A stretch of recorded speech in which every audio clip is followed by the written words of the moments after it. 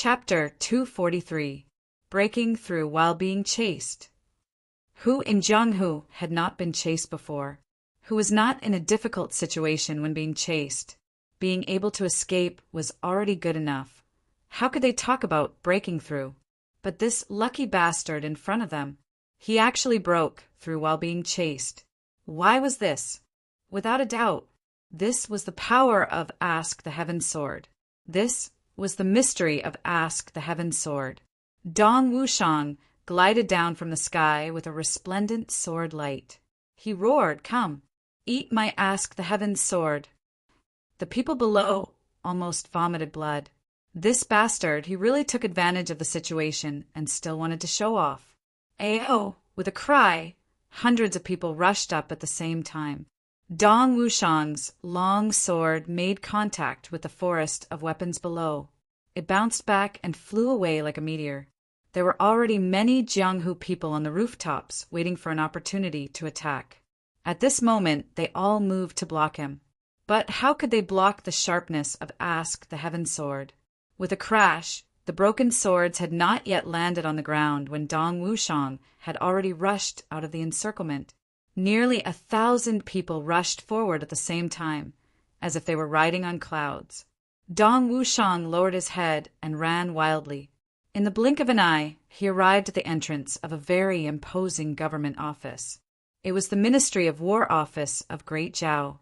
There were still several groups of soldiers patrolling and guarding. "Who is it? Stop!" An order was shouted. Dong Wushang did not pay attention to it. Like a whirlwind, his 2 legs kicked continuously. 7 or 8 soldiers were kicked up by him. In the blink of an eye, a path was cleared. Dong Wushang was already in front of the tightly shut entrance of the Ministry of War office. With a flash of Ask the Heaven Sword, Dong Wushang and his sword crashed into the door. With a boom, a big hole was created. Dong Wushang's body rolled inside and immediately disappeared. Behind him, more than 1,000 Jianghu people rushed over and saw Dong Wushang barging into the Ministry of War's Yamen. Enraged, they almost didn't even think about it as they rushed towards the entrance of the Ministry of War's Yamen. "Stop! Stop!" The voice of the guard was already high-pitched. "This is an important military area. Who dares to barge in?" Before he could finish his sentence, he was kicked to the ground. Immediately after, numerous large feet stepped on his body. Everyone screamed and rushed into the Ministry of War. In the blink of an eye, the solemn and dignified Ministry of War had turned into a pot of porridge. The soldiers of the garrison woke up from their dreams and came out to stop them. In the next moment, they were already fighting in a daze. With a loud bang, Dong Wushang broke through one side of the wall with his sword in tow. He seemed to have rushed out in a panic, only to see several hundred Jianghu people glaring at him like tigers watching their prey. He let out a startled cry and fled back like lightning. With a loud bang, he broke another big hole in the other side.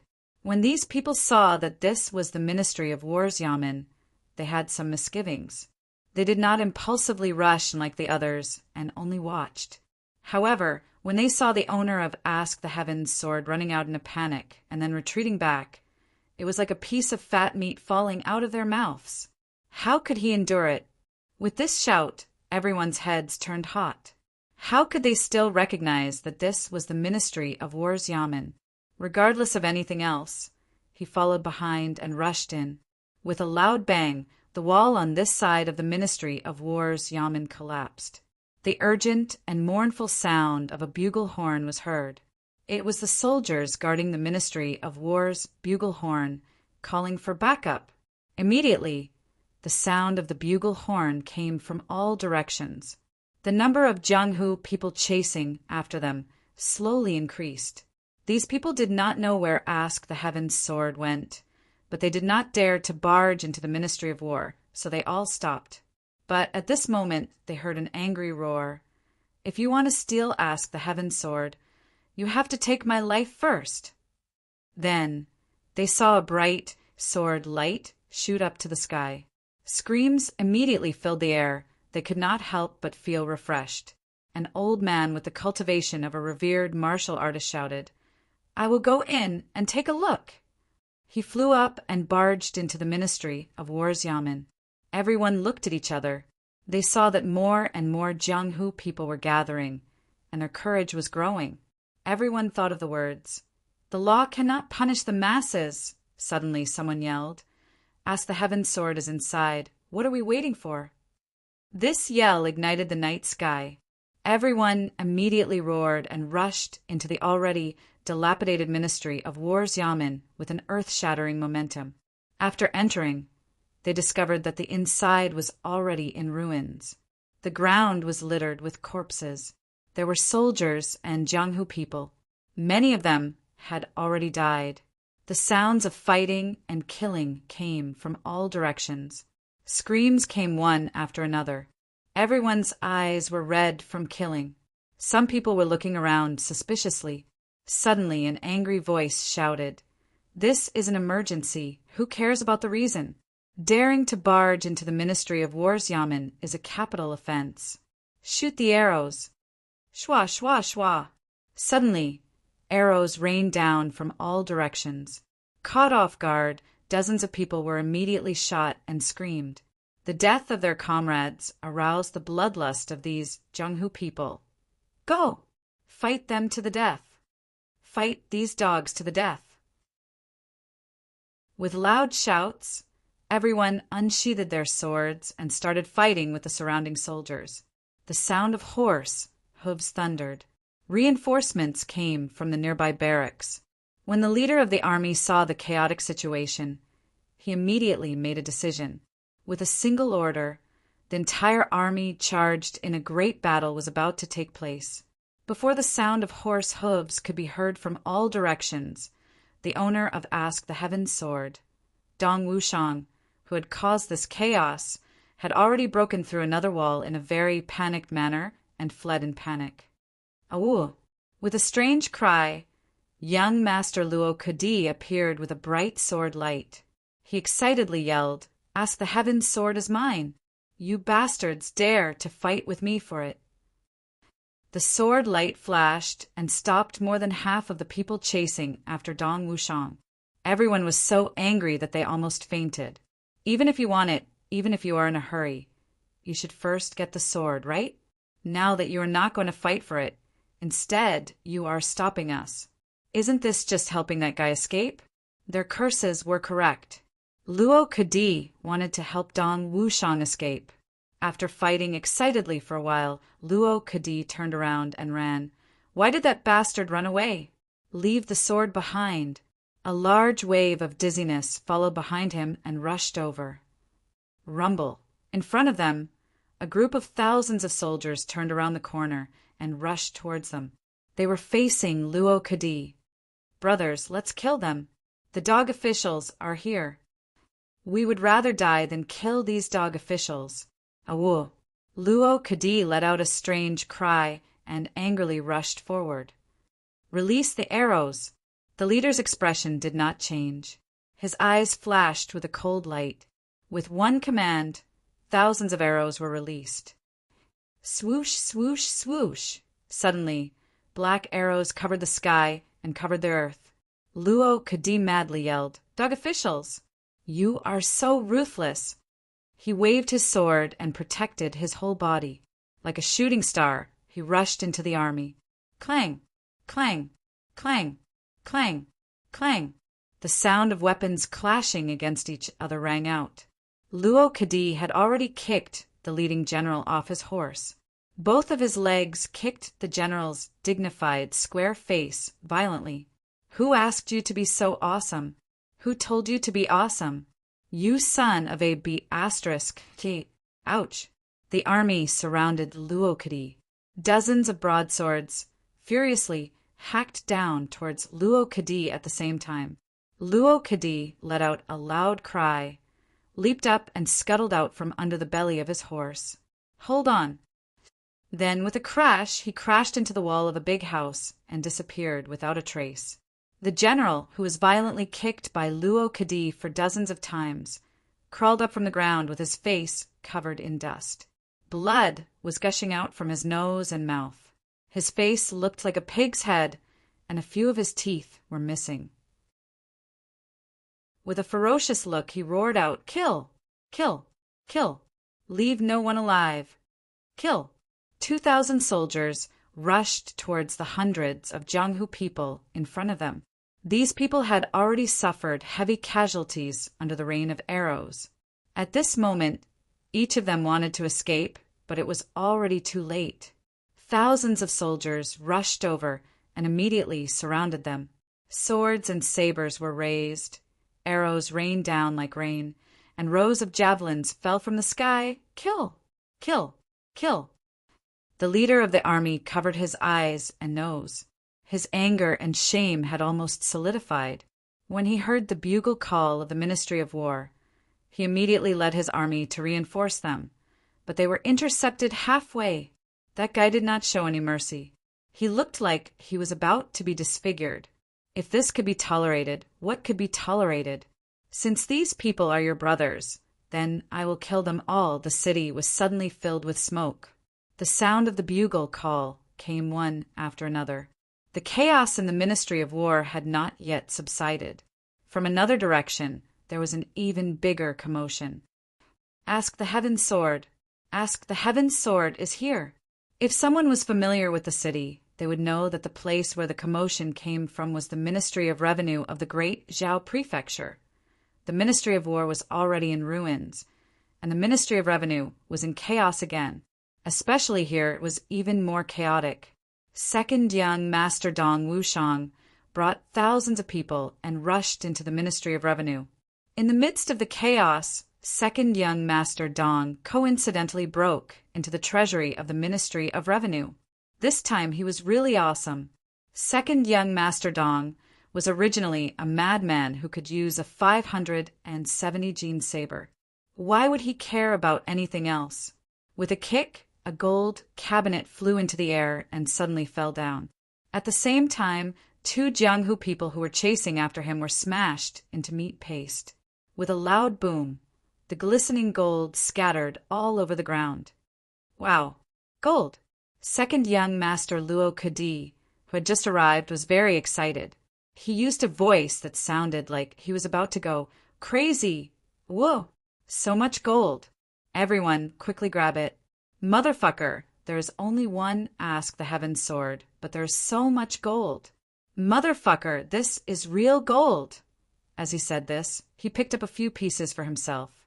Dong Wushang's powerful arms picked up the gold and silver cabinets one by one and threw them out. Immediately, the entire Ministry of Revenue was dazzling with a silver light. Boom! It was boiling. Chapter 244. And L/and G wealth moves people's hearts. Pasun's words are indeed true. Gold and silver chests were scattered all over the ground. The white ones were silver, the yellow ones were gold, and the pieces were blinking under the starlight. Although this was only the treasury of the Ministry of Revenue and not the national treasury, the gold and silver were still vast. Although these Jianghu people ate meat and drank wine, when had they ever seen so much gold and silver? Most of them had gold in their eyes. They all hated their parents for not giving them more hands. They grabbed the gold and silver and stuffed it into their arms. For a moment, Dong Wushang, the owner of Ask the Heaven Sword, stood far away with his sword, and no one paid attention to him. Those who were still conscious were blocked by these people who were crazily snatching the gold and silver. Second young Master Luo howled and disappeared again. Following that, the mournful sound of a bugle horn was heard. The person who blew the horn obviously didn't know how to blow it. A broken voice shouted, "The bandits have robbed the treasury of the Ministry of Revenue! The bandits have robbed the treasury of the Ministry of Revenue!" It was second young Master Luo who was shouting with all his might. The bugle horn sounded crazily from all directions. Large numbers of soldiers gathered in this direction. The leading general was one of the top 10 generals of the continent, Great Zhao's famous general, Qiu Fengyang. The general's actions were extraordinary. With a shout, the sound of the bugle horn disappeared. Only then did the bugle horn of the autumn wind army formation sound out in an orderly manner. Tens of thousands of soldiers advanced like a forest and surrounded the entire Ministry of Revenue. Qiu Fengyang's face was as cold as water. No one is allowed to escape. Capture them all. All the soldiers agreed loudly. Then, under the command of various officers, they began to attack. These were Great Zhao's elite soldiers. How could these motley crew resist them? Dong Wushang had already slipped away in the chaos. Just as this side came to an end, suddenly the sound of gongs and drums came from the west of the city. A raging fire rose to the sky. Underworld Saber has appeared here. A woo, touching dog ant. Duke GMO raised his poison spring saber. No one was chasing him. He simply found a secluded place and shouted while pinching his nose. The excitement in his voice was as if he had eaten 100 pounds of aphrodisiac. On the other side, Miao Butong carried a big bag and climbed out of a rich family's house. He shouted from the roof of the house, "Underworld Saber has appeared! Where are you going? Underworld Saber!" The explosive barrel exploded. What? Underworld Saber also appeared? Let's go take a look. Hurry up, it will be gone if we are late. The figures were rushing over and over.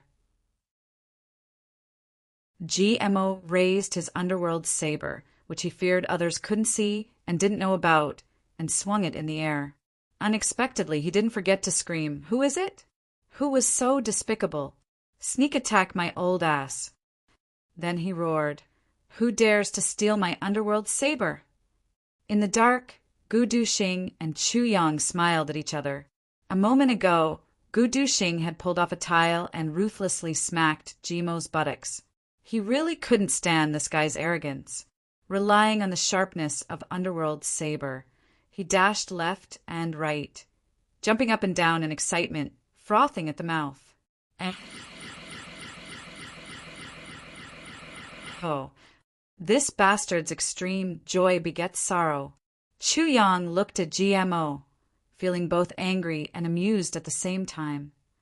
There are several revered martial artists besieging him. This is the first wave of revered martial artists to appear in tonight's chaos. We need to be ready to attack at any time. Gu Duxing nodded, his right hand already lightly grasping the hilt of his sword. Suddenly, several figures flew over like shooting stars, instantly flashing into the battlefield and attacking at the same time. For revered martial artists, GMO suddenly felt an enormous pressure and couldn't help but shout and curse. "Bastard, so many people besieging me? If you have the guts, fight one-on-one." Even the people besieging him were stunned. To say one-on-one in this kind of situation, one must have a rich imagination. Following a loud shout, In Butong flashed out from the shadows. "Underworld Saber is mine!" But at this moment, the four revered martial artists had already attacked at the same time. They split into four directions and attacked GMO together with the others. GMO was only a martial great master, and under the heavy siege, how could he resist? Bang, bang, bang. GMO suffered a lot, and his body couldn't stand steadily. Suddenly, his back was hit by a palm from a distance. He spat out a mouthful of blood and staggered forward.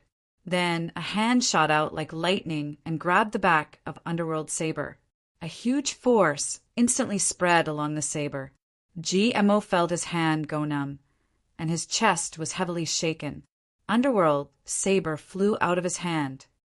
"We got it! Let's go!" The person who snatched Underworld Saber shouted excitedly. 3 people surrounded him at the same time and rushed out side by side to protect him.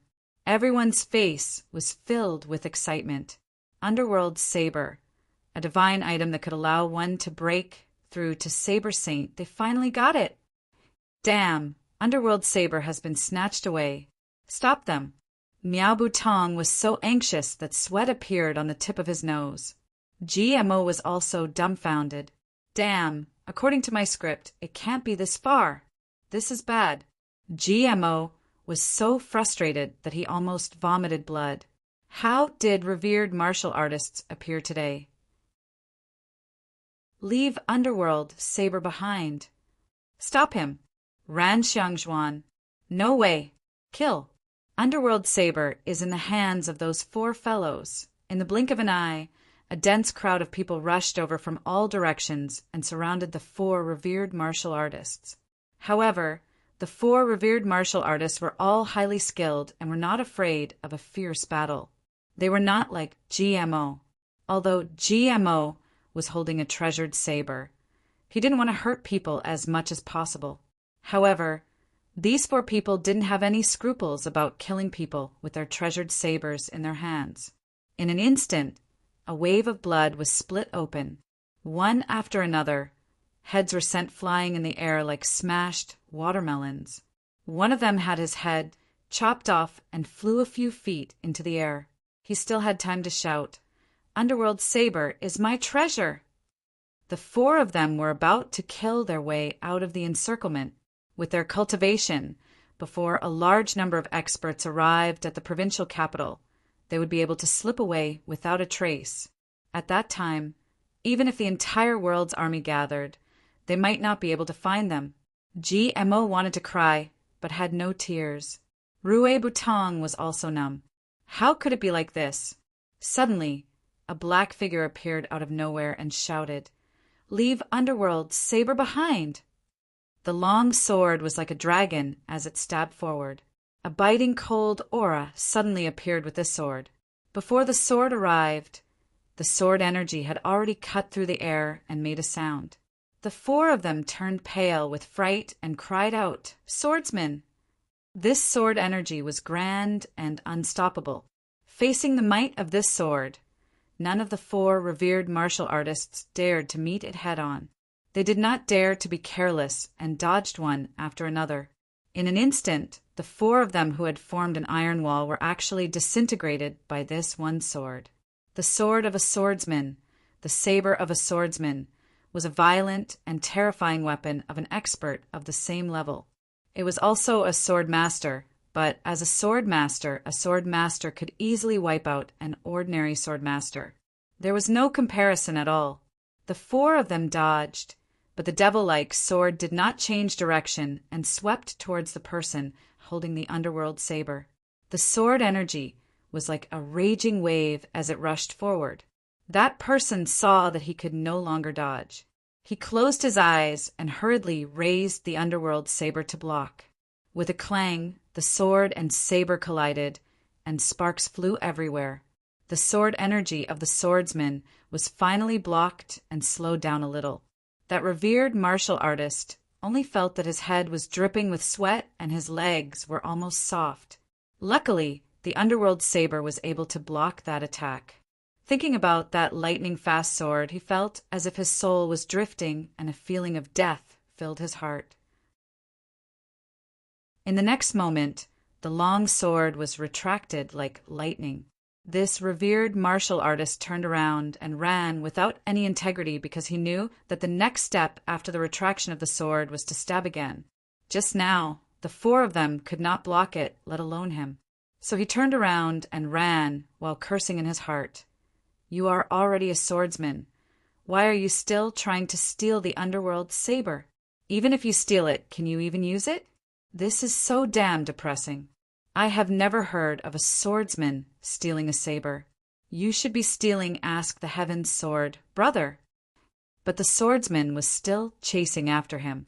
He only felt that the sword energy behind him was cold and his back was full of poisonous snakes. It was creepy. Want to run? Leave the saber behind, or leave your life behind. Just as he was panicking, a sharp sword chi suddenly locked onto him. It was as cold as the sword of a god, and wherever the sword chi pointed, it seemed to fill the sky with snowflakes. It was a cold, silvery white. It was another swordsman.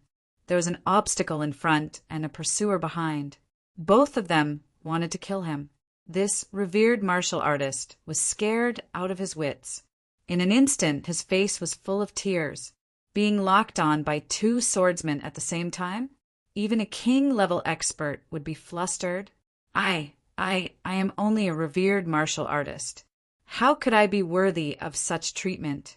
You two think too highly of me. Two swordsmen trying to steal a saber? This revered martial artist did not have time to think about this unimaginable matter. He did not have the time to be depressed.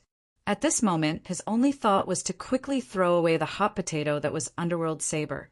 Underworld Saber was good and could help a person become a saber saint. But if he lost his life, what was he going to do? I'll give you the Underworld Saber. This revered martial artist almost used a howl to urgently say the sentence. Cung could guarantee that if he said the sentence a little slower, there would be two transparent holes on his body. Before he could finish speaking, the Underworld Saber in his hand impatiently flew out. I can give you my blade, but I can't give you my life. The martial saint closed his eyes and prayed in his heart, hoping that the other party would be merciful because of his obedience. However, at this moment, the unexpected happened. Chapter 245.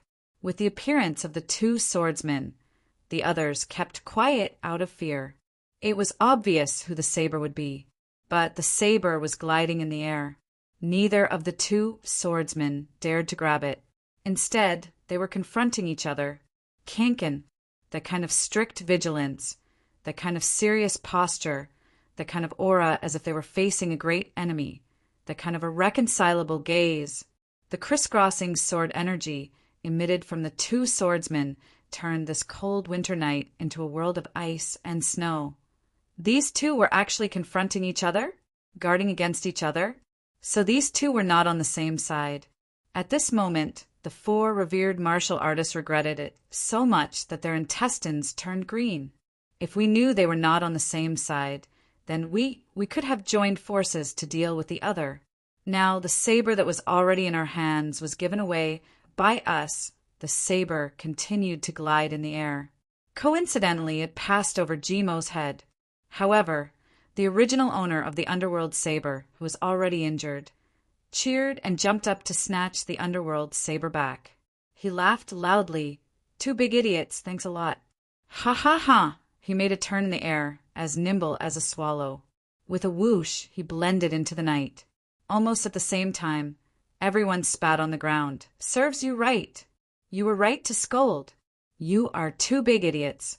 Humph! Calling you idiots is an insult to idiots. It was obviously to snatch the saber. What did you two swordsmen come here for? Now, no one got the saber.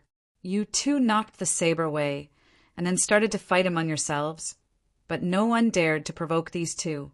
Everyone was cursing in their hearts, but they kept their heads down and chased after them. Then the two swordsmen kept their swords at the same time. Then the two actually followed behind the crowd and chased after them. This time, everyone wanted to cry, but had no tears. They are still coming. Fuck me, GMO was running, so uncomfortable that he wanted to cry. On the other hand, he was so jealous that he wanted to die. He was so jealous that tears were streaming down his face. Swordsman. Fuck. Gu Duxing is a swordsman now. Gu Duxing, who was originally as famous as me, is now a swordsman and a revered sword master. Chu Yang is also a swordsman. GMO almost wanted to find a place where no one was around and cry out loud. What a huge difference. His heart was too unbalanced. After making a few turns, he got rid of his pursuers. When he met up with Miao Butong, he found that Miao Budong's face was also dejected. However, when Rue Butong saw GMO, his face immediately showed a kind of comforting expression that said, "Others are riding horses. I'm riding a donkey. There are worse things to come."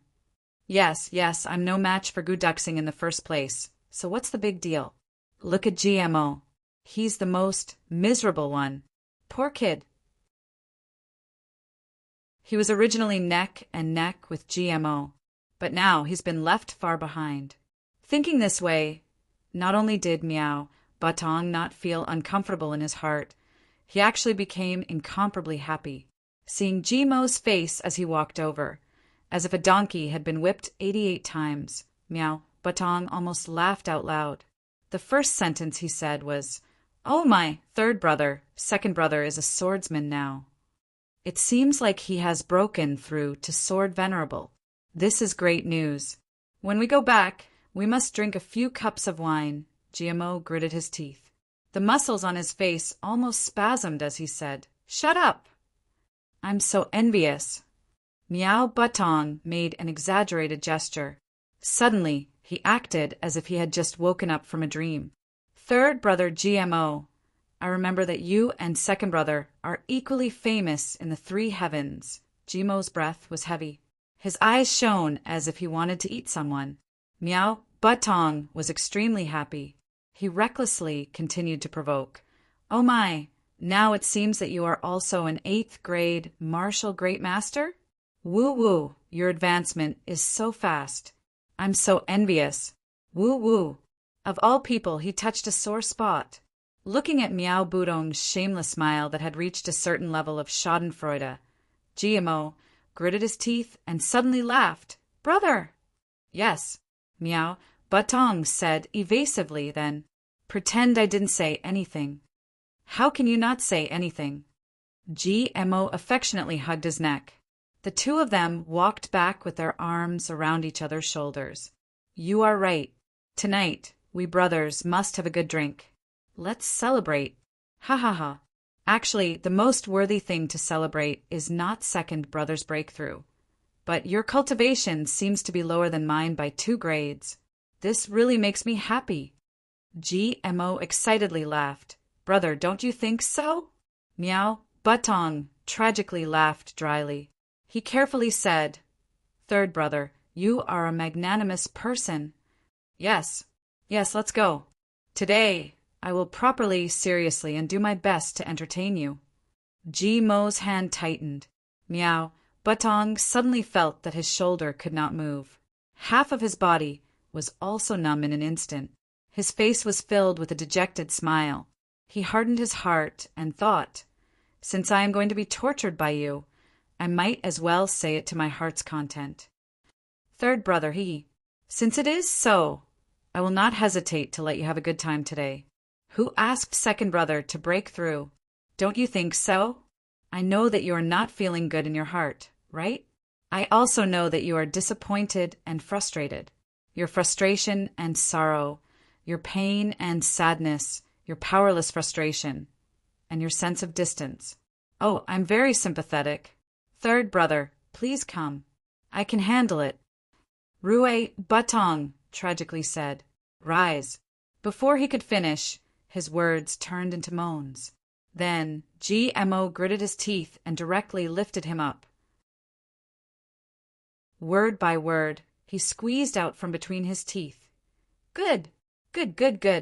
Since you have such intentions, if I, your third brother, don't properly enjoy it, then wouldn't I be letting you down?" They flew away. The two of them had just disappeared when a man in green appeared from the shadows. Looking at the two of them leaving, he could not help but wipe off his cold sweat. His whole body was still trembling. "My mother!" The man in green groaned and muttered to himself, "These two fellows can't be homosexual, right? These words give me goosebumps all over my body." As he spoke, he rolled up his sleeves and scratched. "This is too scary." If GMO and Meow Batong knew that they could make an expert, who was at least an emperor level, feel so terrified, they would definitely feel a sense of accomplishment. But if they knew that the two of them had unintentionally thrown someone into the upper 3 heavens, they would probably want to cry, but have no tears. One could not blame them for thinking too much. It was just that the two of them had said too much, something about having a good time, entertaining you, thoroughly enjoying. I have to find that little one. If these two fellows are really homosexual, humph. The man in green muttered to himself, "But it is also very strange. Isn't that little bastard a martial master? How did he break through to martial great master so quickly? And he even became a swordsman? I have never seen such a high speed. Even if he was piled up with purple crystal jade, it would still be impossible. Could it be that I missed something? The green-clothed man thought to himself as he flew away. This continent's capital has been turned upside down. That scoundrel must have been killed by someone. After turning a corner, GMO finally let go of Meow Batong. Oh my God! Did you feel it? Nonsense. Don't doubt my spiritual sense. Batong cried out as if he had been insulted. As he spoke, he carefully looked back with lingering fear. It is definitely not an illusion. GMO wiped his sweat. This is too motherfucking scary. Suddenly, I felt as if I had walked into a mass grave. That pressure, Tiske, although my G clan is big, there is no one who can have such a terrifying aura. I really don't know what kind of mental illness this kind of expert has. He actually followed us. Fuck, I thought we were exposed. Meow Batong grinned. The two of them were outstanding geniuses. Their spiritual senses were very strong. Although the man in green did not appear and did not emit any aura, the two of them instinctively felt nervous. It was like a normal person walking through a mass grave in the dark night without any stars or moon. Normally, this kind of feeling would not appear on a martial artist. But as long as it was a person with such a strong spiritual sense, as long as he was given the opportunity to grow, he would definitely become an unparalleled character. This kind of sensitive feeling, if it appeared on an official, he would definitely be able to avoid disaster. If it appeared on a general, he would definitely be able to win a battle from 1,000 miles away. If it appeared on a martial artist, he would definitely become an overlord. Instinct. Yes, third brother. You also know that what I said was not targeted at you. It was all because of this mysterious. Meow Budong's face was full of flattery. Yes, I know you are not targeting me, but I feel uncomfortable listening to it. Since I feel uncomfortable, then you should feel even more uncomfortable. Let's go back and entertain you. GMO said rudely, I really have to praise your mouth. How can it be so clever?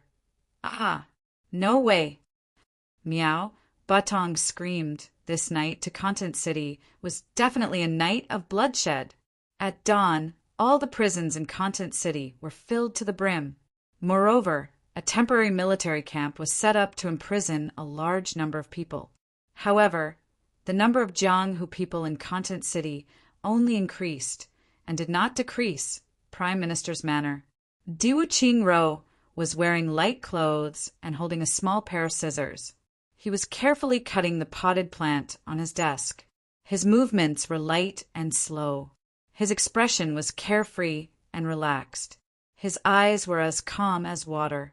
The slight impatience from a day ago had already disappeared. Han Buchu and Jingmeng Han hurriedly walked in. What's the matter? Why are you panicking? Diwu Qingro said casually. He was still completely focused on the potted plant. He did not even look at them from the corner of his eyes. It was as if at this moment his entire mind was only on the potted plant. Gao Sheng was about to speak when Han Buchu gently pulled his sleeve. Diwu Qingro acted as if no one else was present as he trimmed the potted plant.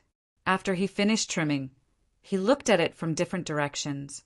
Then he satisfactorily picked up a snow-white handkerchief and wrapped the trimmed plant in it. Then he calmly washed his hands. Almost half an hour had passed.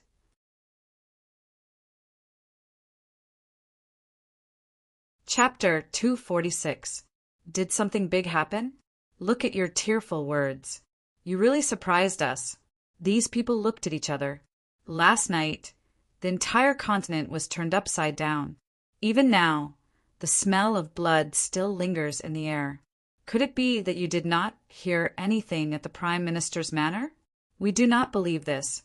However, even though the three of them thought this, seeing Diwu Qingro's calm demeanor, they could not help but feel at ease. It was as if no matter how big of a matter it was not worth worrying about. When he first came in, he was impulsive and had already unknowingly run off somewhere. Something big happened, Jingmeng Han said. Last night, more than 20,000 Jianghu people fought over Ask the Heaven's Sword and Underworld Saber. There were large-scale fights in many places in the city. The Ministry of Justice, the Ministry of Revenue, and the Ministry of Rights were destroyed. Even the capital's garrison was turned into ruins. There were countless casualties. Right now we are counting. Oh, Diwu Qingro nodded. Is that all? Is that all? The three of them were speechless. Is that all? Especially Jingmenghan. He was even more depressed. Last night, Diwu Qingro strictly ordered Golden Horse Riders Department not to participate. That was why Continent City was in such a mess. If Golden Horse Riders Department was involved, it would not have been this chaotic. King of Helchu's plan is really vicious, Han Buchu said worriedly. Plus, it seems like it has succeeded. It has successfully caused chaos in Continent City. Right now, Continent City is like a battlefield. More and more outsiders are coming in. Continent City is about to be full. The bloody fights are getting more and more intense. Right now, there are hundreds of fights every day. Many Jiang who people even dare to attack the army. The ordinary people are even more anxious. If this continues, what will happen? Diwu Qingro looked up and said thoughtfully, Gao Sheng, what about that Duke Ji?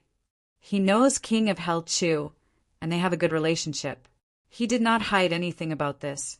Gao Sheng frowned, but he also refused to reveal any information. Plus, he said that when the Ji clan comes to Continent City, he will return with the clan. It really is watertight. Diwu Qingro sighed softly. Then he nodded and said, Such an aristocratic family's younger brother is indeed extraordinary. Originally, there wouldn't be any breakthrough here. But have you conveyed our attitude? Yes, but Ji and Mo didn't seem to care about it, Gaosheng said. His reaction was very calm. We need to send an expert to keep an eye on Ji Mo's whereabouts. Diwu Qingro pondered. What about that Feng Butong?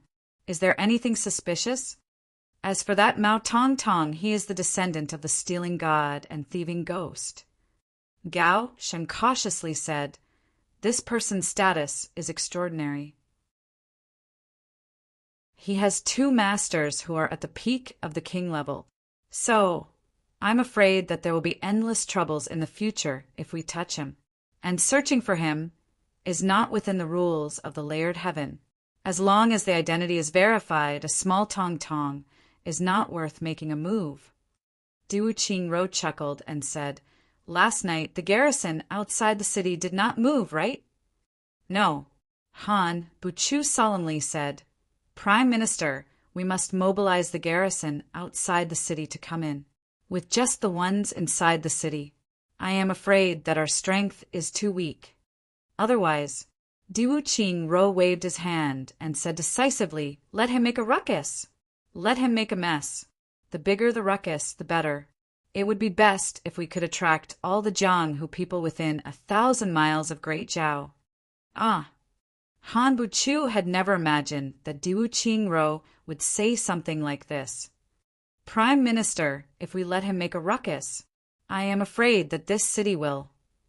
Han Buchu sucked in a breath of cold air and said hurriedly, Buchu, you are still stuck in the old style of dynasty power struggle. You see the importance of a city. Diwu Qingro gently said, You need to look at the long term. The long term? Han Buchu was a little perplexed. After following Diwu Qingro for so many years, this was the first time he felt that his thoughts could not keep up. Prefecture was the capital of Great Zhao. How important was it? Was it not important in Diwu Qingro's eyes? Prefecture is the capital of Great Zhao. It is located in the heart of Great Zhao. It is surrounded by many cities and heavily guarded. Even the closest enemy was at least 1,000 miles away. It is not an exaggeration to say that it is impregnable. Diwu Qingro smiled faintly. But in my eyes, this is simply a joke that people despise. Joke! Han Buchu frowned and lowered his head to ponder the meaning of these words. Not only him, but even Gao Sheng and Jingmenghan could not help but think about it. Building the capital in a place that is protected on all sides is simply a cradle for cowards. Diwu Qingro said in a low voice, "The capital cannot be built on the front lines, but it should not be built in a cradle. It should be set at an appropriate distance so that there will always be a sense of crisis. Then, no matter if it is a minister or a general, they will work hard to protect it. Moreover, they will do their best to expand the territory and eliminate the threat. This is the way for a country to prosper." That year, the first monarch of Great Zhao was a man of great talent and bold vision, but he clearly did it for the sake of enjoyment and for the sake of preserving his legacy. Therefore, he built the capital in prefecture. It is a miracle that such a monarch could establish a country. But in the years that followed, their misdirection delayed Great Zhao for hundreds of years. For generations, this invisible idea of preserving the legacy has influenced the monarchs of Great Zhao. It has also delayed Great Zhao's hegemony.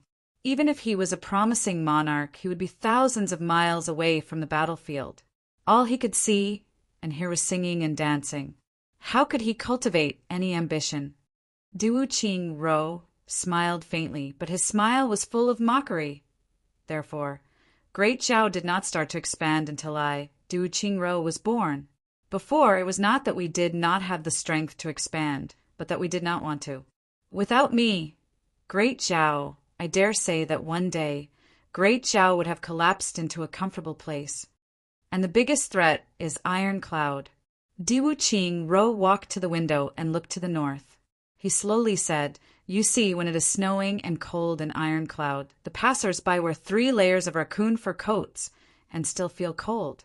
But here we only wear a jacket and we can survive the winter. 3,000 miles south of Prefecture Jing, it is like spring all year round. Such a big difference in geography, can't you see it?" "What?" Han Buchu asked subconsciously. "A cold place is bound to give birth to unruly people. A harsh place is bound to give birth to martial arts. Moreover, Iron Cloud is covered with grasslands and close to the northern border.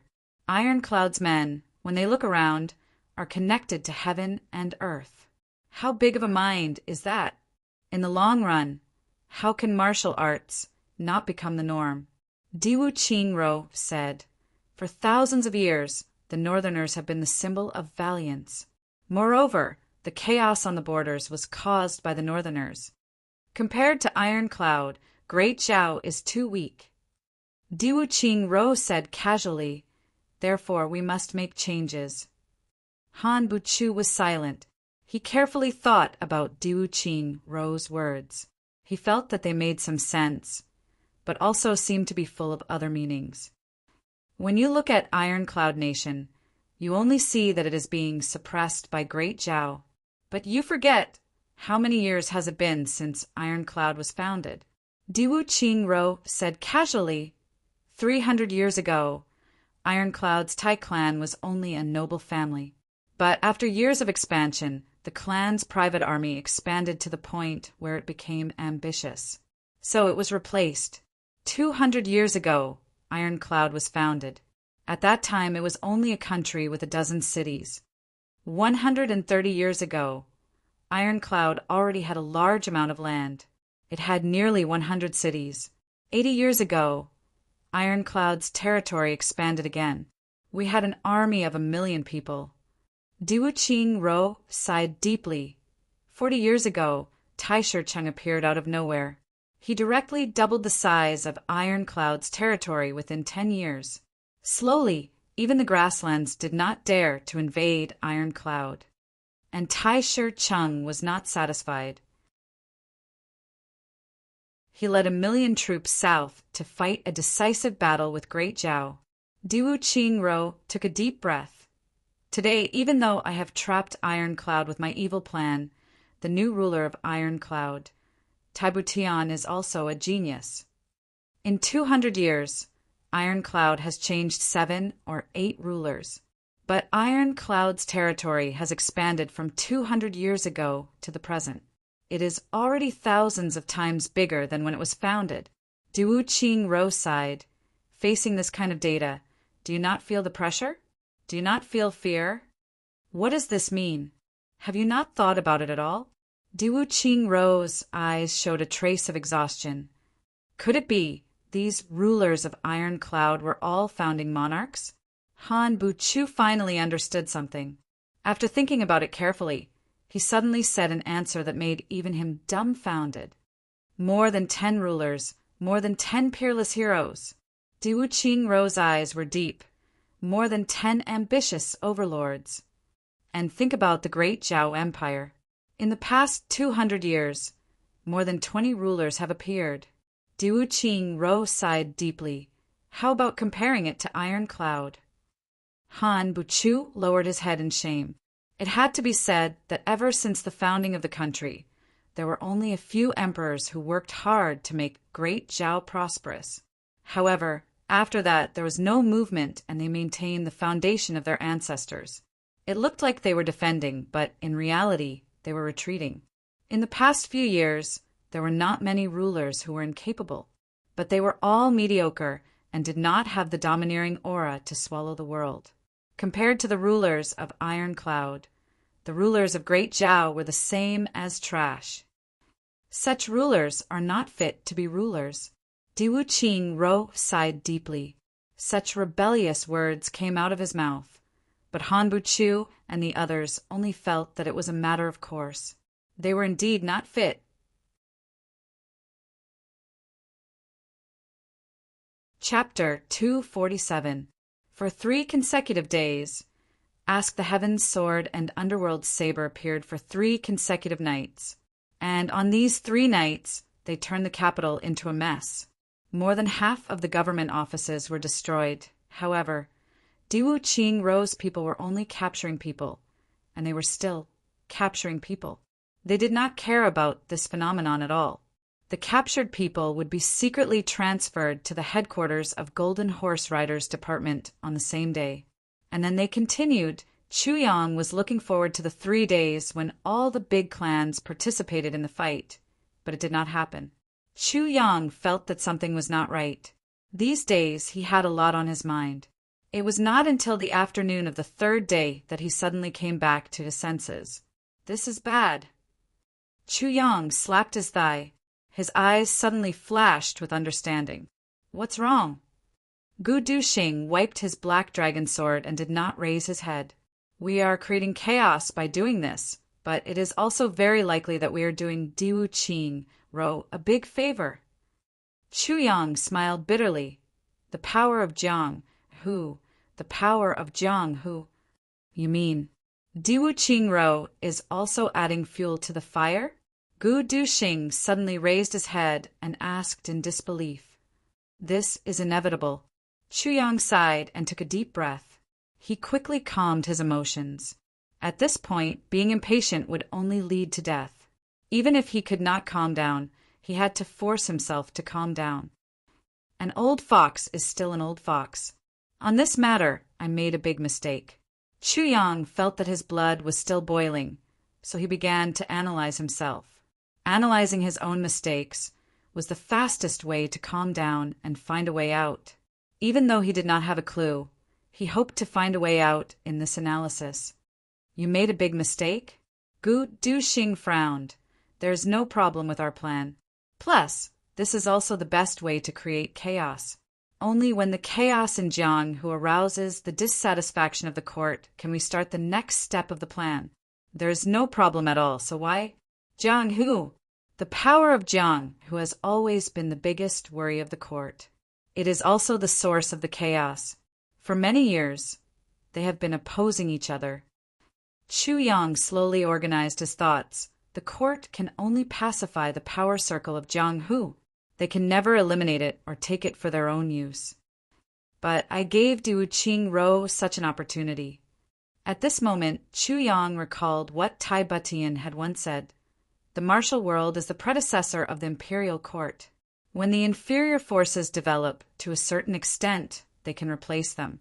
Then, they can quickly change their appearance and become the imperial court. The people of Jiang Hu had always looked down on scholars, but when they gained political power, the first thing they did was to eliminate the people of Jianghu. The first thing they promoted and supported was still the scholars. This was what Tai Butian had said to Chu Yang when they first met. Now that Chu Yang thought about it, he suddenly felt very regretful. He understood that the biggest mistake he had made was that he hadn't discussed this operation with Tai Butian. With Tai Butian's outstanding political mind, she would definitely be able to fix the loopholes in this plan. But at that time, he and Tai Butian had fallen into an inexplicable stalemate. This led to him making the final decision. Thinking of this, Chu Yang sighed. Success and failure were all because of Xiaohe. This sentence had been perfectly interpreted here.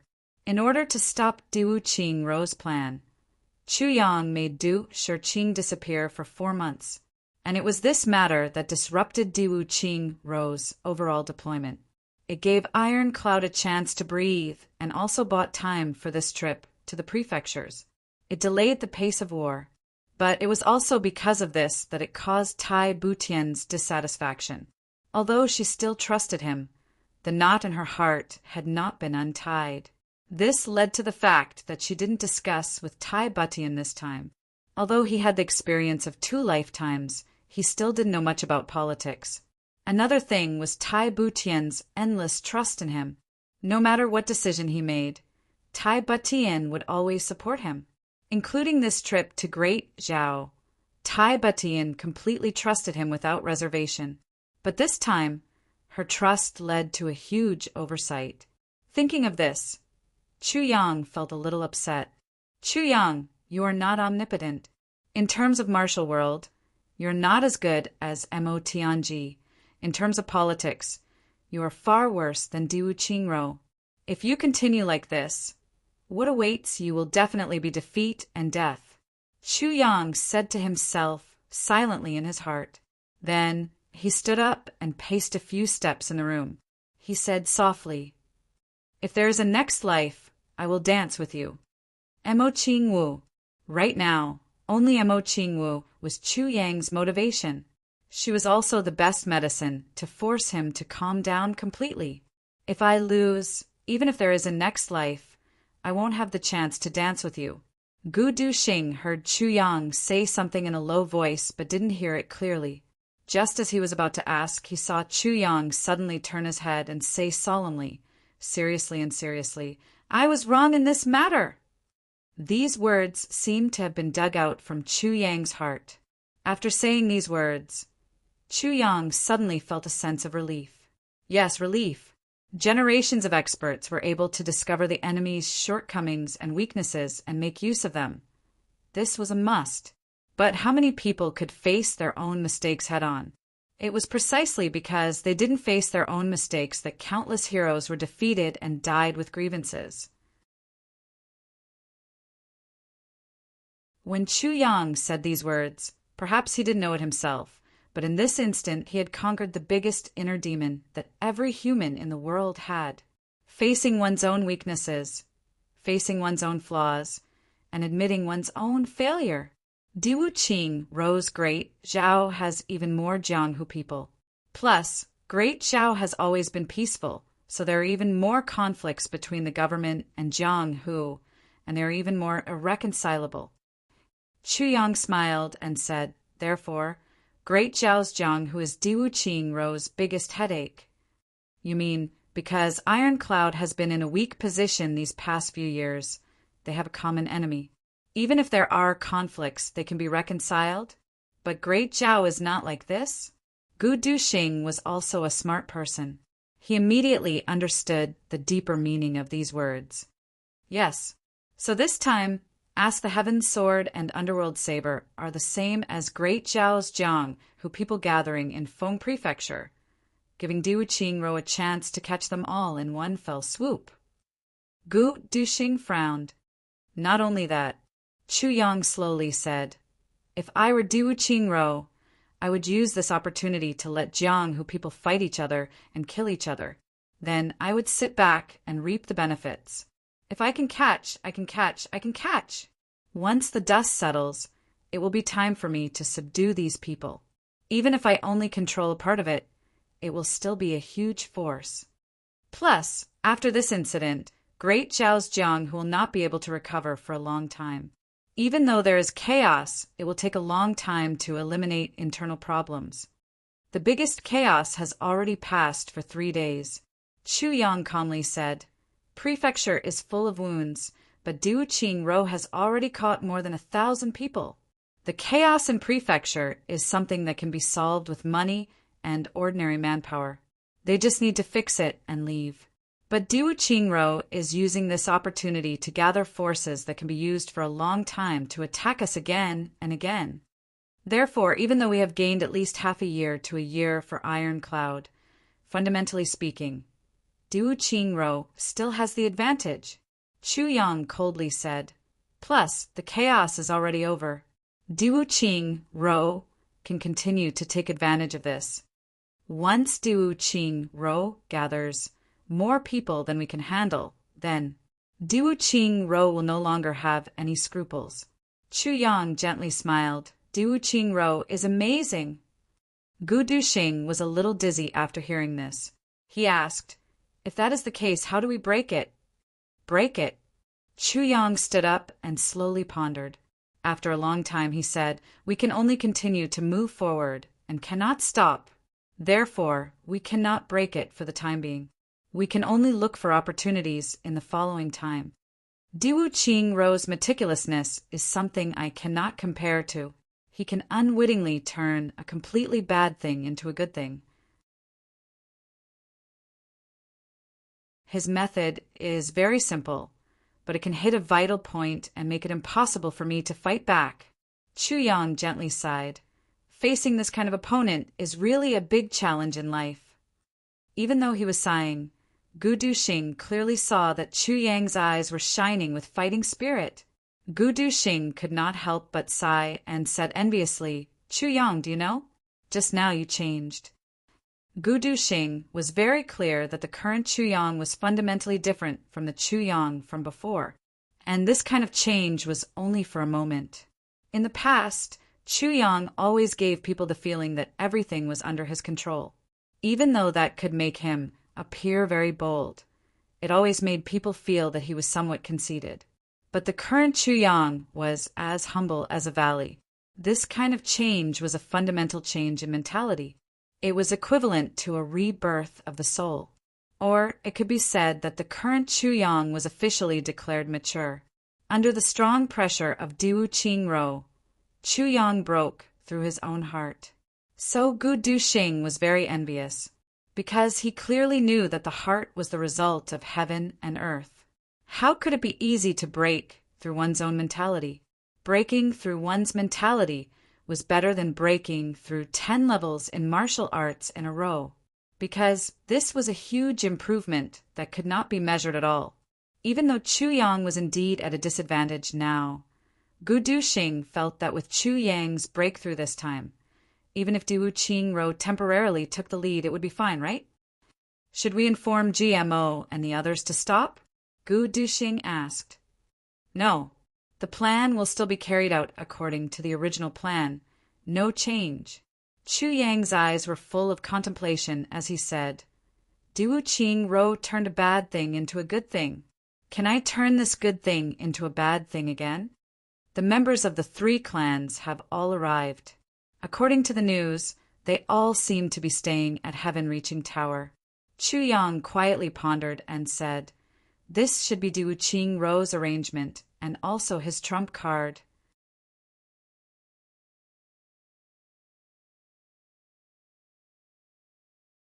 Chapter 248. I'm afraid this will be difficult. Gu Duxing said awkwardly. Since Du Qingro has decided to go all out, Du Qingro has asked all the aristocratic families to stay there. With our current disguise, it's impossible to get in, unless I reveal my true identity. That won't do. Chu Yang rejected directly. I'm afraid your appearance will arouse suspicion. Du Qingro had his suspicions. Moreover, your 2 brothers can't wait for you to appear so that they can kill you. Why would you reveal your identity to them? Gu Duxing stared and said, then what should we do? If only Lu had come earlier. Chu Yang heaved a deep sigh and frowned. Let me think. I can let you in. A voice suddenly sounded. Besides, there's definitely no one. Someone is suspicious. Gu Duxing tensed up and reached out to hold the sword hilt. Chu Yang's expression didn't change. He said, It's you. It's me. Following a muffled and unhappy voice, a man in green suddenly turned into smoke. He transformed his body and appeared in front of the two. He stared and gritted his teeth. Little bastard, you set a good trap. How can you blame me? If you didn't become a thief, would you have stepped into my trap? Chu Yang rolled his eyes. He rolled his eyes and said, What solution do you have? Hurry up and say it. I'm in a situation where time is money. If there's anything, we can talk about it later. The man in green was speechless. Why is this little guy not surprised at all? But he didn't know that Chu Yang's breakthrough just now was like a nirvana rebirth. Although he was very surprised by his sudden appearance, since he couldn't stop it, he could only accept it. So, Chu Yang chose to accept it at the first moment. What else could he do? But the process of his change of heart was a little too fast, so much so that the man in green couldn't accept it. If it wasn't for your young age, I wouldn't have thought that you had a breakthrough under such pressure just now. I'd appreciate it. I don't care about your trivial matter. The man in green glared. I can help you, but there's a condition. What condition? Chu Yang calmed down. When you're done, come back with me. The man in green thought, I can't find the purple crystal. Jade, no one will come down from the top. I might as well bring him back for a look. It also saved him the trouble of running back and forth. No problem at all. As long as I'm done here, whenever you want to go back, I'll go with you. Chu Yang squinted his eyes and smiled. Moreover, even if you take me away by force, I won't be able to escape. I can't resist, can I? You can't resist, but if you don't cooperate when the time comes and mislead us instead.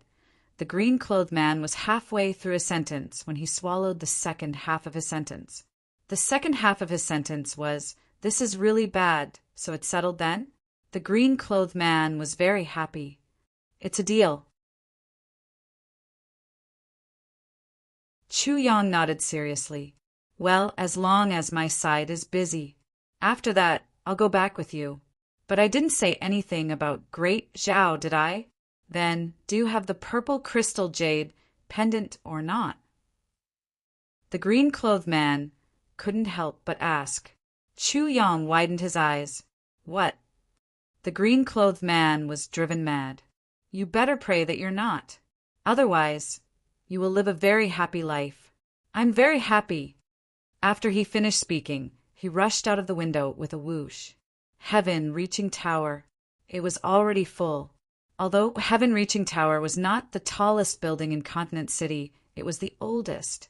Moreover, it occupied the largest area. Not only was it an inn, it was also a gambling den. In other words, Heaven-reaching tower had all kinds of profiteering businesses that could quickly make money. This place was equivalent to a huge gold and silver exchange base. When the three clansmen arrived at Heaven-reaching tower, they could only occupy the guest rooms. Only half. The owner of Heaven-reaching tower was said to be a mysterious person.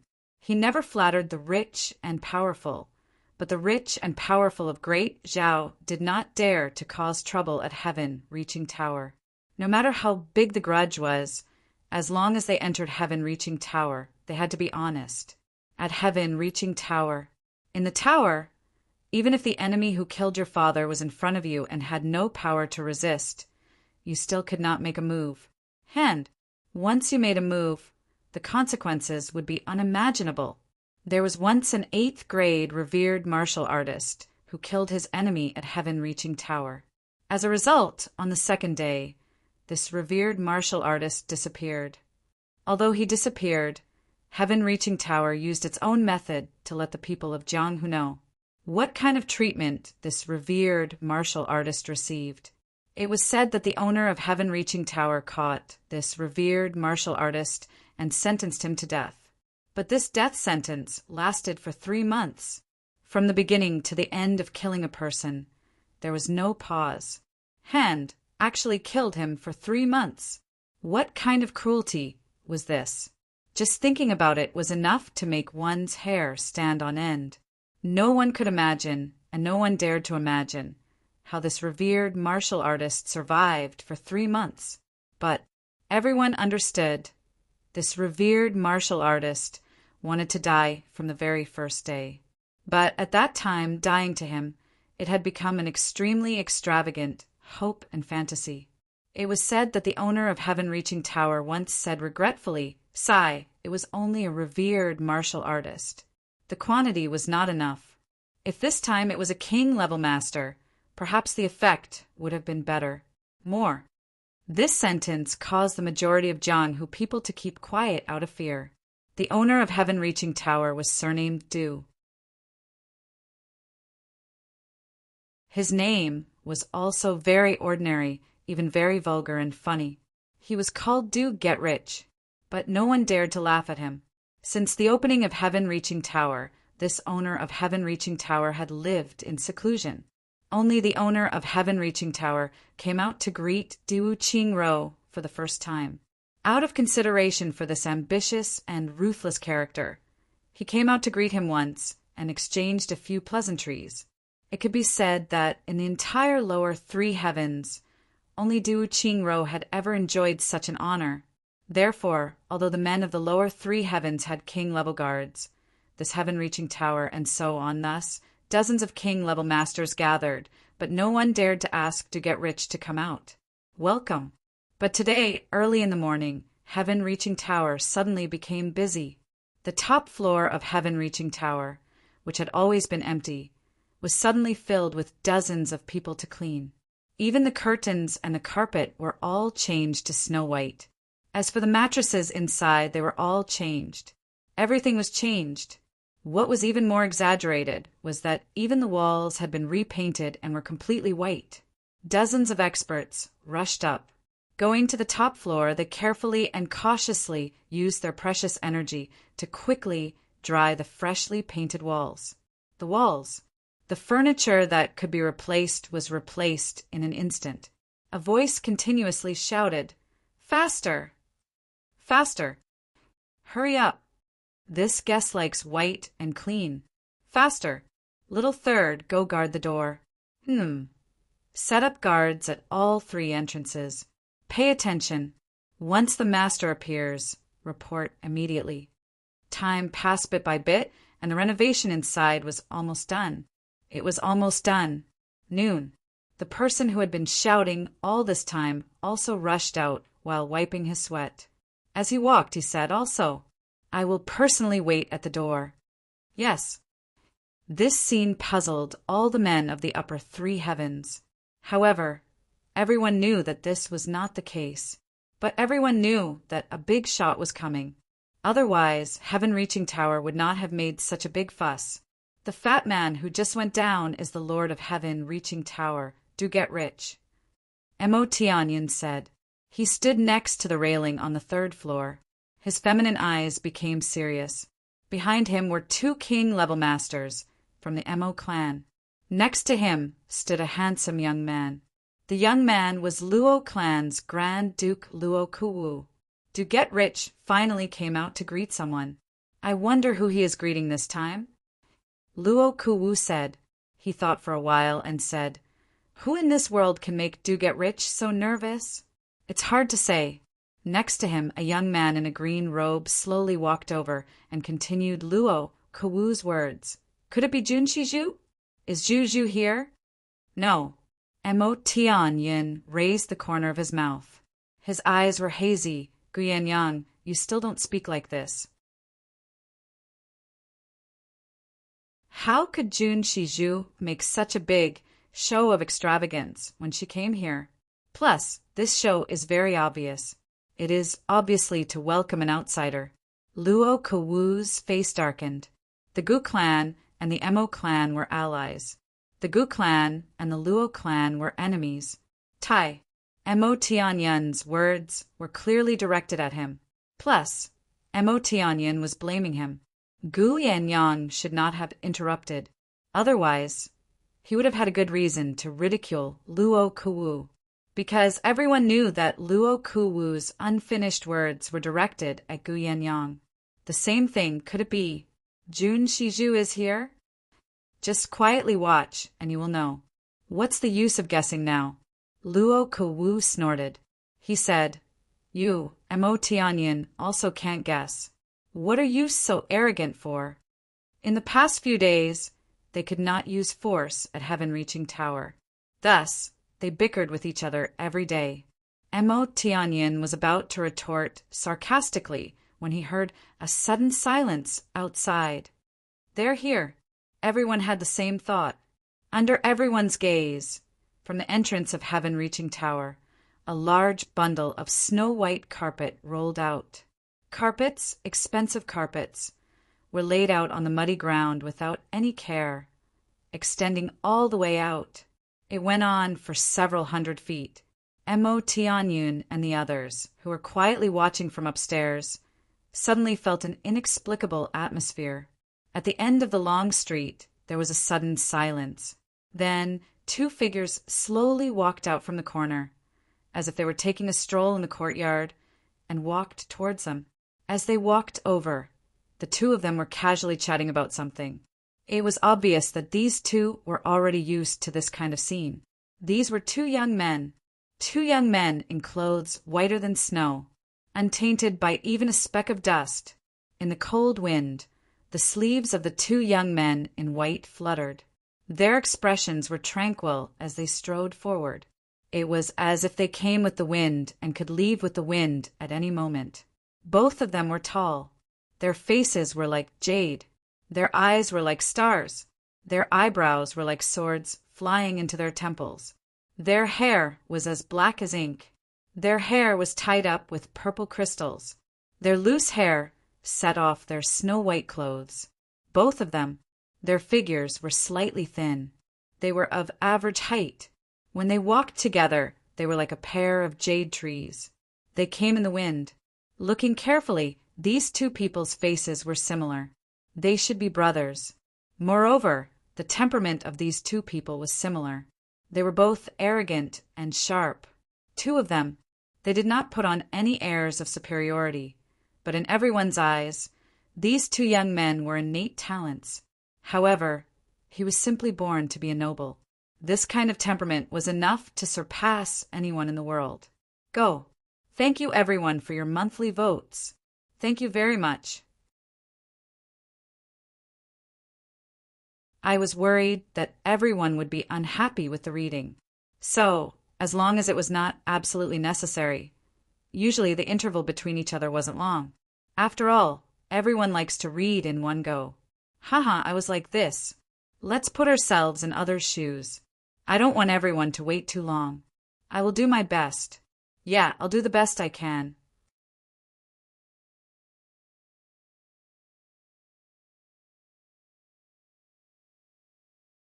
Chapter 249. The one on the left was slightly older, and his aura was even colder and sharper. He had a long sword hanging from his waist, but it did not give off a cumbersome feeling. It was as if the sword and the scabbard had become one with this young man's body. It was like heaven itself. The one on the right was slightly younger, but his expression was indifferent. His eyes were calm, as if he did not care about the world, but there was also an awe-inspiring aura coming from his body. The ancient scabbard was slanted on his back, and only the sword hilt could be seen from his shoulder. And that sword tassel was actually white as well. The 2 of them walked out of the mud, dressed in white, and stepped on the white carpet without any hesitation. 2 lines of muddy footprints were left behind them. They walked forward for more than 10 feet, and then they suddenly stopped on the white carpet. The 2 of them slightly raised their heads at the same time and looked at the ancient heaven-reaching tower with faraway eyes. Du Fa Kai ran forward with his big belly. He respectfully bowed with his hands on his thighs and did a 10-degree bow. For his fat belly, this was definitely a difficult movement. What was even more surprising was that he was able to complete it without any hesitation. Grand Duke Chu, 2 Grand Dukes, please. Please, please. Du Fa Kai had a flattering smile on his face. At this moment, if he had a tail, it would be wagging like a windmill. Big brother, this heaven-reaching tower has prepared quite well. The younger Grand Duke had a gentle smile on his face. He looked at the white carpet under his feet and said with a worried expression, "It's okay." The older Grand Duke nodded and said, "The feeling of stepping on it is barely satisfactory." Du Fa Kai's eyebrows twitched, and he wryly smiled in his heart. This priceless snow, raccoon fur carpet was placed on the mud to welcome them, and this Grand Duke only said the feeling of stepping on it is very satisfactory. Sirs, the restaurant has prepared the best guest rooms, and everything inside is brand new. Please come in and rest. It's freezing outside, haha. Du Fa Kai's fat, jiggled face revealed a sincere smile. It is only a cold. Very well, lead the way. The older Grand Duke walked forward with his hands behind his back. His white robes fluttered in the wind, and his feet did not seem to touch the ground. When he arrived at the door, 2 rows of sturdy men bowed at the same time. "Welcome, Duke." The 2 young men nodded gracefully at the same time, revealing a kind smile. When facing these lowly servants, their expressions were far more cordial than when facing the nobles. Under their spring, breeze-like smiles, the 2 rows of men felt something extra in their hands. When they looked down, it turned out that each of them had 2 banknotes in their hands. The denomination of each note was 500 taels of silver. There were 2, not 1. This subtle action made these men fall in love with these 2 young men from the bottom of their hearts at the first moment. 1 banknote was a casual reward, but 2 banknotes were worth 500 taels of silver. It was a sign of respect, and at the same time it contained a kind of blessing. Everyone was given 2 pieces of 500 taels, which meant that the 2 dukes had never forgotten about these lowly people from the very beginning. This had become a long-standing habit of theirs. The more he had such a habit, the easier it was for him to gain the respect and love of others. It came from the bottom of his heart. This was what it meant to be a natural aristocrat. Du Fa Kai attentively accompanied them. He was afraid of being careless, so he did not straighten his back or raise his head. His face was like a bright chrysanthemum blooming from beginning to end. The 2 young men, accompanied by him, entered heaven-reaching tower. Mo Tian Yin stood in front of the window with his hands behind his back. He frowned and muttered to himself, "Who are these 2?" The sound of delicate footsteps echoed in the corridor. The 2 honorable guests had already reached the 5th floor. He faintly heard the young man say with a smile, "Boss Du, we have troubled you. It must have been difficult for you to think of everything so thoroughly."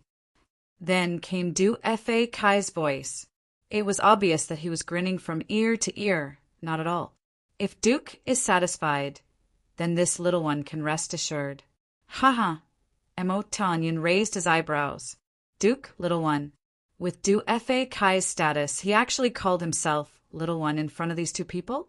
Mo Tianyin walked out of the door and slowly came to the small hall on the 4th floor. He knew that at this moment the young men must be here. He went in to take a look. Sure enough, no matter if they were from opposing clans or allied clans, this year's young men were all sitting at a table and talking loudly. Gu Yenyang and Gu Yanyu sat at a table. Luo Kuwu and Lu Suifeng sat at a table. Dong clan's Dong Wu Lei sat at a table. As for the young man lying on the table like a pile of mud, he was the eldest young master of the Ji clan, Ji Zhu. Every time he saw this Ji Zhu, Mo Tianyin felt as if he had eaten a fly. This guy was his younger cousin, only 3 months younger than him. God knows how lazy this guy could be. Ji Zhu had once created a record. When everyone was training at Songlan battlefront, this Grand Duke Ji's attendant was seriously injured and had to rest for 3 months, and he did not bring any maids. The result was that Grand Duke Ji's clothes were not washed for 3 months. Every day, he would change into a new set of underwear and throw it at the head of the bed. As a result, when Mo Tianyin went to look for him, he found Grand Duke Ji naked on the bed, frowning as he looked for clothes to wear. And the way he looked for clothes was also unique. There were worn and unwashed clothes everywhere. This Grand Duke Ji would pull one over and smell it. Then he would pull another over and smell it. Comparing back and forth, it turned out that he was looking for the one with the least smell. Seeing this, Mo Tianyin collapsed on the spot. From then on, he did not like this younger cousin anymore. He swore to the heavens that he would never associate with Ji Zhu again, and there were so many words. Ji Zhu would remember them. He also had a younger brother named GMO. Yes, GMO Miao, Mo Tianyin sometimes thought, what kind of dog fart name is this? In the small hall, more than a dozen tables were already filled. Mo Tianyin walked in. Immediately, 2 experts of the Mo clan stood up and gave him a seat. Bei Kuwu was shouting, "Who dares to bet with me? Let's bet on the identity of these 2 young men. I bet 10,000 silver taels." Gu Yanyang sneered. 10,000 silver taels? Do you think I'm a beggar? Ji Zhu lazily laid on his stomach and raised his hand. I bet. If I lose, I won't bathe for a month. Luo Kuwu disdainfully said, "Isn't that your Leduo? You only do this if you lose. Aren't you too shameless?" Immediately, the hall burst into laughter. Mo Tianyin looked at these people with a gentle smile. For many of them, this was the first time they had met each other. Moreover, they could not tell friend from foe. These people had never sat in the same hall like today. Moreover, they did not fight until the sky was turned upside down. This kind of strange phenomenon was rarely seen in upper 3 heavens. Everyone had a strange feeling in their hearts. Other than Dong Wu Lei and Ji Zhu, who maintained their true colors, the others were more or less reserved. What do you bet?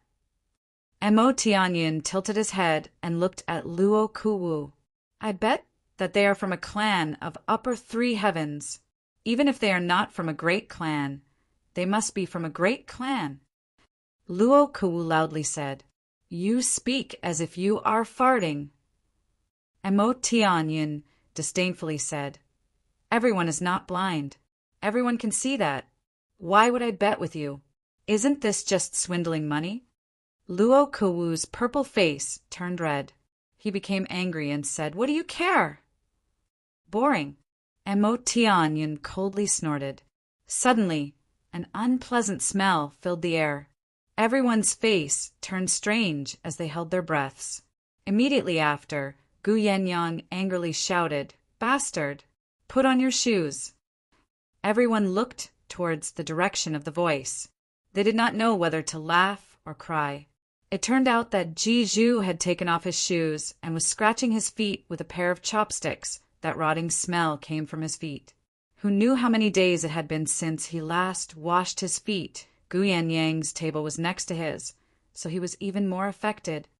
"I am scratching my feet. What does it have to do with you?" Ji Zhu scratched as if there was no one around.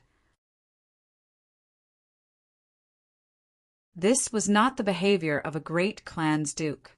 He was more like a lowly hoodlum. After scratching for a while, he actually lifted the chopstick and sniffed it. He sighed, "The smell is even stronger." Everyone felt suffocated as their stomachs churned. Dong Wu Lei quietly stood up and threw himself at Ji Zhu. He grabbed Ji Zhu's neck and punched him. This young master did not say a word, but was the first to make a move. Ji Zhu screamed and fought back with all his might. All the dukes gathered in a circle. Everyone held their breaths and waved their hands as they cheered. The atmosphere was very lively. Banging sounds could be heard. "All right." Mo Tianyin frowned and said, "Ji Zhu, what are you doing? In front of so many people, do you still want face? If it wasn't for second brother suddenly running away, do you think I would want to be with you?" Ji Zhu groaned as he got up. He rolled his eyes and slowly put on his shoes. "I also don't want to bitch. What do I do?" "All right, let's talk about the 2 people who just came." Mo Tianyin frowned and said, "Some of our clans don't know each other. Some of them are from different parts of the world. Some of them are enemies. However, I want to remind everyone that we are here for a trial, and the goal of this trial is to defeat the Sword Master." When the 3 words Calamity Sword were mentioned, everyone quieted down. The 2 people just now had a noble temperament. They were obviously from big clans. Moreover, from their auras, we can see that they are young swordsmen, although we can't see their cultivation. But swordsmen at such a young age, even in the big clans of the 3 heavens, we don't have them. At such a sensitive time, 2 people like this suddenly appeared. Mo Tianyun's words had already led everyone's thoughts. If you say that this has nothing to do with the birth of the Calamity Sword, I will never believe it. However, since they have something to do with Calamity Sword's master, they are our competitors, and they are strong competitors. Even the enemy clans could not deny Mo Tianyun's words. So, everyone, don't let your guard down. Mo Tianyun said seriously, "I am here to remind everyone." Mo Tianyun did not know why, but when the 2 youths appeared, he suddenly felt a strong sense of danger. It was as if he had a feeling that these 2 youths would be his mortal enemies. This feeling did not make sense, but it was real. Moreover, Mo Tianyun felt that the danger this time was even greater than the pressure he felt from his younger brother, Mo Tianji. Mo Tianyun always believed in his own feelings. Therefore, the first thing Mo Tianyun did was to use the matter of Calamity Sword to form an alliance with everyone present in this short period of time, to unite against a common enemy, just in case. Even if it was a divided alliance, they were still the descendants of the big clans. Even if they did not speak or do anything, just standing together was a strong deterrent. Even if Mo Tianyun did not say it, everyone was aware of this. These people were all the elites of the big clans. Some were pretending to be crazy, and some were foppish on the surface. But who was really stupid? Even though Ji Zhu was sloppy by nature, no one, including Mo Tianyun, dared to look down on him. Mo Tianyun, do these 2 people have a grudge against you? Someone asked casually. This question was obviously thoughtful. That shouldn't be the case. These 2 people make people want to befriend them. This kind of innate temperament has not changed. If they were from upper 3 heavens, I would know them. Lower 3 heavens should not have such people. The only possibility is that they are from upper 3 heavens. But if they are from upper 3 heavens, why are you so nervous? The one who spoke was a young man who occupied the most central table. He was dressed in white and had sharp eyebrows. His eyes flashed with an evil light. This made his temperament seem to change at any time. One moment he was evil, the next he was feminine, and the next he was violent. In short, anyone who saw him would feel that this guy was a bit evil. Mo Tianyun's heart tightened, but his expression did not change. He smiled and said, "Brother Ao, this person has no grudge against me." Why would he have a grudge against me? Brother Ao's words are a bit strange. I just want to remind everyone, why does Brother Ao always measure the stature of a gentleman with the yardstick of a villain? This person was the person Mo Tianyun feared the most among the younger generation of the big clans in upper 3 heavens. Even Mo Tianji and Dongwu Lei were not as important as this person in Mo Tianyun's heart. Duxia, Ao Xiayun. Duxia was a well-deserved leader among the younger generation of the big clans in upper 3 heavens. In all the big clans, some people hated him to the core and wanted to kill him. Some people were jealous of him and wanted to replace him. There were also people who stayed away from him, but no one refused to accept his position. This guy really had the ability. Even Mo Tianyun and Mo Tianji were being suppressed by Ao Xiayun at this moment.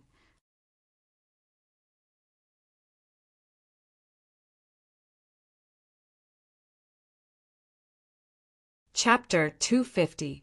Once Ao Xiayun's words were spoken, The entire hall became silent. Ji Zhu Shin secretly turned around. Gu Yenyang and Gu Yenyu's eyes shot out a sharp look at the same time. The few elders who were on good terms with Ao Xia Yin also revealed a serious expression. Ao Xia Yin's words were very serious. Moreover, ever since he came down, Mo Tianyin had been looking for an opportunity to compete with Ao Xia Yin. Right now, everyone was gathered together. It was obvious that Ao Xia Yin was suppressing Mo Tianyin. Moreover, he was using the weakness of his personality. Everyone was a little nervous. If the two great clans were to really pull apart their factions today, then all the great clans would suddenly have to choose a side. Other than a few people who did not need to care, everyone else would have to make a choice. This was very sudden. Moreover, Ao Xia Yin had the upper hand in terms of morality. So, Mo Tianyin had fallen into an absolute disadvantage as soon as these words came out. Mo Tianyin stared at Ao Xia Yin and did not speak for a long time. The atmosphere seemed to have frozen. After a while, Mo Tianyin suddenly smiled and said, "Brother Ao, these words should not come out of your mouth." "Is that so?" Ao Xia Yin did not look at him. He only lowered his head and deftly turned a small, white porcelain teacup in his hand. The teacup was full of tea. As he turned it, the tea fragrance spread everywhere. Even with the mouth of the cup facing down, not a single drop of tea leaked out.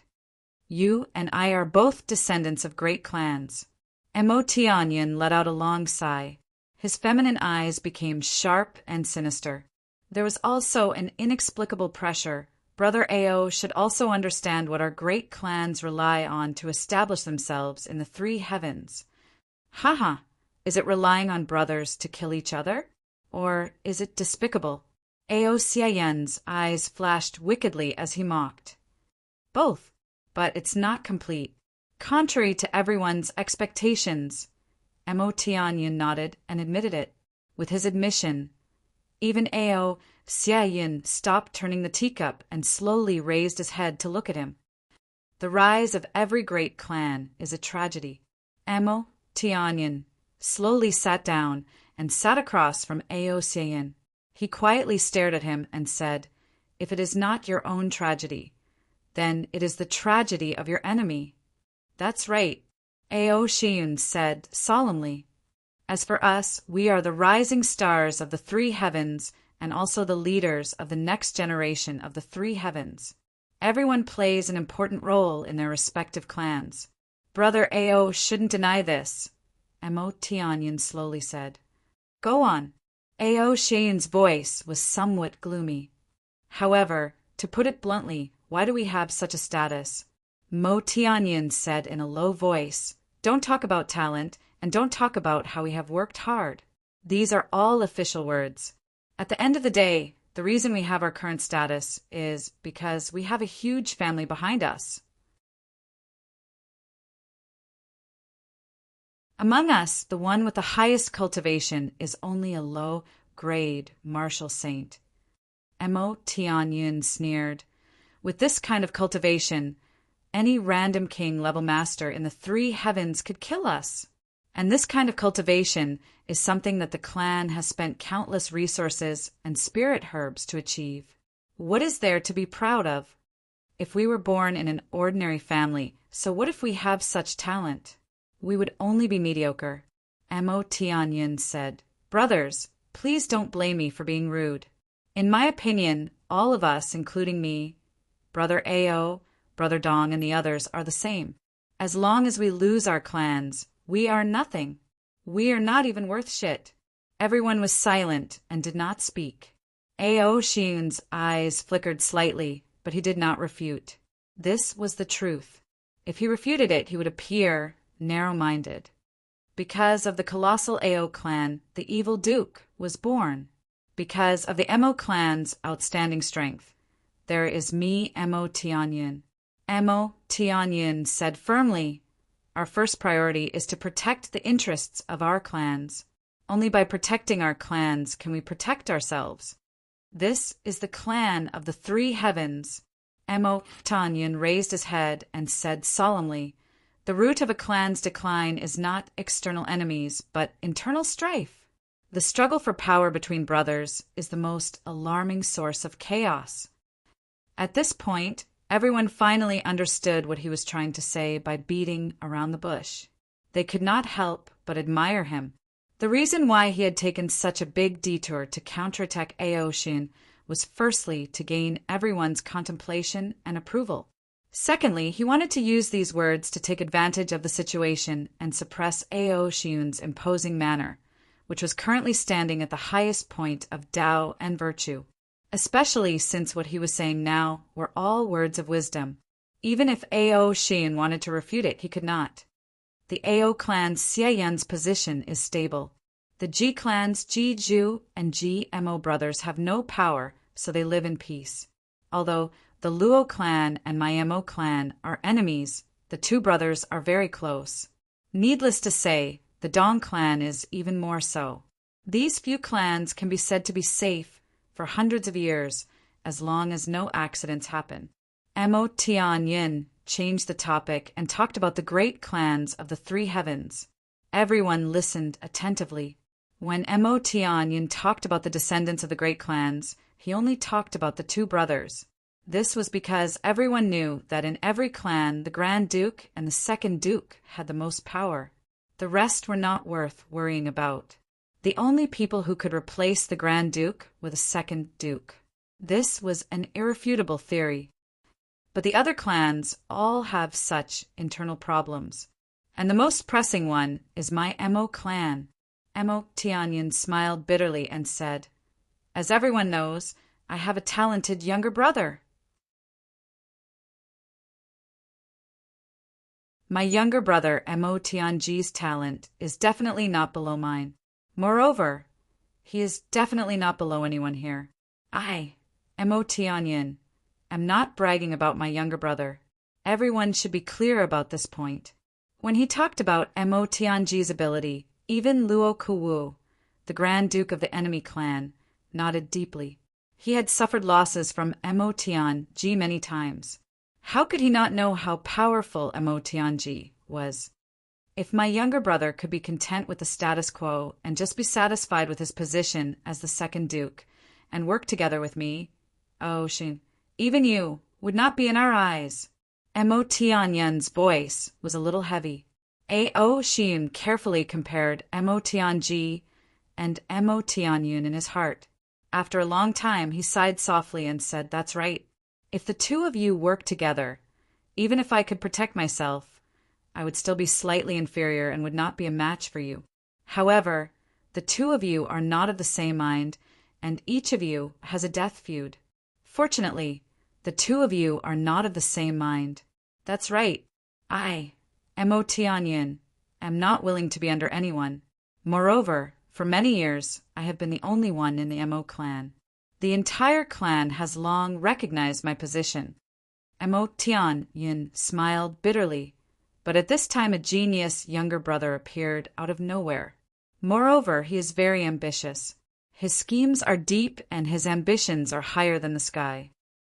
Aoshin, if it were you, would you give up your current position? Mo Tianyin asked coldly. Aoshin was silent. After a long time, he slowly said no. "That's right. You can't. I can't. Because my desire for power is even more important than yours. This is my biggest weakness." Mo Tianyin laughed self-deprecatingly. If the Mo clan only had me, the Mo clan could continue to be strong and would not be afraid of any of your clans. Mo Tianyin said softly and disappointedly. If it was only my younger brother Mo Tianji, he would not be inferior to any of you. The two of us have the ability to make the clan stronger. We are very confident about this. You should not deny it. Everyone was deep in thought and nodded. The two brothers, Mo Tianyun and Mo Tianji, were both outstanding talents of their generation. They could be said to be extremely powerful. If Tianji and I belonged to two different clans, even if we were mortal enemies, we could continue to develop our clans and become stronger. or we could even appreciate each other and become close friends. However, the most tragic thing is that my genius younger brother and I exist in the same clan at the same time. The more tragic thing is that a clan can only have one person in charge. Amo Tianyan laughed coldly. But my brother and I both have the potential to control the clan. Since a long time ago, I knew that Tianji's talent was not inferior to mine. His ambition was also not inferior to mine. Amo Tianyan said, quietly at that time, Aoshian, if it were you, what would you do? Aoshian sighed. His eyes that were filled with evil slowly closed. After thinking for a while, he said slowly, if it was in the budding stage, I would have used a thunderous method to suppress this genius. But a genius will not be suppressed. The more you suppress him, the greater the rebound. Amo Tianyan laughed softly. Yes, at that time I was the same as you. Suppress, suppress, and suppress again, because I realized that the clan was in danger.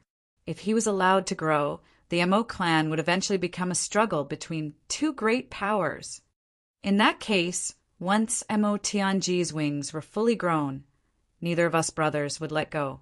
The Amo clan would be finished. It would definitely be destroyed by the struggle between us two brothers. Even if one of us won in the end, it would be a Pyrrhic victory. The clan's strength would be greatly reduced. The kinship in the clan would also be gone, but my suppression could not suppress him. Amo Tianyan smiled bitterly. Suppression time after time, resistance time after time, it developed to the current situation. But just when I was about to use a gentle method, another genius appeared in our family. My younger sister, Amo Qingwu, Amo Tianji, smiled bitterly.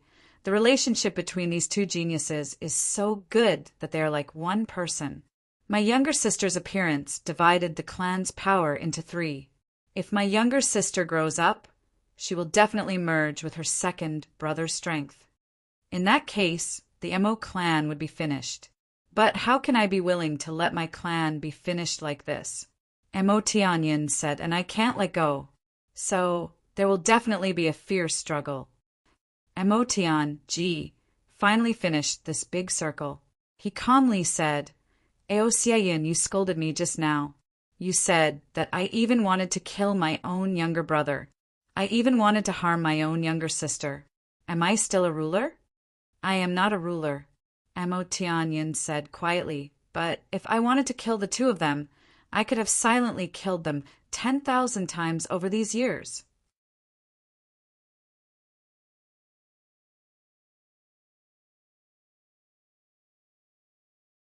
Chapter 251. Now that Tianji has grown to the point where even I have to be wary of him, it's very difficult to kill him. But I believe none of you will deny that I can kill him 10,000 times. Amo Tianyan said solemnly, I have this ability. My feelings are conflicted. I think all of you can understand. I, Amo Tianyan, may not be a good person or ruler, but I'm definitely not as despicable as Brother Ao makes me out to be. I'm suppressing my younger brother and sister. There's nothing I don't dare to admit about this. Amo Tianyan's sharp gaze swept across everyone's faces. Suddenly he asked solemnly, but all the Grand Dukes here, who hasn't suppressed their competitors before, have you? Facing his gaze, everyone's face was a little hot. Amo Tianji and Amo Qingwu were ambushed by the Heiamo clan in the lower three heavens. Many people guessed that this matter must have something to do with Amo Tianyan. Because of this, their impression of Amo Tianyan was very bad. A person who could even harm his own younger brother and sister. How could he be trusted? But today, everyone suddenly felt that they were the same as Amo Tianyan. For the clan, for their dreams, to not be eliminated, they were also suppressing the young people of their own clans. And those people were also related to them by blood. They were also their own brothers and sisters. While they were mocking Amo Tianyan, they were doing the same thing as him. Wasn't this a very funny thing? Amo Tianyan You're very eloquent. Ao, Shiyun chuckled softly. What you've said is also correct. Furthermore, I also agree with it. For the sake of the clan's survival, it's okay to go against one's conscience once in a while. We can all accept it. Your words have successfully built up your image in the eyes of the public. A man who dares to admit and bear the responsibility, even though he has a stain, is not bad. Ao Xiaoyan's evil eyes revealed a hint of mockery. If I wasn't here today, perhaps your words would have helped you gain many allies. But unfortunately, I'm still here today. Ao Xiaoyan smiled faintly and said, What you said is the truth. Some of it is also from your heart. No, we've all suppressed them before, but there's one thing that's different from you. Ao Shiyun said quietly, Before my brothers come of age and deal with me, I will never suppress them.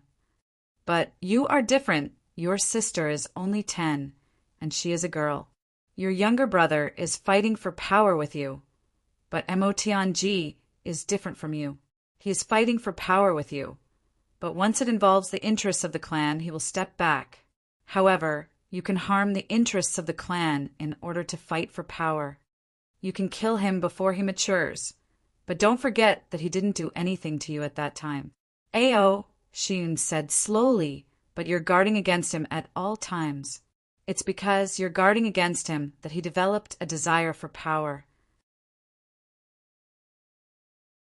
Because he can't get anything at all, including what he deserves. Aristocratic families are all the same. Therefore, this is the world. You don't have to explain anything. This is not your right. Even if we suppress them, we won't put them to death. Ao Shiyun said, But you guys are fighting to the death. And this competition was forced by you. This is the biggest difference between us and you. Mo Tianyan's face turned green and white.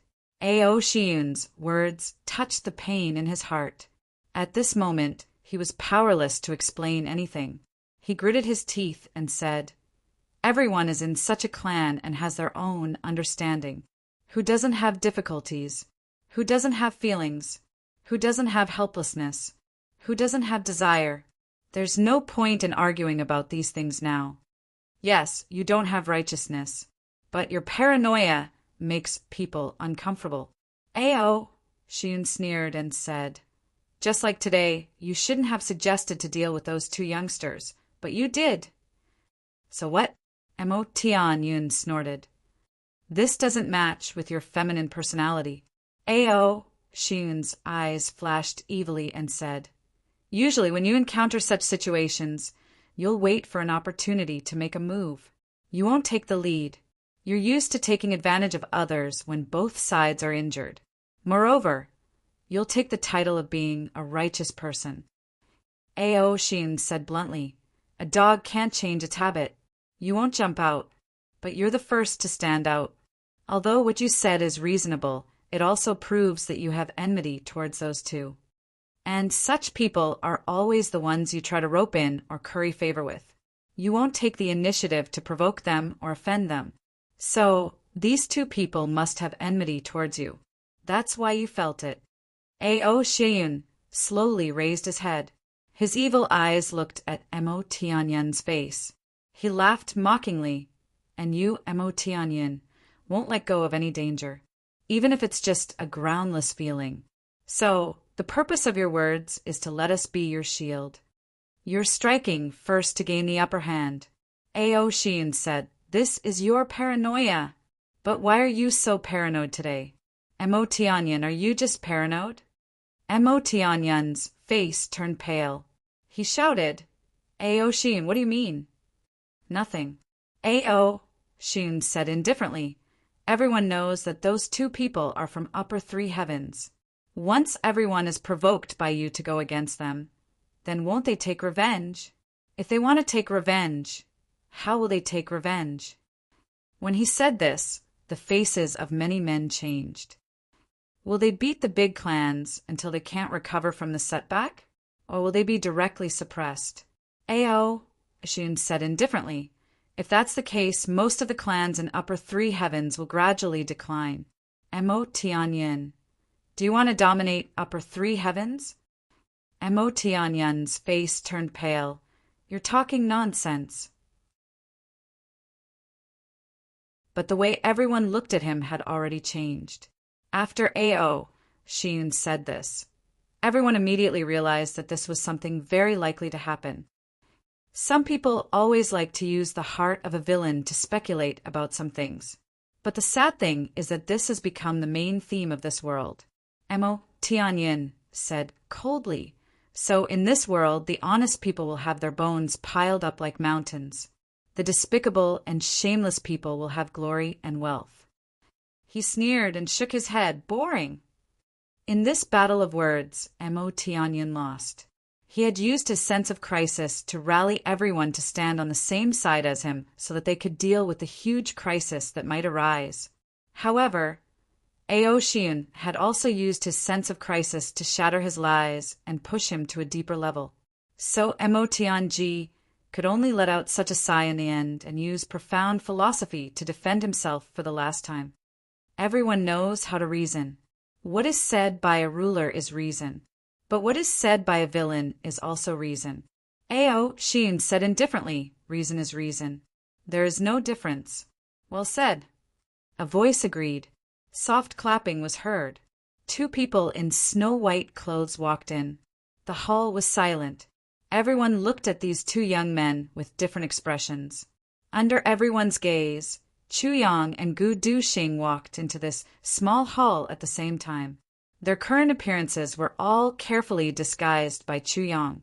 They were completely different from their original appearances. Even their skin color, face shape, eye shape, and the position of their facial features were completely different. Now, the 2 of them were complete strangers who had appeared in this world.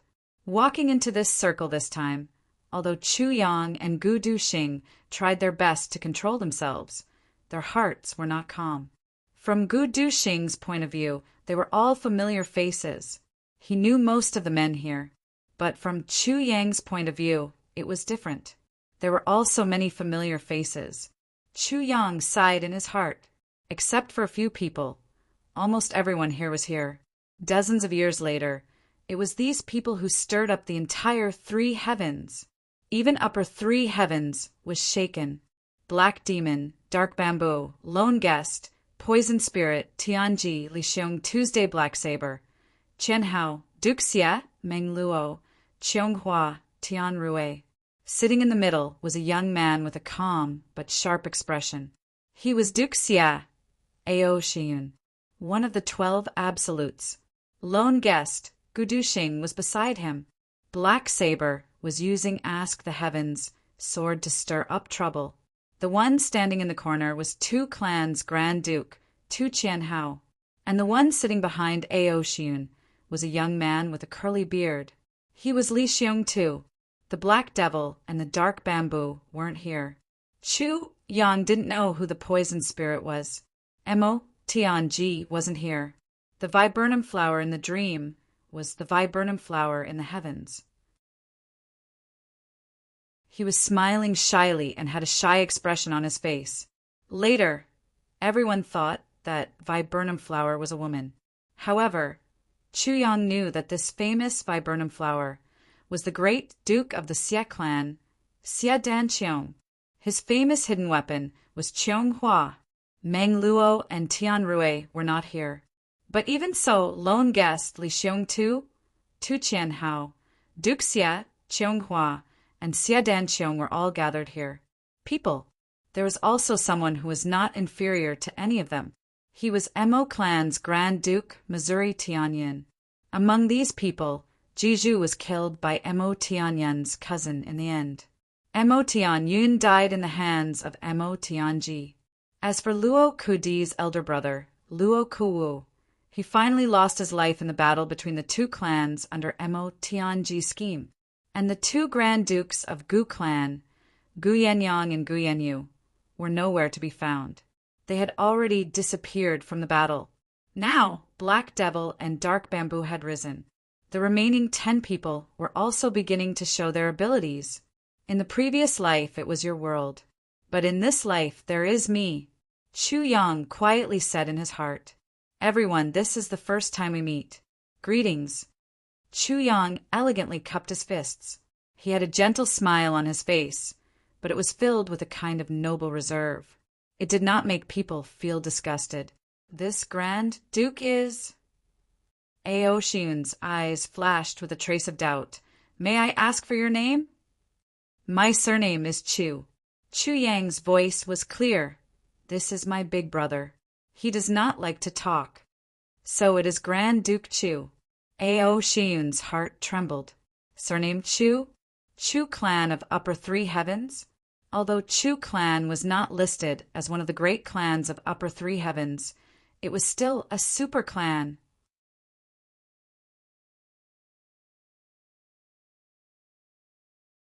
Chapter 252. I don't dare. I am Ping Chu Fei. This is my big brother Chu Nan. Chu Yang smiled warmly. Gu Du Xing, this Chu Nan, immediately glared at him and shouted, "Shut up!" However, Ao Xiun and the others were already smiling. Chu Nan? Virgin. This name is really meaningful and makes people daydream. Dare I ask for the names of all of you? Chu Yang smiled shyly and said with the innocence of a young man, "We brothers like to make friends the most." I am Mo Tianyin. Mo Tianyin smiled. From his expression, no one could tell that he had just encouraged everyone to deal with these two people. However, he had actually said to himself, I am ashamed to say this. I was worried about the pros and cons of your arrival. Haha. Now that you have appeared, I feel as if I have been a villain in vain. Oh, Chu Yang smiled and looked at him with appreciation. Elder Mo is really frank. I like this kind of person. Mo Tianyin smiled in a feminine manner. His expression showed that he was speaking from the bottom of his heart. He said, being in Jianghu, there are some things that I need to think about. Over time, I have developed such a bad habit. Elder Chu, please don't laugh at me. Of course not. Chu Yang said sincerely, my father has taught me countless times that caution is the way to survive in Jianghu.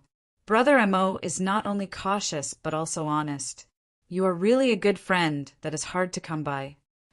Mo Tianyin, Ao Xiaoyun, and the others were stunned. No one was sure how long this elder Chu had been eavesdropping outside, but one thing was certain. He definitely heard at least once. Even if he didn't hear the whole thing, he should have heard the end of it. In any case, he shouldn't be so intimate with Mo Tianyin. What was going on? This elder Chu didn't know right from wrong. I am Ao Xiaoyun. I am Luo Kewu. Remember, I am Ji Zhu. Ji Zhu's self-introduction made Tu Qian Hao, who had been standing in the corner with a sullen face, laugh. This kind of clown was indeed the only one in San Tianyin. The corner of Chu Yang's mouth twitched. He thought in his heart, fortunately, Jimo's little hand didn't come. Otherwise, it would have been difficult to distinguish between these two brothers. After a round of introductions, the atmosphere in the hall became lively. Along the way, this city is really lively. Chu Yang smiled reservedly. Every movement of his showed the demeanor of a well-educated disciple of a great aristocratic family. I heard that the people here are fighting for the martial saint sword? Saber Saint Saber? These are all rumors spread by ordinary people. They are not to be believed. Mo Tianyin smiled. Duke Chu came down from Upper Three Heavens. You should know that thousands of years ago, there was no Ask the Heavens, Martial Saint, or Underworld Saber Saint on this continent. This kind of lie can only fool those who don't know. As for us, we're just watching the show and laughing. Mo Tianyin spoke very appropriately. Just a moment ago, the awkwardness from Ao Xiun's mocking of him to the point of being speechless actually disappeared. His eyes and expression were normal. Oh, is it fake? Chu Yang smiled slightly. Then he changed the topic and started chatting with everyone. This time, he came down with the title of Duke of a great aristocratic family of Upper Three Heavens. Naturally, Everyone had some misgivings and would not offend him. However, there was no intimacy between their words, other than Mo Tianyin, who tried to cover up and said a few more words. Only the two brothers, Guyenyang and Guyenyu, still flattered these two Duke of the Chu clan. Regarding this, Gu Duxing felt a little uncomfortable. When he was in the clan, these two brothers had always disliked him. When they had time, they would prank him and even want to kill him. Immortal. In front of so many people, can you have a little integrity? As for the others, they were neither too close nor too distant. Their sense of propriety was just right. As for Dong Wulei, Xia Danqiong, Tu Qian Hao and the others, after introducing themselves, they did not say anything else. They just sat there and quietly drank their tea. Li Xiongtu's voice was the loudest. He and Luo Kuwu huddled together and argued to death. Ji Zhu was lying on the table, pretending to be dead. His body was still as boneless as before. However, Chu Yang Tongsai's sudden change of topic caught the attention of all the dukes. The thinking of geniuses was like this. If you like to say something, I don't like to hear it. But if you deliberately want to hide something, I am very interested in it. Moreover, everyone knew what Chu Yang's identity represented. This meant that he had more information than everyone else. Why did he change the topic? Could it be that there was something fishy about this? Duke Chu, did the two brothers come alone? Ao Xiayen's eyes flashed wickedly as he asked. This, Chu Yang's eyes flashed and he said no. Ao Xiayen smiled knowingly and said, no matter what you do, having someone follow you around is indeed not a good feeling. Haha. That's right. Chu Yang acted as if he had found a soulmate. Brother Ao is really understanding. After joking around for a while, Chu Yang pulled up Gu Duxing, who was surrounded by Gu Yenyang and Gu Yenyu. He said goodbye to everyone and returned to his room. Before he left, his face flashed with a hint of joy. Ao Xiayin waved his hand, and the two experts of the Ao clan stood at the door. What do you think? Ao Xiayin asked. He looked down on Mo Tianyin and was Mo Tianyin's enemy. But at this moment, he wanted to discuss with Mo Tianyin, because in this aspect, Mo Tianyin did have an advantage that others did not. These two people should have been guided here by Du Fa Kai. Mo Tianyin said seriously. That's right. Ao Xiayin agreed. The two of them clearly came here to test something. Mo Tianyin frowned. A little bit. They were very happy when they left. Mo Tianyin snorted. Not bad. After exchanging a few words, the two mortal enemies confirmed the suspicions in their hearts. Then they separated. Then Ao Xian stood up and walked out. Mo Tianyin also took the bodyguards of the Mo clan and swaggered away. The two of them used each other as tools to confirm their suspicions. Once they finished using each other, they immediately went their separate ways. Xia Danqiong's face showed a hint of contemplation. Although he followed behind Ao Xiayin, he also left. In an instant, Ji Zhu, Luo Kuwu, Dong Wulei, Tu Ganhao, Li Xiongtu, and the others all left. Moreover, each of them had their own reasons. Tired, sleepy, tired, hungry. Inside the small hall, only Gu Yenyang, his brother, and a few others were left. Suddenly it seemed very empty. However, these people were the ones who really didn't see anything. Just as Chu Yang said, some schemes could only be used against geniuses and wise people. Against ordinary people, or even fools, they were completely useless. Then, Gu Duxing's white robe fluttered as he left. After a while, Chu Yang also left heaven-reaching tower under everyone's watchful eyes. For 3 days, the guards of the great clans did not make a move.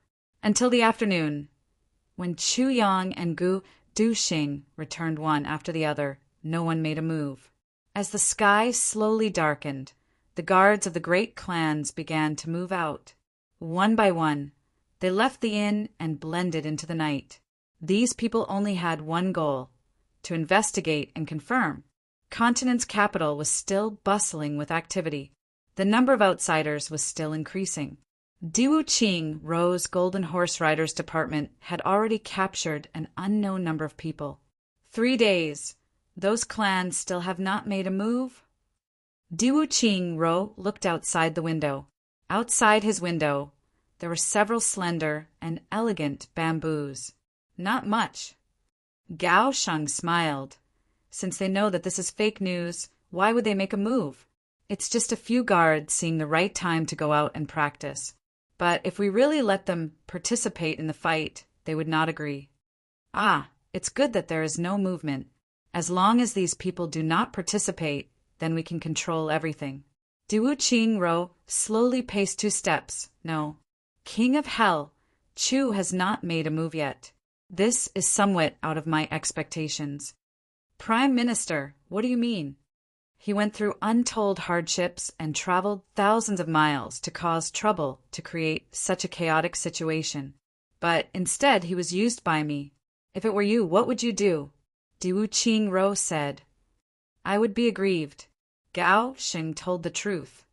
But King of Hell Chu has not made a move, and he has not stopped. I am adding fuel to the fire, but he does not seem to notice. This should not be the case. Diwu Qing Ro frowned. But what will his next step be? King of Hell Chu should not be at his wit's end. Diwu Qing Ro said to himself. But how will he attack my advantage? Prime Minister, our advantage is natural. Even if King of Hell Chu is extremely smart, this is Great Zhao, not Iron Cloud. Perhaps King of Hell Chu is also worried about Iron Cloud. Gao Sheng comforted him. Otherwise, others might give up, but King of Hell Chu will never give up. Diwu Qing Ro said with certainty. Then he suddenly frowned and said, I heard that Heaven Reaching Tower has 2 distinguished guests today. Moreover, Du Fa Kai personally came out to greet them with a very respectful attitude? Yes.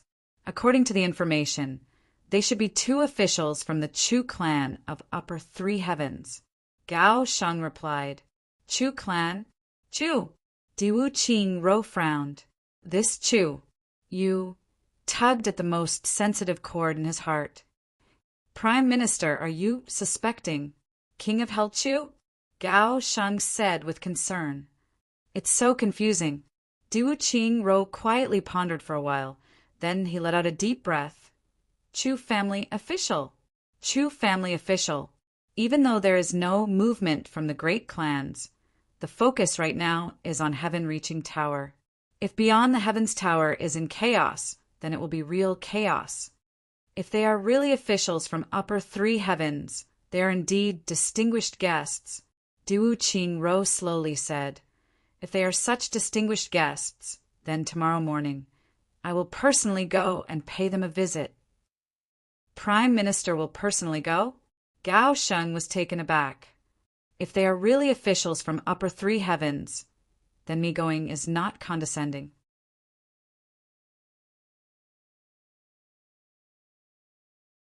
Chapter 253. This night, Continent City was still in chaos. However, Ask the Heavens sword did not appear, nor did Underworld's saber. Even though they did not appear, the people of Jiang who did not stop fighting. Up until now, many descendants of Ask the Heavens sword and Underworld saber saints' grandsons had died. However, what no one noticed was that on this night, there were suddenly many mysterious people with black masks on their faces. They came and went, but their martial arts had reached a frightening level. They came and went, vigilantly watching every corner of the city, waiting for Ask the Heavens sword or Underworld saber to appear. Tonight, there were no clouds for thousands of miles. Even though the moon was not full, it was still bright in the sky. In a corner that no one knew about, on a night like this, Ask the Heavens sword and Underworld saber had secretly met. Under the moonlight, Dong Wushang, Luo Kudi, GMO, and Yin Butong were quietly sitting on a branch of a big pine tree, like 4 squirrels having a meeting. Have you really decided? Dong Wushang asked seriously. Yes. GMO nodded silently. Perhaps our own big clans will also get involved in this matter, Dong Wushang said without the slightest bit of emotion. So what? GMO's face did not have its usual frivolous expression. Instead, it was a bit serious. With the appearance of Calamity Sword, the three heavens are already facing a reshuffle. If the G clan is destined to decline in this storm, it is fine if it is a bit earlier. However, if the G clan can use this opportunity to advance, I will be very happy. Gmo's face was serious. Suddenly, he revealed a smile that did not know whether to laugh or cry, and said, "Plus, in this trial, my dear brother is the leader." Cough, cough. I suspect that even if this matter is confirmed, and we put the saber and sword in front of him, he won't even bat an eyelid. Luo Kudi and Yin Butong shrugged their shoulders.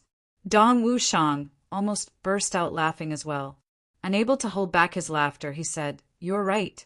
That brother of yours is indeed the only weirdo in the history of the three heavens." I can only roll my eyes at such a compliment. GMO sighed. Although I know that you are speaking from the bottom of your heart, it is still somewhat unpleasant to hear. What I am most curious about is, why did your G clan allow your elder brother to become a Grand Duke? What I am even more curious about is, your elder brother is so lazy. How did he manage to cultivate to such a level? I'm still wondering why. I'm still wondering. Luo Kadi furrowed his brows, beaming with joy, his expression serious, as if he was discussing some academic issues. What you should be wondering is, why is your mouth like a cesspit? Even if you block the entrance, you can't block the stench. GMO fiercely glared at him. Ji Butong laughed and fell down from the tree. He climbed up with difficulty and leaned against a tree trunk, laughing silently with a pained expression. Dong Wushang was helpless. It was simply impossible to discuss something with these guys in a serious manner. Don't worry, your Dong family is also fine. Your elder brother Dong Wulei is also a person with a sense of propriety. Moreover, as far as I know, your elder brother's strength is outstanding. So, you don't have to worry about anything, GMO comforted her. But my elder brother is not necessarily the same. Luo Kadi frowned and sighed. That bastard Luo Ku looks very calm on the surface. But let me tell you, it is all a disguise. That guy's temper is so bad that you can't even think about it. Once he goes crazy, it will be terrible. Don't we still have you? GMO looked at Luo Kadi with disdain. At the crucial moment, can't you remind us? Me? Remind? What if I ruin Boss's plan? Won't you guys skin me alive? Luo Kadi cried out as if he had been wronged. Then you make your own decision, Dong Wushang said. But this time, Gu Duxing's Gu clan is destined to suffer a great loss. Mo Tianyun used them as spears. Moreover, Gu Yenyang and Gu Yen, you are both very happy and narrow-minded. The two brothers are also vying for power. That is the Gu clan's matter. Naturally, second brother Gu will worry about it. We don't care about that. The other three said in unison. Besides, Gu Yenyang and Gu Yen, you have long been unhappy with them. If we just kill those two bastards, I think Gu Duxing will be very happy. He won't even shed a tear. Actually, Gu Duxing must be very eager to personally cut off those two dog heads. Since that is the case, then we have to prepare. GMO looked at the sky and said, "When the moon is bright, the time has come." Dong Wushang nodded deeply. Luo Kadi suddenly thought of something. He suddenly hugged his stomach and laughed silently. Even tears came out of his eyes. "What are you thinking about?" Dong Wushang was very depressed. This guy was simply crazy. "I am thinking about the names of the two Dong brothers. On my mother. Awu." Luo Kadi rubbed his stomach. Dong Wushang was very curious. "What about our names?" "You and your brother Dong Wulei. Ha ha ha." Luo Kadi simply opened his mouth and laughed wildly. The three of them could clearly see Luo Kadi's tongue trembling and jumping in his mouth. What is it? GMO scratched his head. Listen. Dongwu Lei animal type. Awu. Luo Kadi was overjoyed. As for Jiang Wushang, it is even more meaningful. Animal type. Damn, Dong Wushang Yu. Even an animal type is on you. Before he finished speaking, Dong Wushang, who could not bear it any longer, punched out. Luo Kadi's laughter came to an abrupt end. He fell from the tree with a face full of blooming peach blossoms. Dong Wushang turned around with a murderous look. He looked at GMO and Miao Batong, who were about to laugh. He gritted his teeth and asked, "Isn't it very funny?" Not funny, not funny. GMO shook his head like a rattle drum. What is Luo Kadi saying? I don't understand a word. Miao Batong hurriedly nodded like a chicken pecking at rice. Yes, I don't understand a word. Humph. Dong Wushang gritted his teeth and shouted, "Get lost!" GMO and Een Batong climbed down the tree with sweat all over their foreheads. They left in the darkness of the night. From afar, they heard GMO's uncontrollable laughter. Animal type. This motherfucking second young master Luo is a genius. What a famous saying, Miao Budong's voice, ha ha ha. Dong Wushang clenched his fist, and the sound of his joints cracking could be heard. But GMO and Miao Batong had already disappeared very quickly. Dong Wushang jumped down, grabbed Luo Kadi, who was about to escape, and gave him a beating. I was wrong, fourth brother, my dear fourth brother. I was really wrong. Please be magnanimous. Ha ha ha. Awoo, this is too funny. Luo Kadi cried out in pain and begged for mercy, but he could not help but laugh wildly. For a moment, he could not tell whether it was pain or pleasure. His whole body was trembling, and he could not tell whether it was from being beaten or laughing this time. Dong Wushang mercilessly beat him to his heart's content. Every punch was heavy, and every punch hit flesh. The bright moon gradually rose to the top of their heads. The moon that was missing a corner was still bright in the sky. Suddenly, from a certain place in the city, a round beam of light suddenly shot out. It seemed to be in the shape of a sun, reflecting the moonlight in the sky, shining brightly. This beam of light was not very thick, only the thickness of a fist, but it was very condensed. Especially in the middle of the night, it was even more eye-catching. In an instant, countless night walkers discovered this strange phenomenon at the same time. They could not help but raise their heads to the night sky, watching with rapt attention. In the next moment, the situation suddenly changed again. Another arc of light rose into the sky. It crossed with the cylindrical beam of light, and suddenly the sky shone brightly, as if a sun and two moons had appeared at the same time. One moon, one crescent moon. In the silent night sky, two screams came from two places at the same time. Then, the two beams of light disappeared at the same time.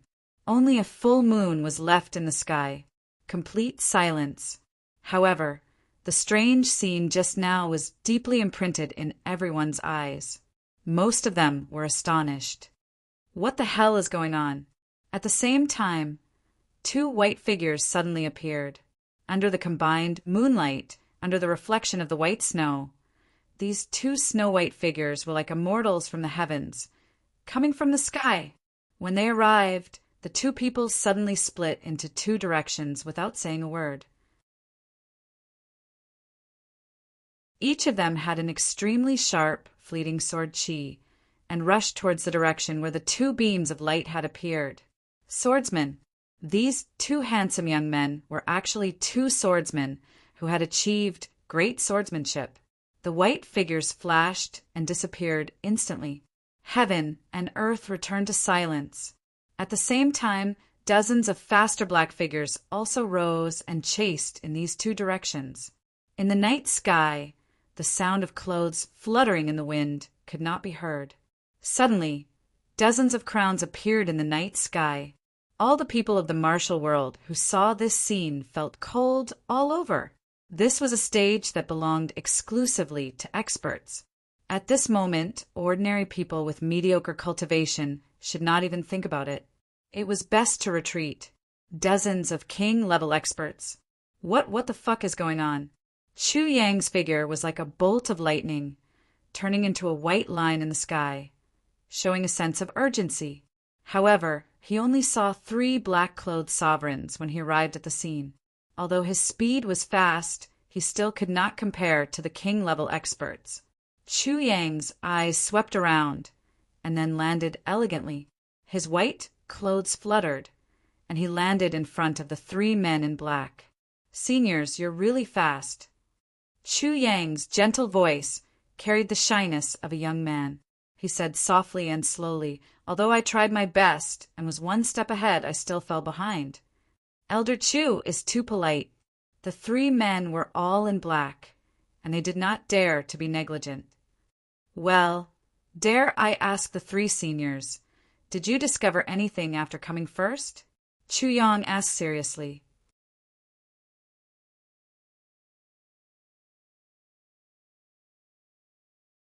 Chapter 254. I was just looking at those glowing things for fun, haha.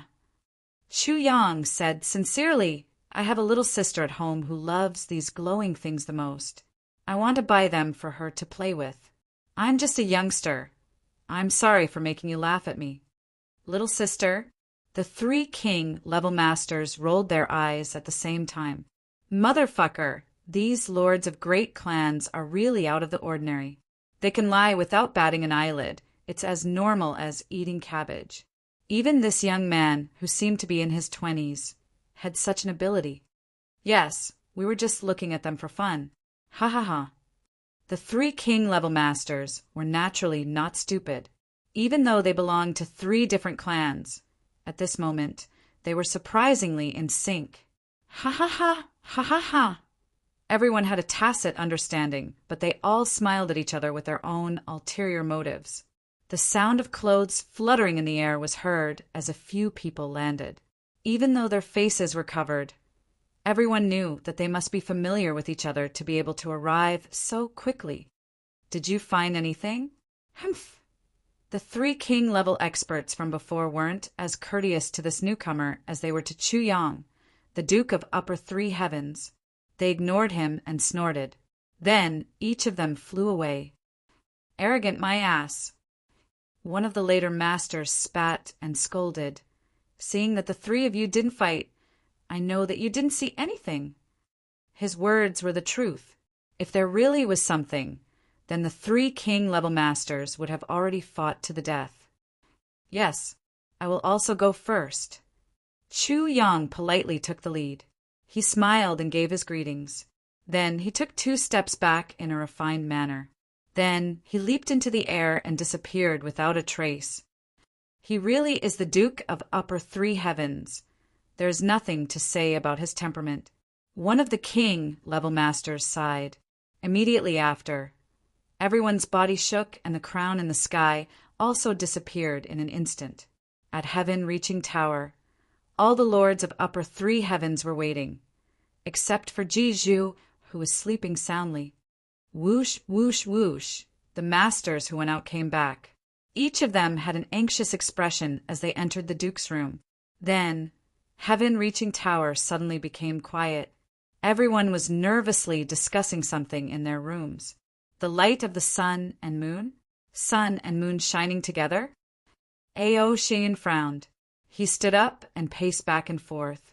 He muttered, "Could it be that it's not?" Several experts of the Ao clan were calmly sitting opposite him. Each and every one of them seemed to be racking their brains to recall something. There is definitely no such person in the Ask the Heavens martial saint. As for the underworld saber saint, that is even more nonsense. Ao Xiaoyun frowned and said, "I always thought that this was King of Hell Chu's scheme."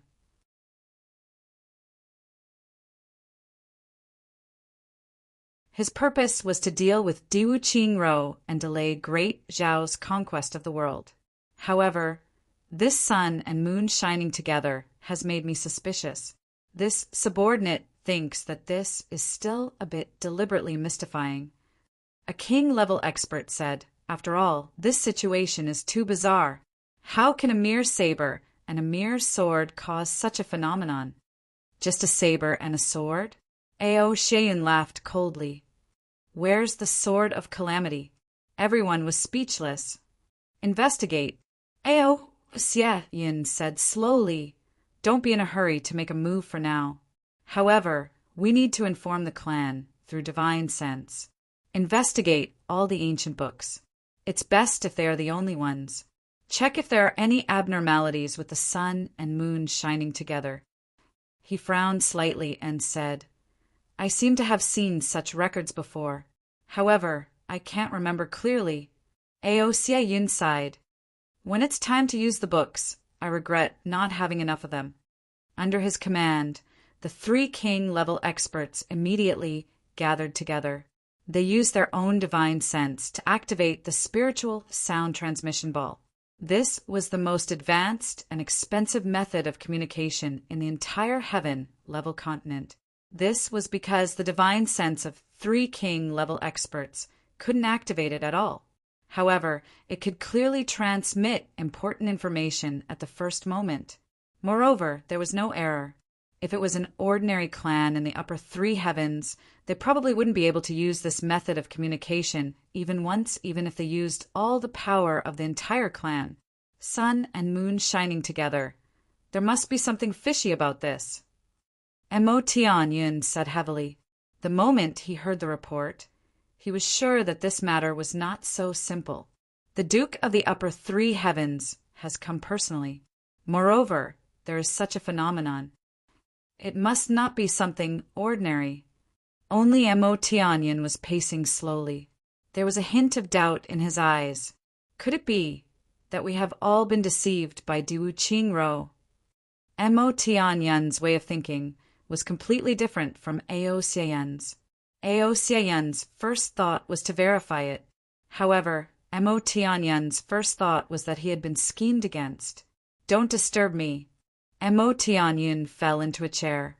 He rested his chin on his hands and fell into deep thought. The thing that Mo Tianyun was most proud of was that he had a photographic memory. He could remember any ancient book as long as he read it once. Even if he had forgotten it after a long time, he could still remember it as long as he put his mind to it. He sat for a long time. His frown deepened. However, all the ancient books of the clan that he had read since he was a child were all recorded in his mind. Just like a small stream, there is nothing left out. Time passed slowly. Get lost. What sun and moon shining together?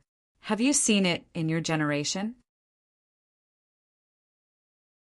After Grand Duke Jiju heard the report, he rolled over on the bed with the quilt wrapped around his body, revealing a thigh that was covered with dense black hair. He scolded, and then he started snoring. The 2 king-level experts looked at each other helplessly and then retreated. Sun and moon shining together. Dong Wu Lei sat cross-legged on a prayer mat in the middle of the room. He pondered deeply. You should also think about it. What is the purpose of this? This was the reaction of the Black Saber clan. Sun and moon shining together. Luo Ku Wu sat up from the bed. His eyes shined brightly. You too. One will keep an eye on the Mo clan's Mo Tianyun. The other will keep an eye on the Ao clan's Ao Shein. As long as they move, we will move. If they do not move, we will not move. Keep an eye on them. Do not relax. This was the reaction of the Luo clan. Or perhaps this was the most effortless reaction. Gu Yenyang and Gu Yenyi frowned and looked at each other. Why don't we go and ask Mo Tianyun? If something good really happens, even if our Gu clan cannot eat the meat, it is still good to follow behind and drink the soup. All the great clans have a reaction. Are they sure that the 2 upper 3 heavens dukes came for this? Li Xiong Tu's beard expanded. He growled, whether it is useful or not, let's get it first. I will leave this matter to the 3 of you. What? No problem. No matter which clan it is, let's get it first. saber and sword shine together, sun and moon shine together. Tu Qianhao's reaction was unique. We only need to watch closely and don't act blindly without thinking. We'll let them fight each other to the death as long as the target appears. We'll take advantage of them if we can, but we'll kill them if we have no other choice. No matter what, we cannot afford to lose. Sword and saber reflecting sun and moon. I seem to have some impression of this. It was in a book called Family Discipline and Harmony. Which book was it? Xie Danqiong's tender face still had a shy expression like a girl's, but his two slender eyebrows were slowly knitting together. Sword and saber appearing at the same time. No, tonight is night time. Xie Danqiong slowly recalled. His voice was so low that it couldn't be heard. More than 10,000 years ago. No, more than 8,000 years ago. No, more than 1,000 years ago, he frowned. Then he suddenly slapped his thigh. Yes. What is it? Young lord, did you remember something? The two king-level masters of the Xie clan were startled. More than 1,000 years ago, there was an expert who disappeared like a flash in the pan. Xie Danqiong's phoenix eyes exposed a fierce radiance. His hands that were placed on his knees didn't move. However, two dreamlike viburnum flowers suddenly bloomed in his white, jade-like palms, slowly rotating.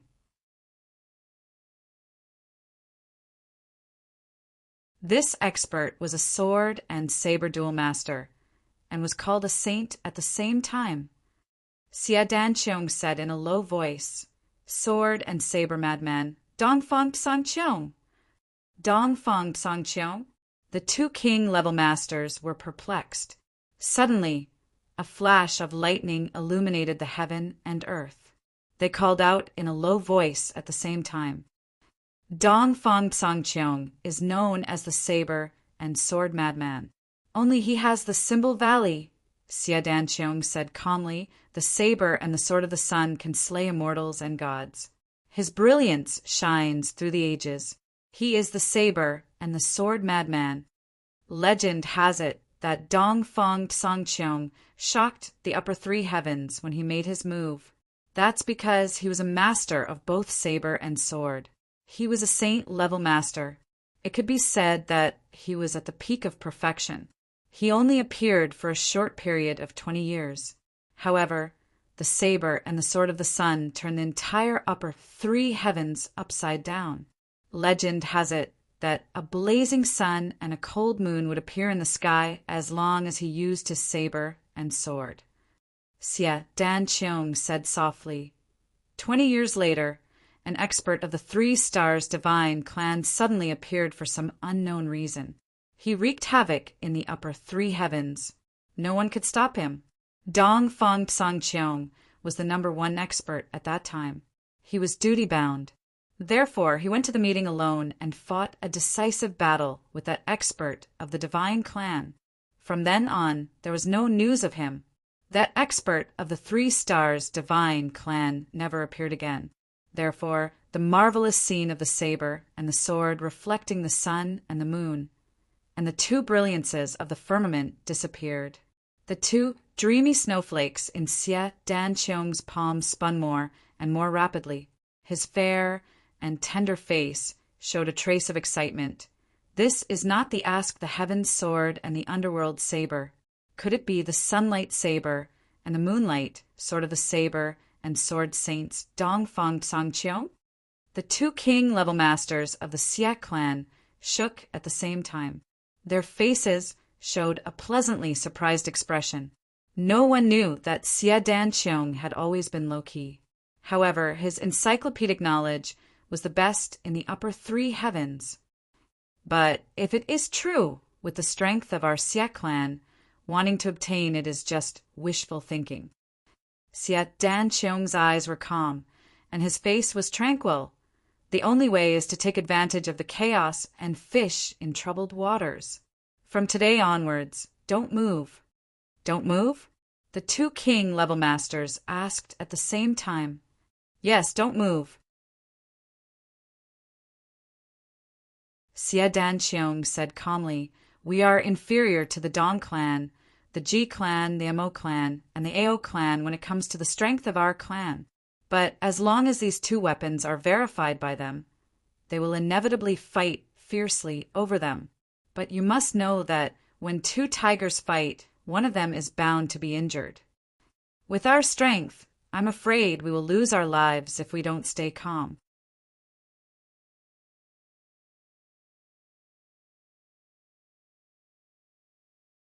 Chapter 255. In another room, Ao Xiaoyin suddenly realized, "Saber, sword, madman!" Beside him, the eyes of the three king level masters lit up and their bodies shook. Sun and moon shine together, saber and sword saints. Ao Xian took a deep breath. If that's true, then this is no small matter. He did not wait for the three king level masters to express their opinions. He waved his hand and said, "However, before we are sure, we must be cautious. We must not expose our intentions." He suppressed the excitement in his heart and said, "That Duke Chu may not be telling the truth. His attitude can be said to be probing, but it can also be said that he is loosening the reins only to grasp them better. We must not make any mistakes." Ao Xiaoyin cautiously said, "You must not be agitated and impulsive. At this time, you must be even more cautious. This includes every word you say, even every cough you make, every action you take, even every step you take. You have to think it through clearly. Understand? Do you understand? If it is not Sunlight Saber and Moonlight Sword left behind by Saber and Sword Madman, then this matter may be a conspiracy. And this conspiracy is aimed at the big clans of the three heavens. If this is the case, we must not let the schemer succeed." Ao Xiaoyin slowly paced back and forth. His voice became calmer and deeper. "But if it is really Sunlight Saber and Moonlight Sword left behind by Saber and Sword Madman, then this matter is a big whirlpool. Once you step in and cannot pull out, it is possible that the three heavens will be destroyed. But this is also a once-in-a-lifetime opportunity. Be careful, be cautious. Be careful to the extreme." Ao Xiaoyin took a deep breath, but his eyes flashed with an indescribable light. "But whether it is true or not, this is a conspiracy, and we still do not know who is the mastermind behind this conspiracy. Such an opponent is worthy of me, Ao Xiaoyin, to go all out." Mo Tian Yun woke up from his contemplation. He frowned and said in a low voice, "If the sun and moon shine together is true, then it is Sunlight Saber and Moonlight Sword left behind by Saber and Sword Madman. That year, Saber and Sword Madman fought against the Three Stars Divine Clan and did not return. His two peerless heavenly weapons also disappeared without a trace. Legend has it that when the Sunlight Saber and the Moonlight Sword meet, a strange phenomenon will appear in the sky. But when the two swords meet, there is nothing special about them. When the two divine weapons meet, the secrets of the Sunlight Saber and the Moonlight Sword would be revealed, and they would become unrivaled experts. Saber and Sword Maniac relied on Sunlight Saber and Moonlight Sword to set foot on the path of the Saber and Sword Saints. If we can obtain Sunlight Saber and Moonlight Sword, then even 10,000 Mo Tianjs would not be able to shake my position in the Mo clan. Moreover, the Mo clan will be able to dominate the upper three heavens and fight for the position of the great clan." The more Mo Tianyin thought about it, the hotter his heart became. "However, this matter still needs to be handled carefully. You can't be careless," Mo Tianyin muttered to himself. His feminine eyes flashed with determination. "If we really fight, then my opponents will be the Black Saber clan and the Ao clan. The rest of us are nothing to worry about." After all, he was different from Ao Xiun. Although the two of them had similar intelligence, their situations were completely different. Ao Xiun, as the #1 successor of the Ao clan, had a stable position and could sit back and relax. Therefore, in the face of this great temptation, he could still maintain a clear mind and clearly calculate the pros and cons of all aspects and how to deal with it. In an instant, he had already extended his thoughts to the problem of success or failure. Moreover, no matter how things progressed, he had already thought of countermeasures. Although Mo Tianyin was now a Grand Duke, his position was not stable. His younger brother, Mo Tianji, was eyeing him covetously and was ready to replace him at any time. Therefore, when Mo Tianyin encountered such a great temptation, the first thing he thought of was the stability of his position, and then the rise and fall of his clan. He immediately began to plot against his opponent. On this point, the two were completely different. All the great clans were discussing, but the discussion time was very short. After all, these men were very decisive people.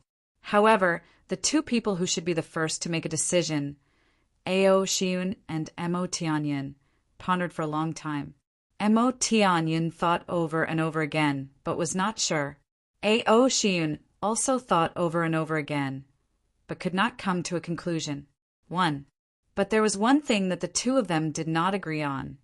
Once the war started, the first two great clans to bear the brunt would be their two clans. And no matter what dispute there was, the final solution would be. It would have to go through their two clans. All the great clans had their own ulterior motives. Yes, there was one person who did not have ulterior motives. Grand Duke Ji Zhu. This young master was sleeping soundly. He didn't see the anxious faces of the king-level experts of his clan. They looked as if they were about to jump up and down, not long after Chu Yang returned to his room. Gu Duxing came in through the window. "How is it?" Gu Duxing asked.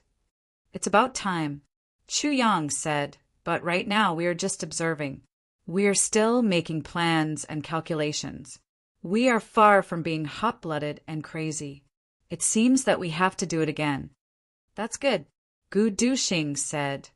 "But if we do it again, only one can appear. We can't have two at the same time. The commotion is too big. It's best to appear under the name of Ask the Heaven's Sword or Underworld Saber." "Of course." Chu Yang smiled mysteriously. "The location for the next time will be the final danger zone. Have you chosen it?" "I am considering whether to choose the Royal Palace or the Imperial Mausoleum." Chu Yang snorted and said, "Or the headquarters of Golden Horse Riders Department." Royal Palace, Imperial Mausoleum, the headquarters of Golden Horse Riders Department? Gu Duxing sucked in a breath of cold air. This big brother Chu's heart was truly too vicious. Gu Duxing could imagine that if such a situation were to explode, then Great Zhao would not be as simple as just a big mess. It would definitely be a disaster for the entire country. On this night, Wu Yunliang led the remaining 300 people of Beyond the Heavens sect to Iron Cloud Citadel. Wu Yunliang had come several times and had secret talks with Tai Butian, but every time he came, it was to ask for an audience. Tai Butian's attitude was reserved and distant. At that time, Tai Butian was only a Grand Duke, but this time when he came to Iron Cloud, it was already late at night. Moreover, Tai Butian, who was already the ruler of a country, personally came out to welcome him. He gave Wu Yunliang enough face. This made the people of Beyond the Heavens sect feel honored. After some greetings and introductions, Tai Butian's eyes searched for a long time. In the end, he could not help but ask Wu Yunliang in a low voice, "Sect Master Wu, may I ask where your sect Senior Meng is?" Wu Yunliang smiled bitterly and said, "My youngest martial brother has already left lower 3 heavens for upper 3 heavens." Tai Butian said apologetically, "It seems that Senior Meng had no choice." "Yes, my youngest martial brother said that if he stayed in lower 3 heavens, he would become a tool for Diu Qing Ro to attack his younger martial brothers." Wu Yunliang sighed softly. Youngest martial brother is proud and arrogant. Plus, he cares about his 2 younger martial brothers to the bone. How could he allow himself to be a burden to them? So he decided to leave. Tai Butian sighed softly. He was also a bit disappointed. He wanted to see Chu Yang's master and junior martial brother this time. He wanted to see what kind of master could teach such a talented disciple. He did not expect that Meng Chao Ran had already left. He left so freely without any hesitation. "Dare I ask your majesty, what is your majesty planning to do with our Beyond the Heavens sect?" Wu Yunliang asked tentatively.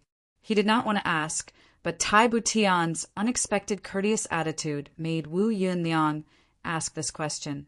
Tai Butian calmed down and said casually, "Beyond the Heavens sect will naturally remain Beyond the Heavens sect. Our strength will not be divided, and we will not belong to any department. What does sect Master Wu think?" Yes. Wu Yunliang was startled.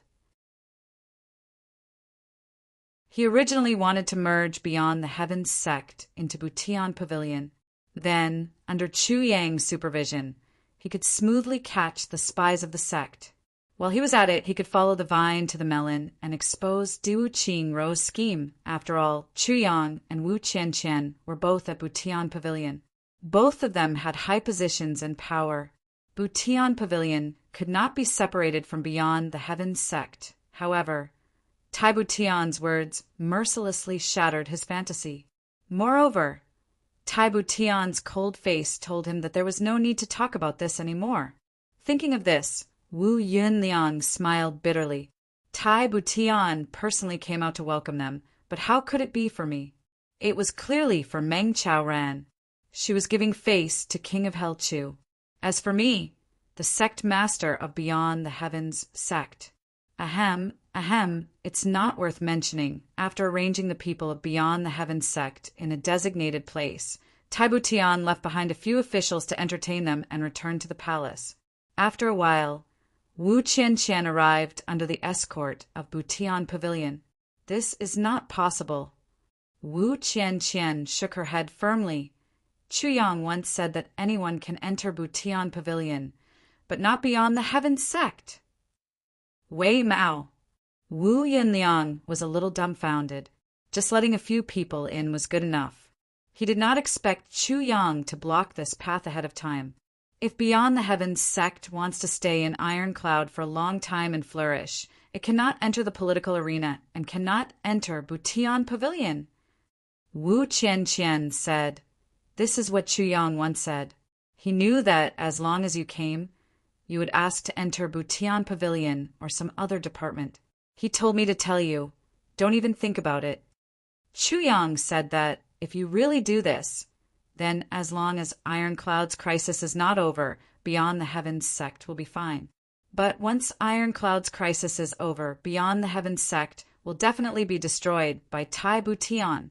No ruler would allow their officials to collude with other sects. No wise ruler would allow this. If Beyond the Heavens sect is not used to death by Diwu Qingrou, but dies under the butcher's knife of the people they are loyal to, that would be the greatest tragedy. These are all Chu Yang's words. Wu Qianqian said, "I think Chu Yang's words are very reasonable."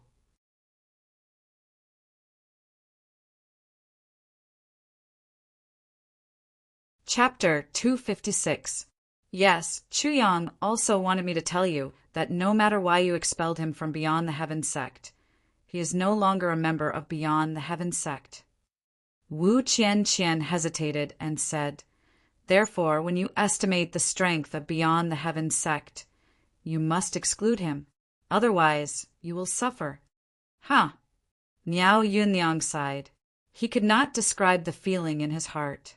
Chu Yang also. Wu Qian lowered her head. "What else did he say?" Wu Yunliang frowned and smiled bitterly. He said, "If you want me to stay in Butian Pavilion, then it would be best if you also expel me, the female slave, from Beyond the Heavens sect." Wu Qianqian bit her lips and said with difficulty, "This way we can truly guarantee Beyond the Heavens sect's future." Wu Yunliang sighed. Wu Yunliang was dumbstruck. Before coming here, he had thought about this possibility, but now that everything was going well, he could not help but feel that this was an illusion. He thought that all of this could be done. His original goal was to survive in the gap between Great Zhao and Iron Cloud, to survive under the bullying of the big sections. But now he had succeeded. He did not even have to wait for the final step to achieve his first goal. Therefore, he was greedy.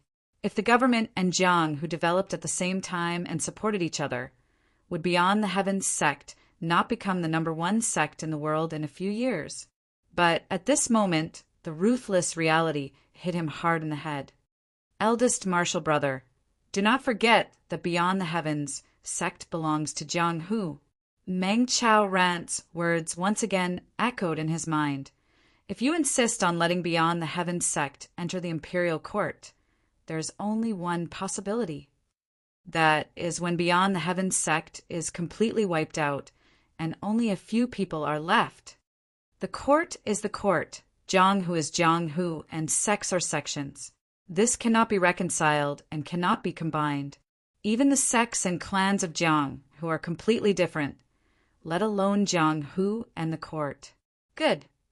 Wu Yunliang's face seemed to have aged a few years. He turned his head and said, "Then I will follow your wishes and expel you." The walls of Beyond the Heavens sect. Wu Qianqian took a deep breath. She stared blankly for a long while. Suddenly, a bitter feeling of despair arose in her heart.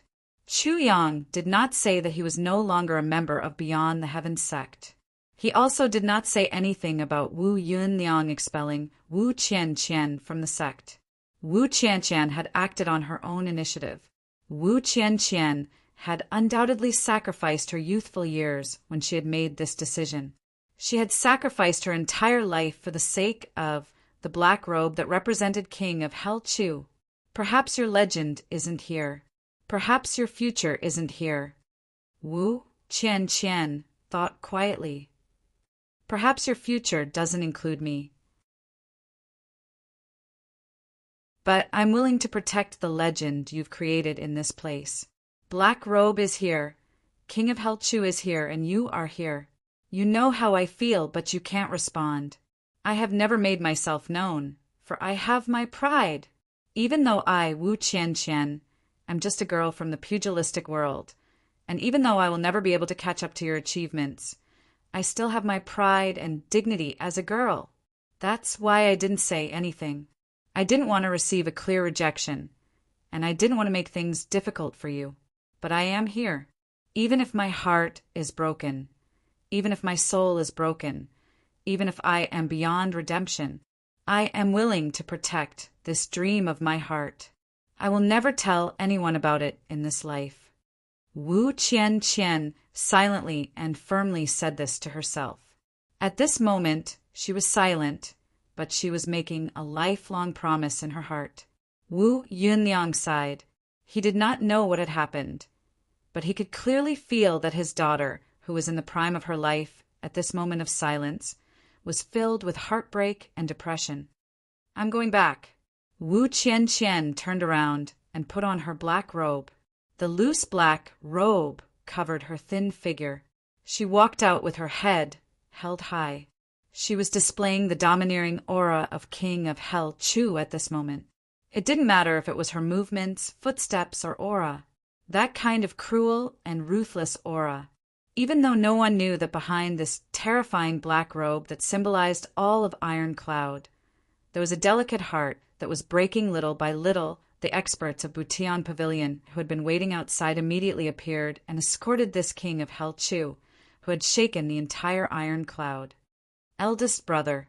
Kong Jingfeng walked out from behind the screen. Qian has really grown up. Yes, she has grown up. Wu Yunliang let out a long sigh and said, she has grown up to the point where even I, her father, do not understand her.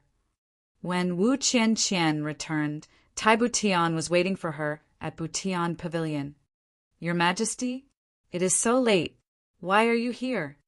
Wu Qianqian asked in surprise. I couldn't sleep. There is something I need to discuss with you. Tai Butian sighed deeply. Between her eyebrows, there was an unconcealable worry. What is it? Wu Qianqian immediately became spirited. She knew that something that could make Tai Butian reveal such an expression was not a small matter. Butian Pavilion is going to make a big move, and you, King of Hell Chu, will have to make a few public appearances. Tai Butian said in a low voice. Did he encounter some trouble in Great Zhao? Wu Qianqian asked. Diwu Qingro is not easy to deal with. That's right. Minister Chu has successfully caused chaos in the continent. However, he has also created an opportunity for Diwu Qingro. What we need to do now is to prove that King of Hell Chu is still in Iron Cloud. Tai Butian looked at the black robe on his body. King of Hell Chu will always be in Iron Cloud. He will not leave. Niao Qian said in a low voice regarding the operation. I have been planning it these past few days. It should be carried out tomorrow. But Wu Qian raised her head. Her eyes were sharp. This is our Butian Pavilion's matter. The information should have reached my hands immediately. How did it reach your majesty? This should be Chun Yu Tong's dereliction of duty. Tai Butian cut a rare sorry figure under Wu Qianqian's pressuring gaze. He straightened his face and coughed a few times.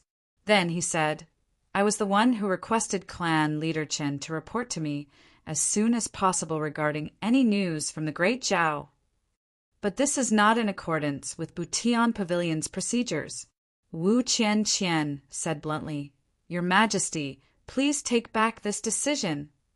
Tai Butian opened his mouth and looked at her. After a long time, a complicated look appeared in his eyes. He said, That's fine. As for Butian Pavilion's operation, I will arrange it overnight. Wu Qianqian said indifferently, If your Majesty has nothing else to say, please go back. This was the autonomy he left for Butian Pavilion. Whatever he left behind, she could not lose. Therefore, Wu Qianqian's performance was extremely strong. She would not yield an inch, even if she was facing the emperor. This was Wu Qianqian's greatest pride. But this kind of forcefulness made Tai Butian suddenly have a strange feeling in her heart. Tai Butian looked at Wu Qianqian's golden ferocious mask in a daze. Looking at the black robe that covered her body tightly, a strange look appeared in his eyes. It was as if he was yearning, as if he was reminiscing, and as if he was angry. Wu Qianqian was shocked. Looking at Tai Butian's eyes, Wu Qianqian could not help but think too much. She thought about how His Majesty still had not married an empress or concubine. She could not help but become extremely vigilant. Could it be that he actually has those kinds of thoughts towards me? She took 2 steps back and said coldly, Your Majesty, this is Butian Pavilion. Your Majesty, please conduct yourself with dignity. Tai Butian immediately became embarrassed. He coughed repeatedly and looked embarrassed. He did not know whether to laugh or cry. Have thoughts towards you? How is this possible? Then, cough, cough, cough, I will take my leave. Farewell, Your Majesty. Watching Tai Butian leave under the protection of the shadow guards, Niao Qianqian's eyes revealed a repressed look. Chu Yang, you bastard! You left me here. If by any chance His Majesty... Humph, if that happens, Wu Qianqian, would rather die. I will not let him have his way. My heart is already buried deep for you. Wu Qianqian's eyes slowly became as calm as ice. She waved her hand and said in a low voice, Send my order. Tell Hall, Leader Chun, to come here immediately. Not long after, Chun Yu Tong almost sprinted to King of Hell Chu's door. Just as he was about to knock, the door suddenly opened. King of Hell Chu, wearing a black robe and a mask, appeared like a ghost. Hall Leader Chen, you have been quite bold during this period of time. King of Hell Chu's strange words almost scared Chun Yu Tong out of his wits. I do not dare. Haha, you do not dare? What do you not dare to do, Hall Leader Chen? Wu Qianqian smiled sinisterly. Even the information about our Butian pavilion can't be seen by me, the minister. Yet the emperor is here to tell us. Chun Yutong fell to his knees. Minister, this is His Majesty's secret order. I do not dare to disrespect you. I do not care what difficulties you have. Wu Qianqian said without the slightest bit of sympathy. Since you have done it, you must bear the consequences. Hall Leader Qin, do you think Heavenly Secrets Hall is punishing you? Or are you punishing yourself? I am willing to accept the punishment. Qin Yutong shuddered. Minister Chu's way of handling things was becoming more and more unpredictable. If Heavenly Secrets Hall was punished because of him, then everyone would know that he, the hall leader, was the one who was implicated. He had already been through this once. If it happened again, he would not be far from stepping down. 200 strikes of the rod. Wu Qianqian said casually, go get it yourself. If you miss one strike, you will automatically retire. Get out of here. Wu Qianqian roared. If something like this happens again, be careful of your head. Chun Yutong fled in defeat. The surrounding guards were as silent as cicadas in winter. Wu Qianqian was silent for a while and said, pass down my order. Tell Hall Leader Qin to prepare for action. Yes.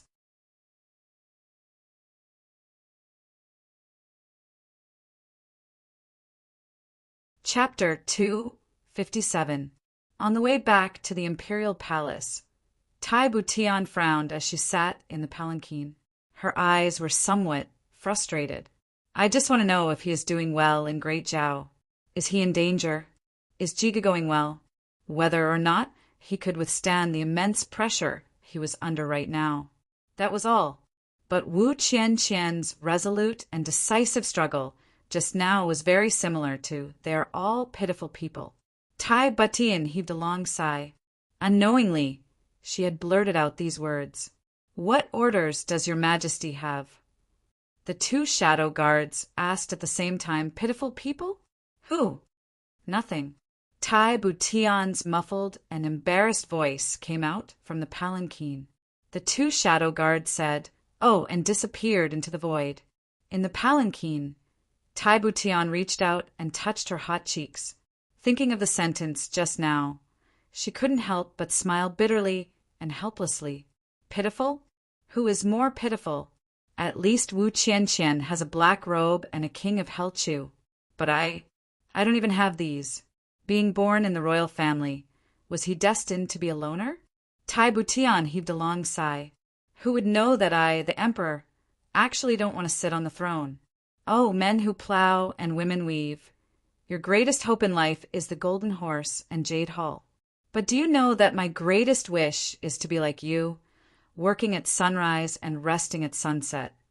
Men plow and women weave, living a leisurely life. Tai Butian tiredly closed her eyes. Her body gently swayed along with the palanquin. She slowly felt that her heart was as lonely as the ice and snow at the top of the mountain. The road of the emperor is a lonely road. And I, Tai Butian, am destined to be more lonely than any other emperor, because the second half of the night, Diwu Qingrou's face was so ugly that it was somewhat scary. Sun and moon resurgence? Are you sure? I am sure. Jing Menghun's face was also not good. The moment he saw the sun and moon resurgence, he saw dozens of crowns appear in the sky. It was as if he saw the sky collapse. Sun and moon resurgence. For 10,000 years, there is only one possibility, and it is related to sabers and swords. Diwu Qingrou took a deep breath and said, Sunlight saber and moonlight sword. So ruthless. King of Hell Chu, you are so calculating. Jing Menghun was shocked. Diwu Qingrou had clearly gritted his teeth and said these words.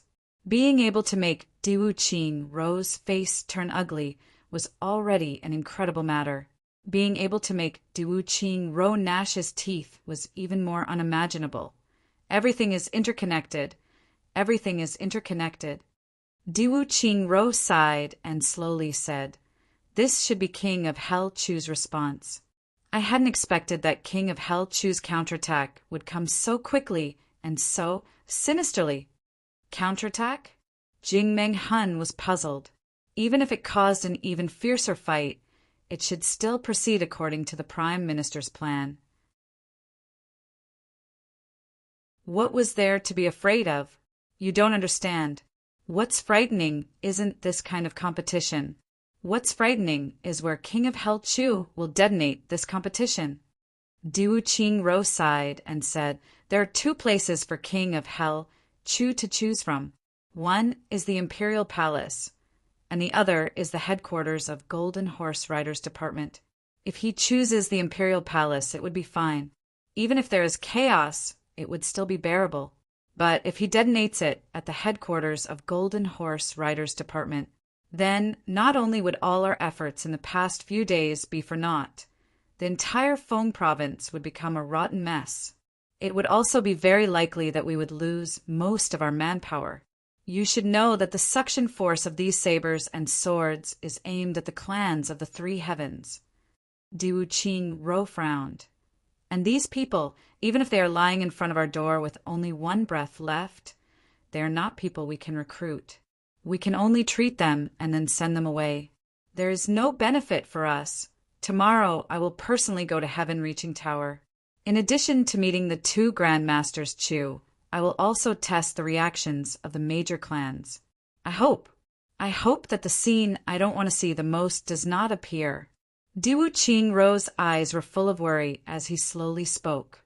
The next morning, Chu Yang had just woken up when he heard a knock on the door. The shopkeeper of Heaven Reaching Tower, Du Fa Kai, had come to visit. Grand Master Chu, haha, did you sleep well?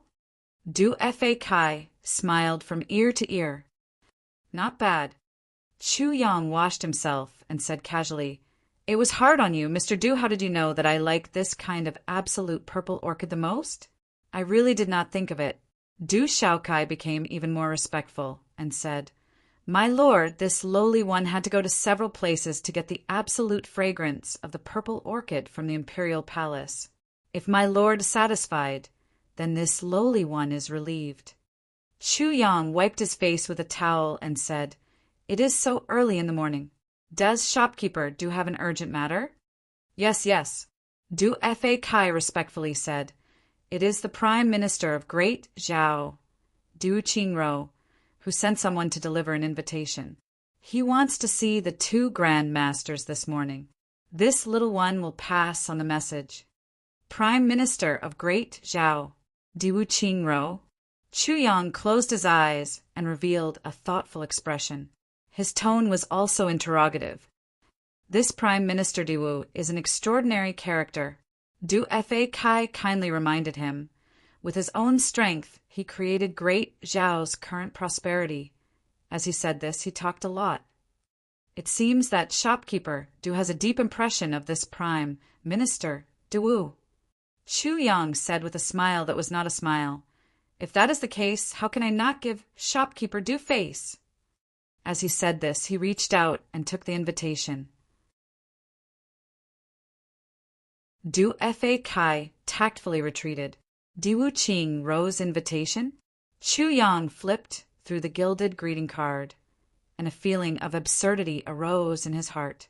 He smiled and opened the invitation. On it was written, greetings, Brother Chu. Qingro has come to pay respects. These 8 words were written in an elegant and vigorous style. They were written in a strict manner. It was as steady as a mountain, but it also revealed an awe-inspiring aura. Looking at the literal meaning, it seemed like it was an old friend who had not seen each other for many years. This handwriting must have been deliberately done by Diwu Qingro. It is to give me a show of strength. Chu Yang smiled and put the invitation aside. He thought to himself, it seems that Diwu Qingro still suspects that I am King of Hell Chu. But since this guy dares to take the risk, he has some courage. Chu Yang thought and suddenly shivered. It can't be just some courage. Could it be that Diwu Qingro himself is a master? I can't eliminate this possibility. Originally, Chu Yang planned to let Gu Duxing receive Diwu Qingro when he came, but now he changed his mind. Since Diwu Qingro was coming, why should he hide? Diwu Qingro was already suspicious of his identity. If he avoided meeting him, wouldn't it make him even more suspicious? If that is the case, then I will deal with you, the wisest person in the world. Chu Yang's eyes revealed a meaningful smile. This was his biggest opponent in the lower three heavens. If he did not meet him, no matter who won or lost in the future, he would inevitably have regrets in his heart. Diwu Qingro is coming? Gu Duxing walked over from the next room. He was full of energy. Yes. Should I deal with him or you? I will, Chu Yang said, but don't go away, so as not to complicate matters. Gu Duxing nodded. Suddenly his eyes flashed with a lightning-like sword intent. If I kill this guy with one strike, absolutely not. Chu Yang was shocked. Who is Diwu Qingro? If he dares to come, how can he not be sure of his safety? I am sure that if we make a move, not only will we not be able to kill him, we will also die without a doubt. Gu Duxing said casually, I am just joking with you. Chu Yang sighed. How could he not see that Gu Duxing's heart was already filled with killing intent? He said seriously again, absolutely not. Do you understand? Okay, Gu Duxing said unwillingly. Also, don't show your hostility. Chu Yang warned again. Okay, your aura, okay. Your sword energy. Are you tired of it? Chu Yang was speechless when the morning sun shone on the earth. Diwu Qingro arrived at heaven-reaching tower. There were only 2 people accompanying him, Jing Menghen and Yin Wu Tian. With these 2 king-level leaders by his side, Diwu Qingro was confident that even if heaven-reaching tower was a dragon's lair or a tiger's den, it would not be able to stop him.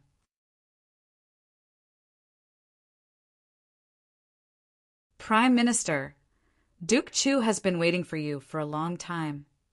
Du Fa Kai stepped forward and said, Shopkeeper Du has worked hard.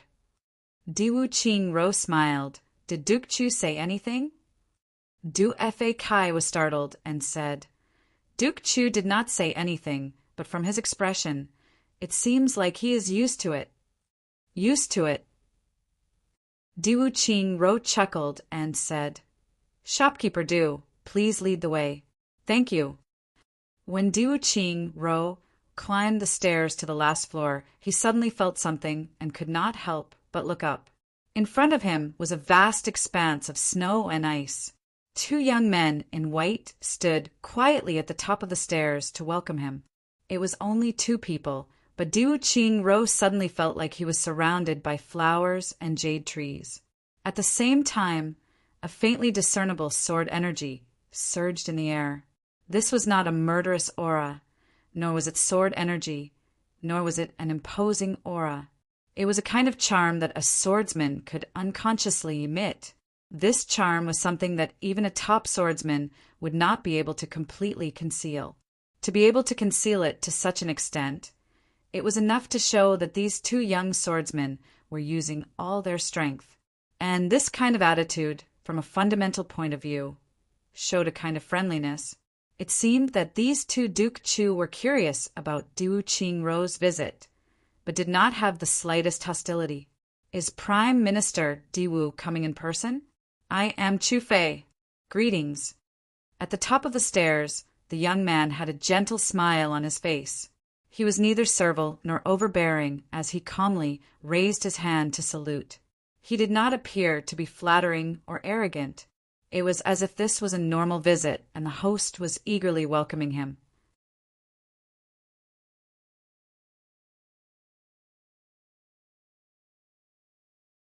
Chapter 258.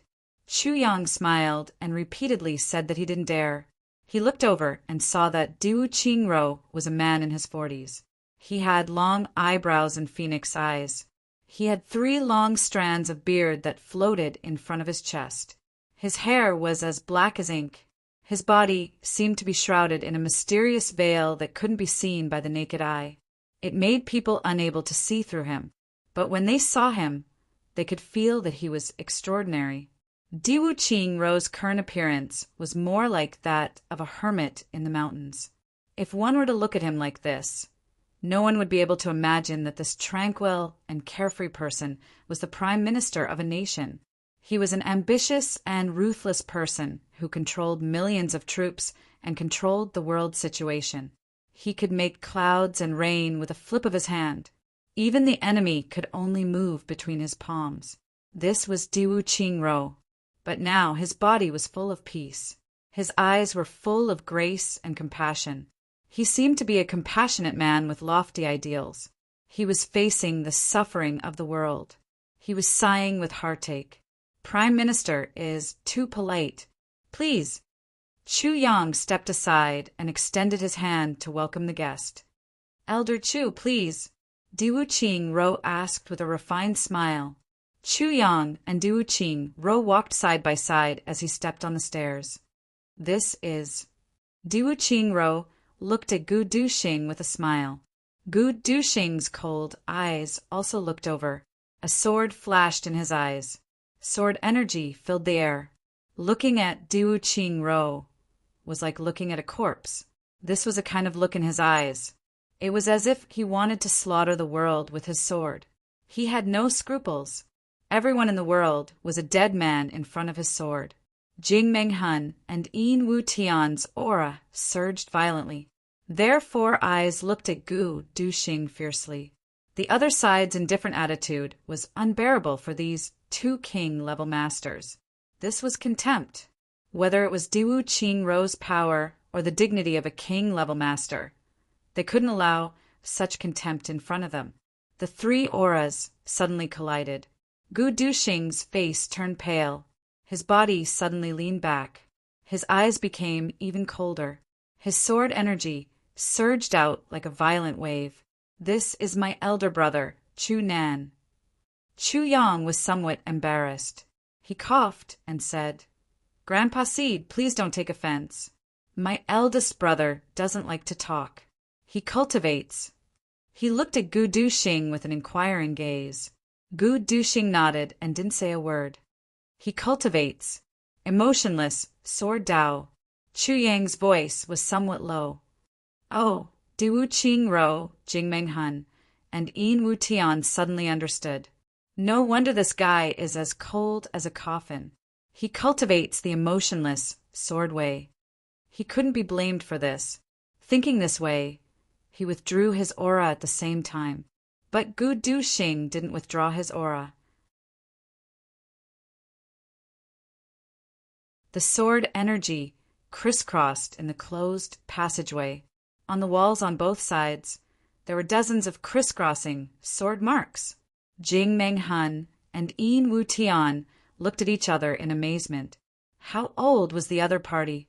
He actually had such an achievement. He was a revered level swordsman, and he used his body as a sword to release sword energy. Such a person was definitely a genius in the sword Dao. However, if such a young man were to cultivate the emotionless sword Dao, although it would be extremely powerful, it would be equivalent to him losing his youth. To a person's life, this was truly a regrettable thing to do. This kind of pity would become an inner demon the more profound it was. Thinking this, Jing Menghun and Yin Wu Tian looked at each other at the same time. They both saw the gloating look in each other's eyes. Brother Ling cultivates the emotionless sword Dao. We can see this. Jing Menghun was a first-grade king level expert.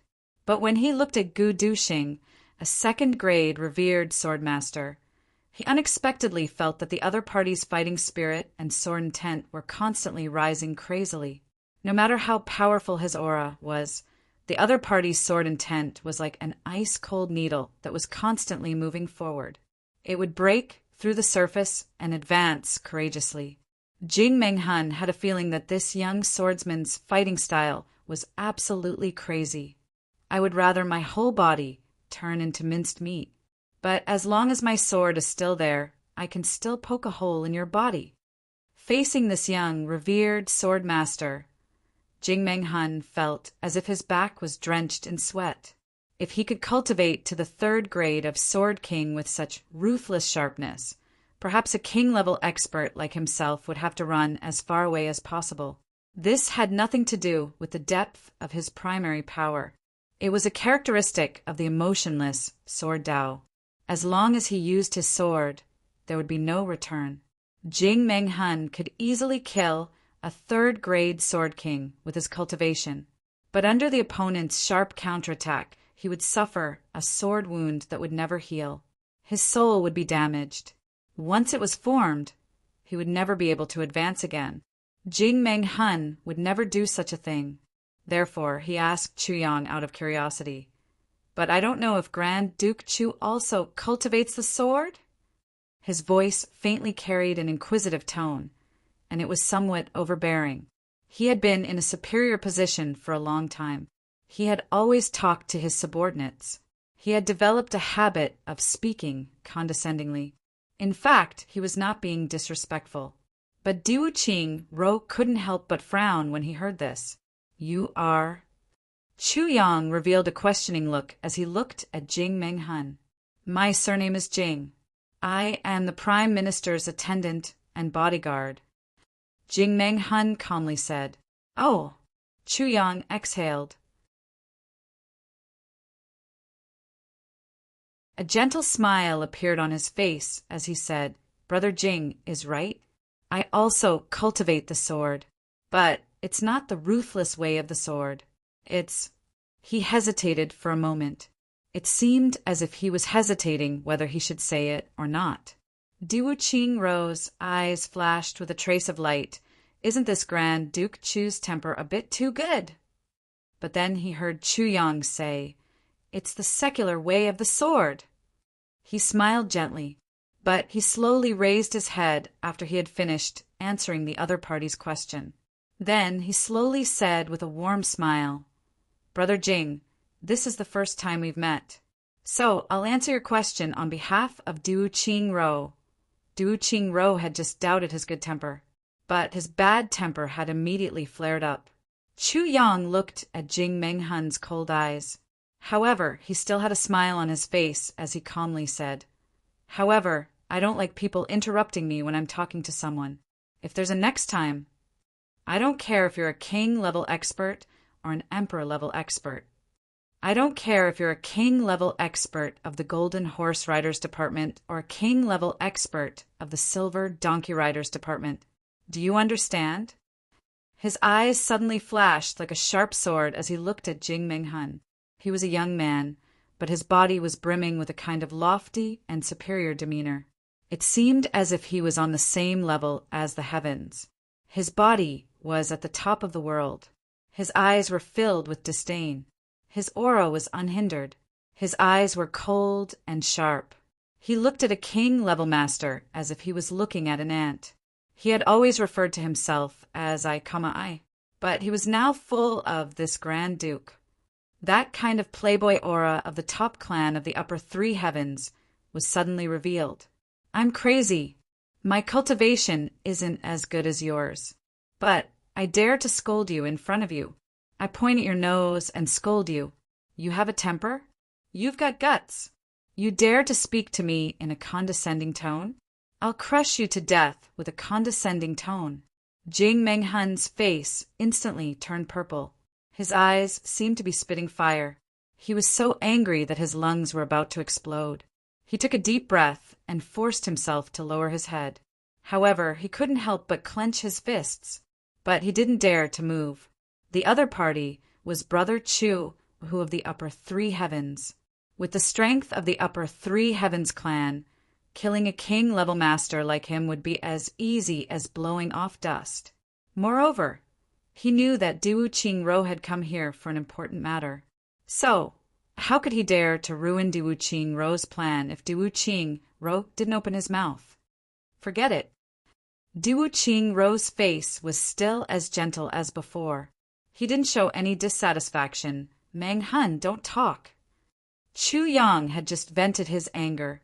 So he turned his head and faced Diwu Qing Ro with a warm and gentle smile. "I was too anxious. I couldn't help but discipline your servant on your behalf. Haha, I hope Prime Minister won't blame me. Haha, this is my bad temper since childhood. I can't stand people who don't know etiquette. They don't know who's superior and who doesn't know when to advance or retreat.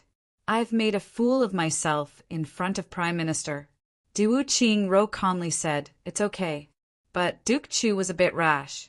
"But you're right to discipline him. King-level Master Jing isn't my servant. He's my friend for many years. We've always been like brothers. Like brothers." Jing Meng Hun heard these words. He suddenly felt warm in his heart. He felt warm. The grievances he had suffered a moment ago had disappeared because of these words. "Oh." Chu Yang's pupils shrank. He kindly smiled and said, "Don't tell me. I just scolded Prime Minister's friend." These two people hadn't even sat down yet, but they were already at each other's throats. One was cautiously probing, and the other was going all out to deal with the probing. Chu Lu is an honored guest of the upper three heavens. If I haggle over this matter, it would be rather— Diwu Qing smiled and said, "It would be rather ungentlemanly. Nothing can be accomplished without rules." Chu Yang also kindly smiled and said, "Prime Minister, if you want to deal with people like us, you'd better train your subordinates to be more obedient." Then he laughed heartily and said, "But Prime Minister has come here today, so you're my guest. Please, please. I knew early in the morning that Prime Minister was coming, so I specially prepared good tea for Prime Minister. Please don't be polite." Then he straightforwardly let Diwu Qing in. King of Hell Chu had won the first round of the clash between two heroes. Diwu Qing was at a disadvantage, but he felt somewhat wronged. That was because the other party was completely unreasonable. Diwu Qing's performance was perfect. The other party was methodical in the beginning. However, he was temperamental. If he said he was unreasonable, he would be unreasonable. If he said he would turn hostile, he would turn hostile. Even Diwu Qing felt somewhat aggrieved by this sudden outburst of astonishment.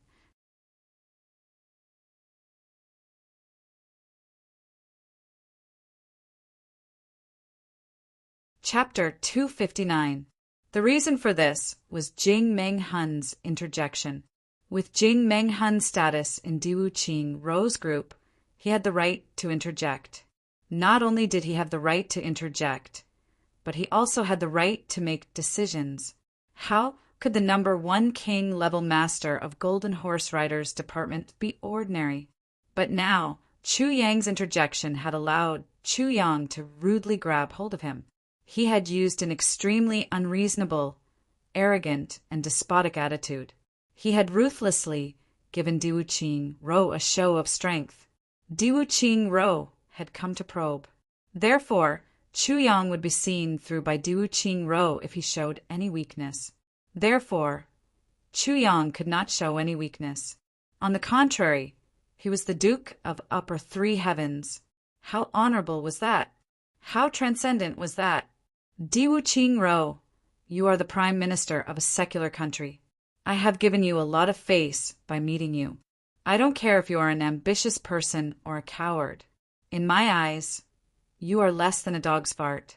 If I want to be angry, I will be angry. If I want to be angry, I will be angry. If I catch a loophole in your subordinates, I will be able to influence your purpose. Although I am rude, I am rude. What can you do about it? Chu Yang's unreasonable behavior this time seemed to be rude and unreasonable. However, his demeanor, bearing, and temperament perfectly displayed the tyrannical power of a super clan of the upper three heavens. Jing Meng Hun was furious. Diwu Qing was depressed. But Minister Chu's heart was beating like a drum. After all, he was facing Diwu Qing. Who would have thought that Diwu Qing would not be able to see through this? After entering the room, both sides sat down as the host and the guest. However, the harmony that had been there a moment ago had disappeared because of King of Hell Chu's unreasonable provocation. Please, this is the purple crystal tea that I picked from the Purple Cloud Mountain. It's the only one of its kind even in the upper three heavens. Chu Yang politely brought out the teacups.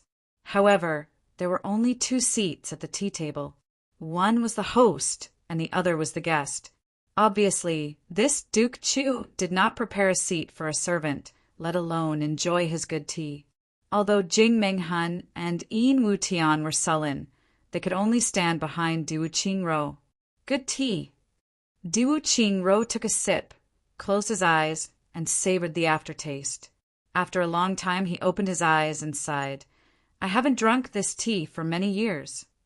This cup of tea seems to have brought me back to the frivolous past when I was a teenager. Oh, has Prime Minister drunk this tea before? Chu Yang raised his eyebrows. Diwu Qingro's origin had always been a mystery. Some said that he was an orphan. Some said that he was a descendant of a noble. Some said that he had mysteriously appeared, but none of the legends could be proven.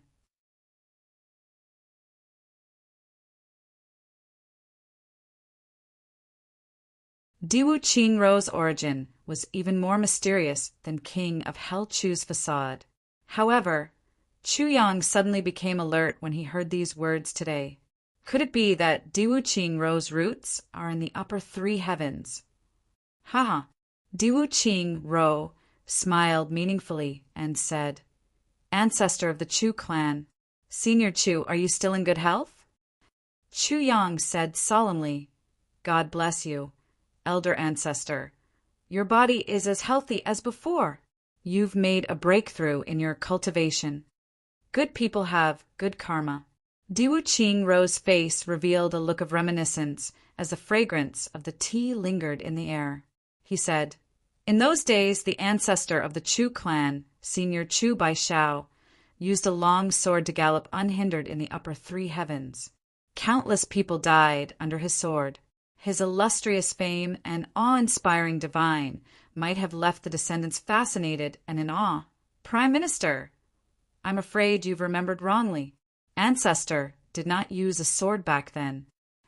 Chu Yang frowned, but his face was not worried. Prime Minister, you can't speak carelessly. Haha. Diwu Qingro's eyes flashed and said, Did I remember wrongly? Humph. Chu Yang snorted and said, Prime Minister, today I have a good temper. If it were anyone else in the Chu clan, I'm afraid no one would be able to joke with you like this. What a joke! Since Chu Yang planned to pretend to be the Chu clan's patriarch, how could he not ask the blue-clothed man about the Chu clan's affairs? Let's not talk about anything else. Just look at how the blue-clothed man patiently answered Chu Yang's questions that night. It was obvious that Diwu Qingro's probing would not work. Minister, Chu asked about the direction of every latrine in the Chu clan. This made the blue-clothed man almost collapse. However, Diwu Qingro's focus was not on this. Sigh, so much time has passed. I've forgotten many things, but there's one thing that I'm still brooding about. Diwu Qingro let out a melancholy sigh and said, I remember that I met Big Brother Fei Ling a few times back then. Big Brother Fei Ling's lifelong regret made me wring my hands and sigh. I was depressed all day long. I don't know if it has been resolved. There are so many people. Where can you find it? Chu Yang sighed sadly. Uncle Fei Ling's heart is probably difficult. As he spoke, Chu Yang revealed a relaxed posture that said, I want to hide it, but I can't. It showed that even the Chu clan of the upper 3 heavens had internal conflicts, but his heart was also cold. This guy also knows that the Chu clan lost a child? Diwu Qingro's expression softened a little. Duke Chu, you came to the lower 3 heavens for an important matter, right? Diwu Qingro asked. Important matter?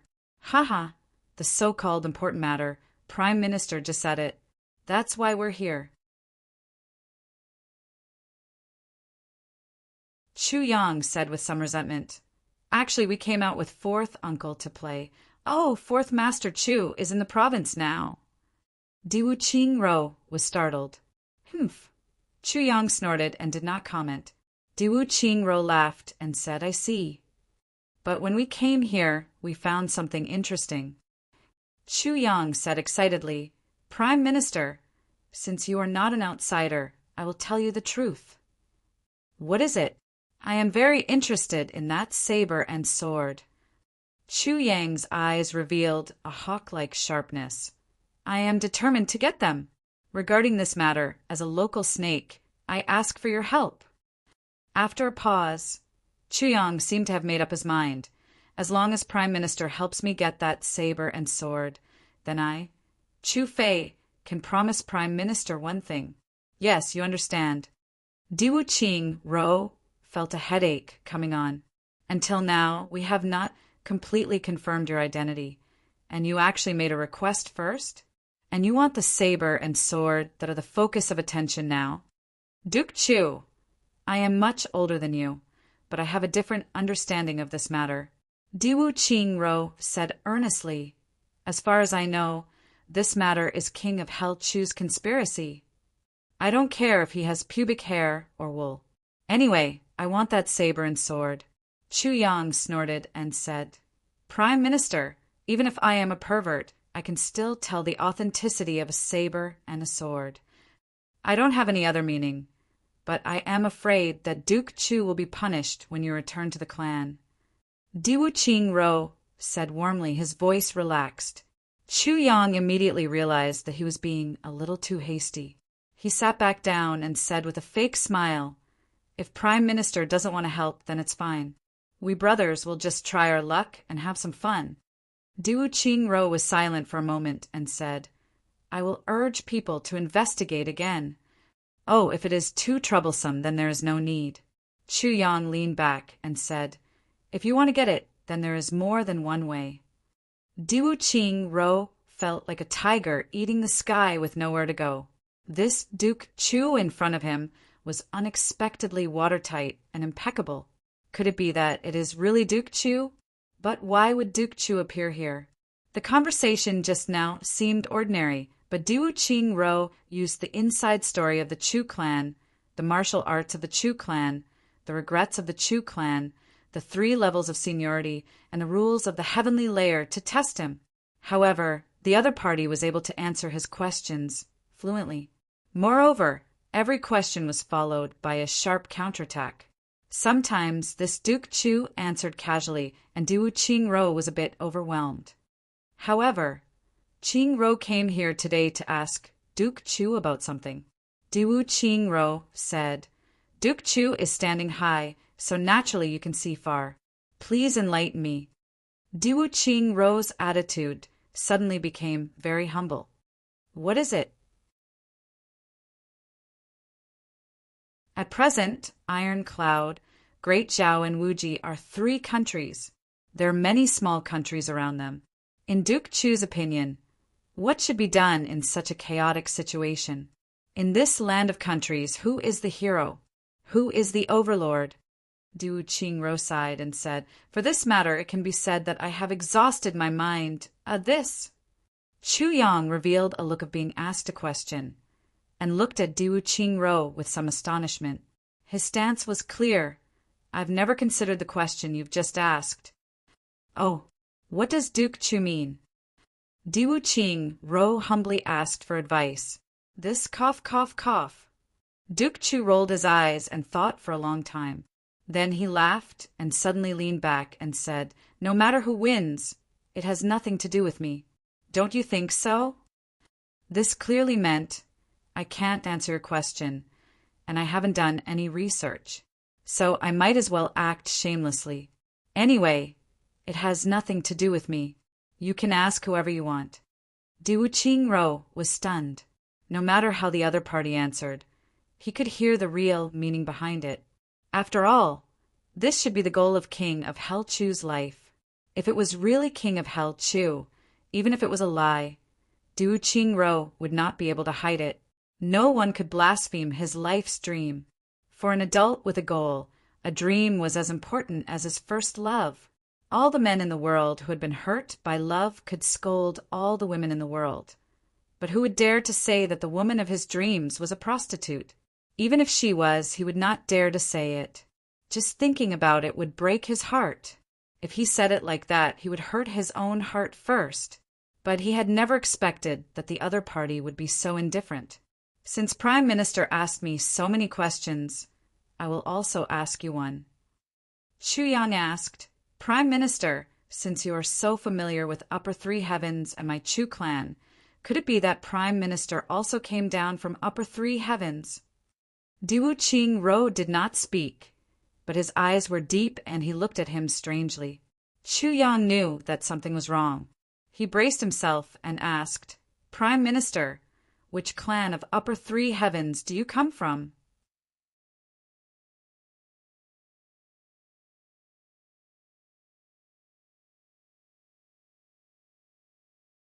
Chapter 260.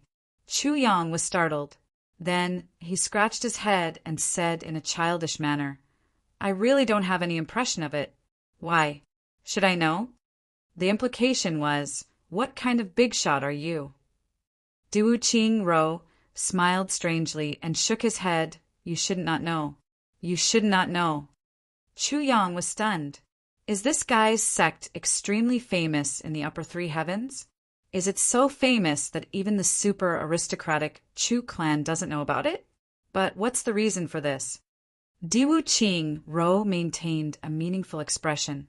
He slowly stood up and said, Yes, Duke, I am very pleased to see you today.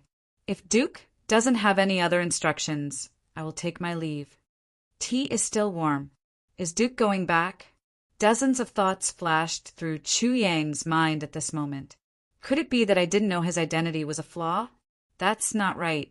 If not, then Diwu Qing Ro has no other choice but to retreat in order to advance?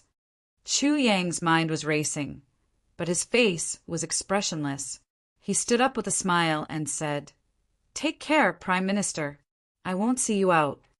He didn't seem to care whether Diwu Qing Ro left or not. Diwu Qing Ro chuckled and said, Many things are complicated. I won't disturb Duke Chu. He slowly stood up and looked at Chu Yang with a meaningful look. Duke Chu, I won't see you out when you go back. Here, I wish you a safe journey.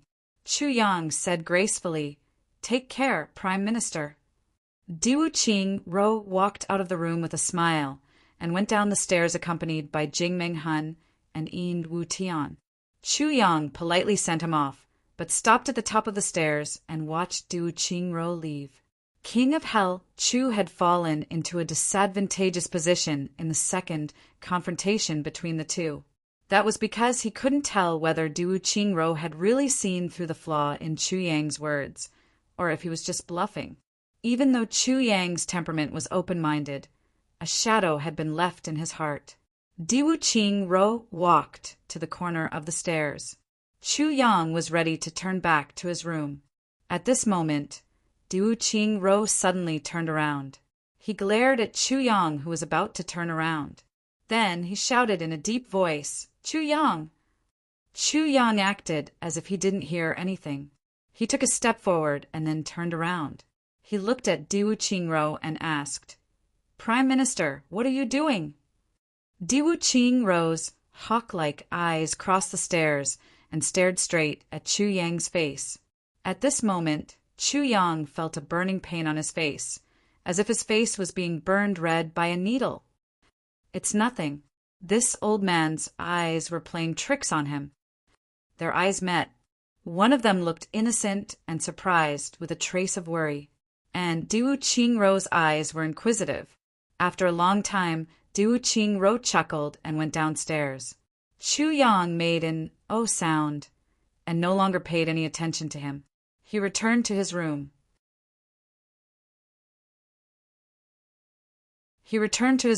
And sat down. After a long time, cold sweat suddenly appeared on his face, and his white robes were soaked in a flash. Diwu Qing Ro had come this time and left now. Chu Yang still couldn't feel the outcome of the battle. Chu Yang wasn't sure if he had concealed his identity, or if Diwu Qing Ro had seen through his identity. Ever since he was reborn, this was the first time something like this had ever happened. Moreover, Diwu Qing Ro had always held the initiative. Although Chu Yang had successfully turned the tables a few times, the overall initiative had always been in Diwu Qing Ro's hands. Chu Yang couldn't see through Diwu Qing Ro's thoughts at all. Diwu Qing Ro's shout before he left seemed to have some soul-stirring power. It made Chu Yang's mind go into a trance for a moment. If it weren't for the fact that his mind was far more stable than the average person, he would have naturally agreed at that moment. That was close. Gu Duxing looked at Chu Yang and said. Chu Yang nodded lightly. The two of them looked at each other and saw the fear in each other's eyes. Diwu Qing Ro's aura was indeed not something an average person could withstand. Diwu Qing Ro stepped down the stairs, his brows deeply furrowed. Even with his wisdom, he couldn't be sure whether this Chu Fei Gong was king of Hell Chu or not. He had been taken down on the spot with a show of strength. The other party's arrogance and unreasonableness only belonged to the younger generation of an aristocratic family. Then the initiative was shifted. Diwu Qing Ro's series of questions seemed to have taken the initiative, but in reality, he didn't get anything out of it. From Bao Ho's shout, Diwu Qing Ro knew that he had lost, because if he was sure, he wouldn't have shouted. If it was Chu Fei, there was no need to shout. If it was Chu Yang, there was even less need to shout. However, he shouted out loud. This was his last resort today. Diwu Qing Ro let out a long sigh. This young man, whether he was Chu Fei or Chu Yang, was an extremely terrifying person. There was no need to doubt this point. As he thought, he walked towards the rooms of the three heavens officials. When he was halfway there, he suddenly felt something. He turned his head and saw a man in green floating in from outside. He stepped on the stairs, but he was free and easy as if he was riding the clouds. Diwu Qing Ro turned his head. The other party immediately felt it and turned his head as well. Their eyes met and the space seemed to freeze. A powerful pressure was emitted from the body of the man in green. Jing Meng Hun and Yin Wu Tian were startled. They hurriedly mobilized their auras to resist, but found that they couldn't summon their energy. It was as if their lives were being controlled by someone else. They couldn't help but feel their souls leave their bodies. The next moment, Diwu Qing Ro withdrew his gaze and turned around. The man in green on the stairs had also quietly disappeared. It was as if he had only seen a blur and nothing had happened. A master! Jing Meng Hun and Yin Wu Tian glanced at each other. Their backs were dripping with cold sweat. The same thought popped up in their minds. Could it be that this black-clothed man is the guardian of those two youngsters? Chu Clan. Before noon, Diwu Qing Ro left heaven reaching tower. After coming out of Chu Yang's room, he went to look for three people, Ao Xieyin, Mo Tianyin, and Dong Wulei. The reaction of the three people made Diwu Qing Ro's heart heavy. He didn't even speak on the way. He just frowned and thought about something. Jing Meng Hun and Yin Wu Tian were somewhat surprised. Although the attitude of these three brothers was ambiguous, the main purpose of today's visit was to see whether or not Chu Yang was king of Hell Chu. In their eyes, this Chu Fei Gong was absolutely not king of Hell Chu. This was already a done deal. No matter how one looked at it, his performance was impeccable. If he wasn't Chu Clan's younger brother, how could he know so much about the Chu Clan? Even though Jing Meng Hun had been severely scolded by Chu Yang, he didn't doubt Chu Yang's identity. Prime Minister, what do you think? Jing Meng Hun carefully asked. They were already on the road and weren't far from the Prime Minister's residence. There were very few people on the road. What do you think? Diwu Qing Ro glanced at him. This Chu Fei Gong shouldn't be king of Hell Chu. Jing Meng Hun said with certainty. Yin Wu Tian nodded calmly to express his agreement. It's between the two. Diwu Qing Ro slowly shook his head. I can't say for sure, but I still think that he may be king of Hell Chu's incarnation. Jing Meng Hun and Yin Wu Tian felt a little dizzy. The matter was already so clear. Why was Diwu Qing Ro still holding on to it? If king of Hell Chu was really the duke of a super clan of the upper three heavens, then what was the point of playing around? What was the point of playing around? What if he angered the Chu clan by holding on to it like this? What should he do? Let's wait and see. It won't be too late for me to break the Bankai when King of Hell, Chu, makes his move. Diwu Qing Ro obviously had the same concerns.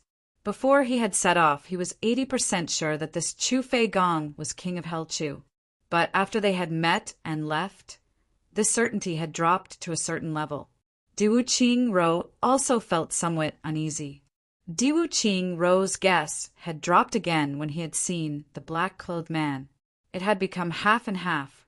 The remaining half was what Diwu Qing Ro had said before he left. Did he have to know Diwu Qing Ro's identity after coming down from the upper three heavens? Even Diwu Qing Ro himself felt that this statement was untenable. However, not knowing Chu Yang's identity was always somewhat suspicious. The remaining 40% was purely Diwu Qing Ro's intuition. Although this Chu Fei Gong did not show any hostility towards him, deep in Diwu Qing Ro's heart, he had a stubborn intuition. This is King of Hell Chu. This feeling did not make any sense, but he was certain. From tonight onwards, we will use our influence on the people we can't catch. Diwu Qing Ro said slowly, King Level Master Yin will be in charge of this matter. King Level Master Jing, you have to carefully observe tonight's movements. Diwu Qing Ro's eyes had a deep sense of exhaustion. Tonight, it is fine if the saber and the sword do not appear. But once they appear, I am afraid it will be a terrible, bloody storm. Jing Meng Hun cautiously agreed. Time passed quickly. In the blink of an eye, it was night again. As night fell, the three heavenly dukes in the prefecture capital all opened their eyes, wide and focused. On the roof of heaven-reaching tower, there were several people whose sleeves were fluttering in the wind. They stared at the flickering lights in the dark night and did not move. In the city, almost all of the buildings with high vantage points had people guarding them. Moreover, these places were basically occupied by king-level masters. But tonight it was very quiet. Even the fights between Jiang, who people had, decreased a lot. Ask the Heavens sword did not appear, nor did Underworld saber. Of course, Sunlight saber and Moonlight sword were also nowhere to be seen. Another day passed. On the afternoon of the second day, someone suddenly discovered the location of Ask the Heavens sword. After a short period of time, the person holding Ask the Heavens sword successfully broke out of the encirclement and disappeared. All the king-level masters had made a wasted trip. On the night of the second day, someone discovered Ask the Heavens sword being chased.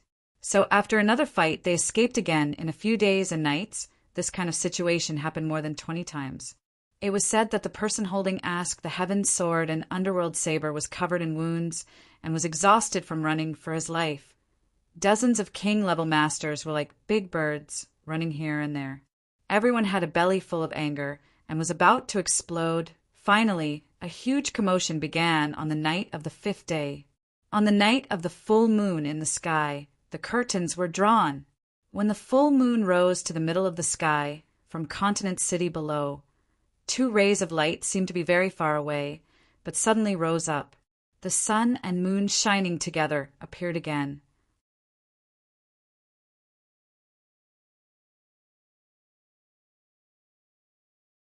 Chapter 261. The full moon rose into the sky above everyone's head, emitting a bright and clear radiance that shrouded the blue dome of heaven and spilled over the earth. The experts, who had been exhausted for several days, were also somewhat tired. Everyone was guessing, could it be that those two fellows were hiding in a mouse hole? Why couldn't they find them even after such a great search? But at this time, a dumbstruck guy suddenly pointed to the sky and shouted himself hoarse. All the absent-minded experts looked up and suddenly stood up with a bang. Above their heads, there were two full moons. One was the sun. As for the other two, although they were not as radiant as the real sun and moon, they were still real existences. Sun and moon shining together. Sunlight saber, moonlight sword. They appeared. Everyone flew up to the sky at the same time. More than 40 crowns glittered in the sky, dazzling the eyes. Near and far, king-level experts were rushing over one after another, and one after another. They propped up their own energy shields. 2 directions, one in the east and the other in the west. Then, the halo of sunlight saber began to move. Awoo! With a loud roar, the experts soared up and rushed toward that direction. The halo of moonlight sword flickered and immediately disappeared. It seemed that the owner of Moonlight Sword had discovered the abnormality and decisively returned the sword to its sheath. But Sunlight Saber was still flashing. For some unknown reason, the halo of Sunlight Saber was still there even after the disappearance of Moonlight Sword. But now, no one was thinking about this problem. Existence is leading us to seize it. The light beam on the ground was running in a panic. High up in the sky, the king-level experts who were chasing closely behind had fanatical brilliance in their eyes. Now that Sunlight Saber had appeared, there was no need to think about hiding it.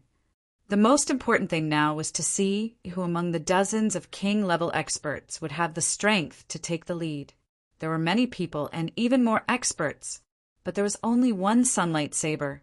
Many people were calculating their own allies and enemies, as well as the most powerful person to seize it. Suddenly, with a shio sound, 2 white silhouettes appeared from below, like shooting stars chasing after the moon. Everyone, this saber, Chu Mao, won it. A clear and bright voice roared, as if announcing the ownership of the saber. Chu Mao? Fuck, who do you think you are? You actually won it. All the king-level experts were furious. Everyone's faces were covered anyway, so no one knew who they were. Why would they care about the upper 3 heavens or the lower 3 heavens under such circumstances? However, the 2 white shadows were very close to Sunlight Saber. All the masters sped up and rushed over as if their lives depended on it. Jing Menghun sighed helplessly in the distant sky. As expected, it was just as the Prime Minister had guessed. The direction in which the circle of light was moving was the Imperial Palace, and it was already very close to the palace. The Great Zhao Imperial Palace was the symbol of Great Zhao's imperial power. This was also the most stubborn force against Diwu Qingro, and they were all gathered here. Although the royalists had been suppressed by Diwu Qingro all these years, they could not be eradicated. The imperial city had become their last bastion. In Great Zhao's imperial city, experts were as numerous as clouds. The security here far exceeded that of the Iron Cloud Imperial Palace. However, this so-called experts as numerous as the clouds was only a relative term. When dealing with ordinary people of the Jianghu, it could be said that experts were as common as clouds. However, when compared to the dozens of king-level experts from the upper 3 heavens, it was not as common as clouds. It was like a herd of pigs and sheep. The Great Zhao Imperial Palace reacted quickly. The first thing they did was to rain down arrows like a waterfall. Then dozens of people jumped out and shouted, "Who are you? How dare you trespass into the Imperial Palace? Kill without mercy." Then more people rushed out from the top of the Imperial Palace's walls. The blade was as fast as lightning, and actually carried the radiance of the full moon as it whistled through the air. Laughing maniacally, it collided with the arrows that filled the sky. Pung, pung, pang, pung, pung. A few of the Imperial guards were sent flying into the air like rubber balls, following which the figure riding the full moon blade let out a rumbling sound, followed by a cry of "A wood dog ant!" Dog ant! His excited cries entered the Imperial Palace without any fear. A white shadow followed closely behind. It also rushed in like lightning. The people in the distance looked at him warmly. It was the young master of the Chu clan from the upper 3 heavens, Chu Fei. However, Chu Yang was so happy that he almost fell from the sky when he heard GMO call out to his dog ant. He still did not understand what GMO meant by dog ant. The Imperial Palace was immediately alarmed. Stop! Stop! The commander of the imperial palace's guards shouted, "Stop them! Kill without mercy!" He had already seen many people rushing over from the distance. Jing Menghan sighed and closed his eyes. He thought, "It would have been better if you didn't say this. Once you say kill without mercy, the imperial palace will really turn into ruins." Sure enough, the people in the imperial palace did not hesitate at all under the command of the imperial palace's guards. They rushed to the top of the imperial palace's magnificent walls. Then, with a rumbling sound, the outer walls of the imperial palace collapsed. These people were all king-level experts of the upper three heavens. The situation was urgent.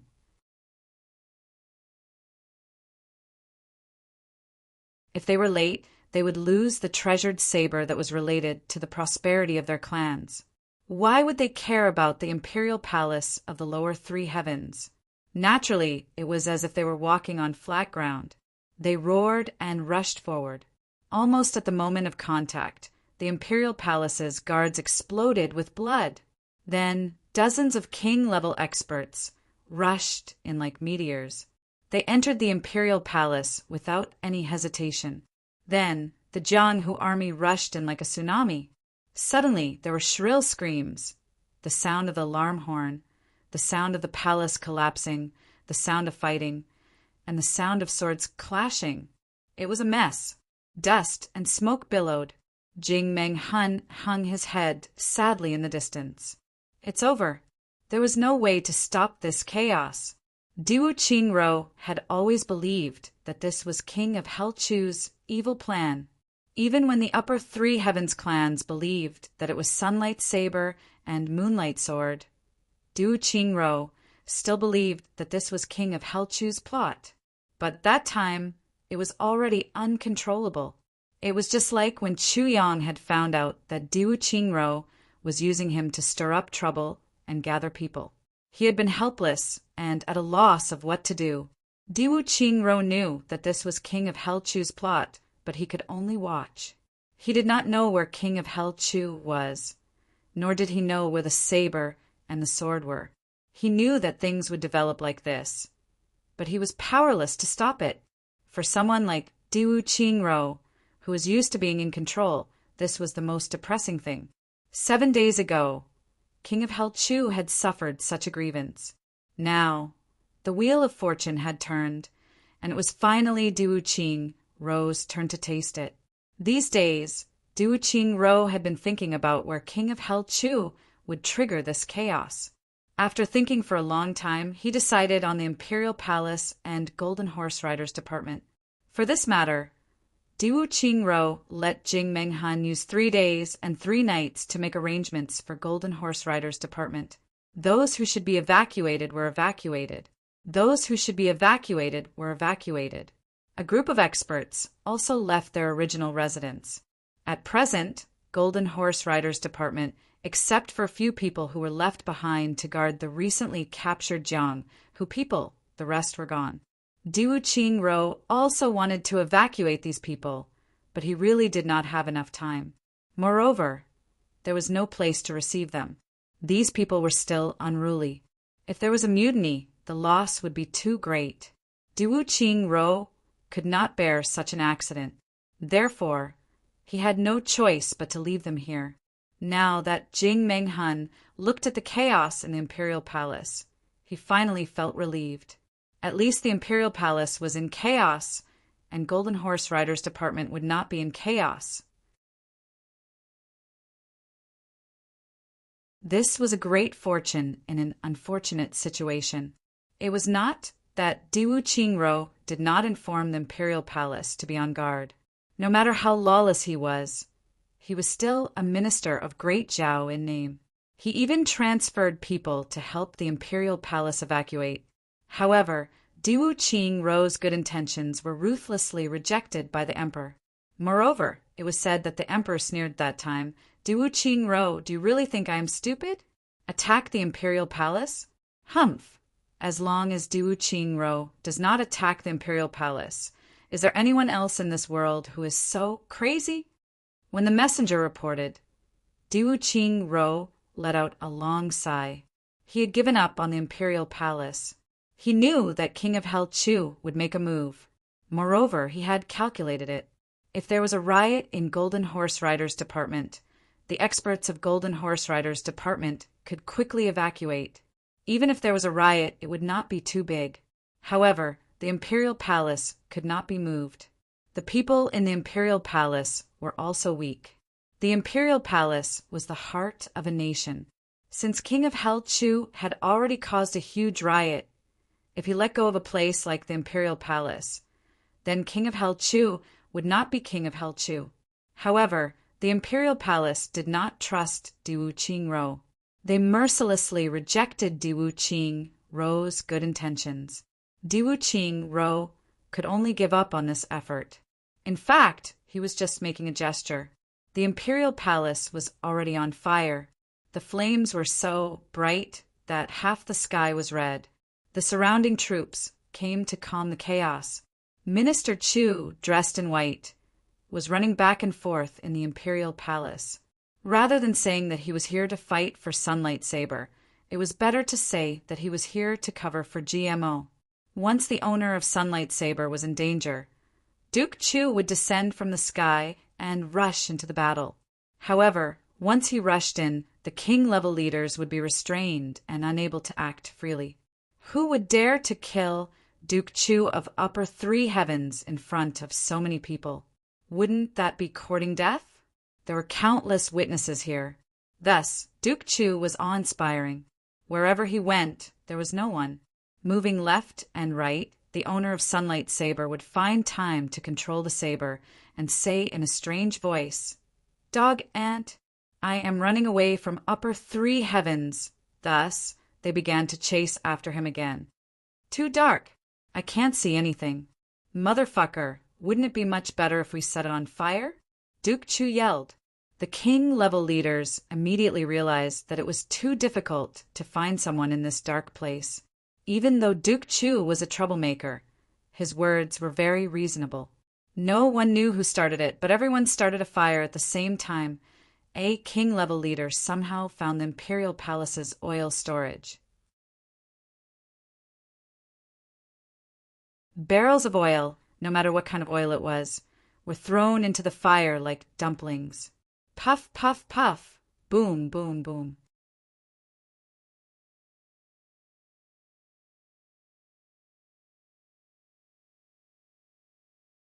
Chapter 262. The fire in the palace was so bright that it was as bright as day, but the thick smoke, to put it bluntly, could be seen for hundreds of miles. In the city, it was as if a nation had been destroyed. Young Master Jiju was dragged out of bed by a king-level master. He rushed to the palace with sleepy eyes. The king-level expert had opened the way. So, everything went smoothly. It wasn't easy for them to enter the battle circle. So, they were about to unwillingly start the fight.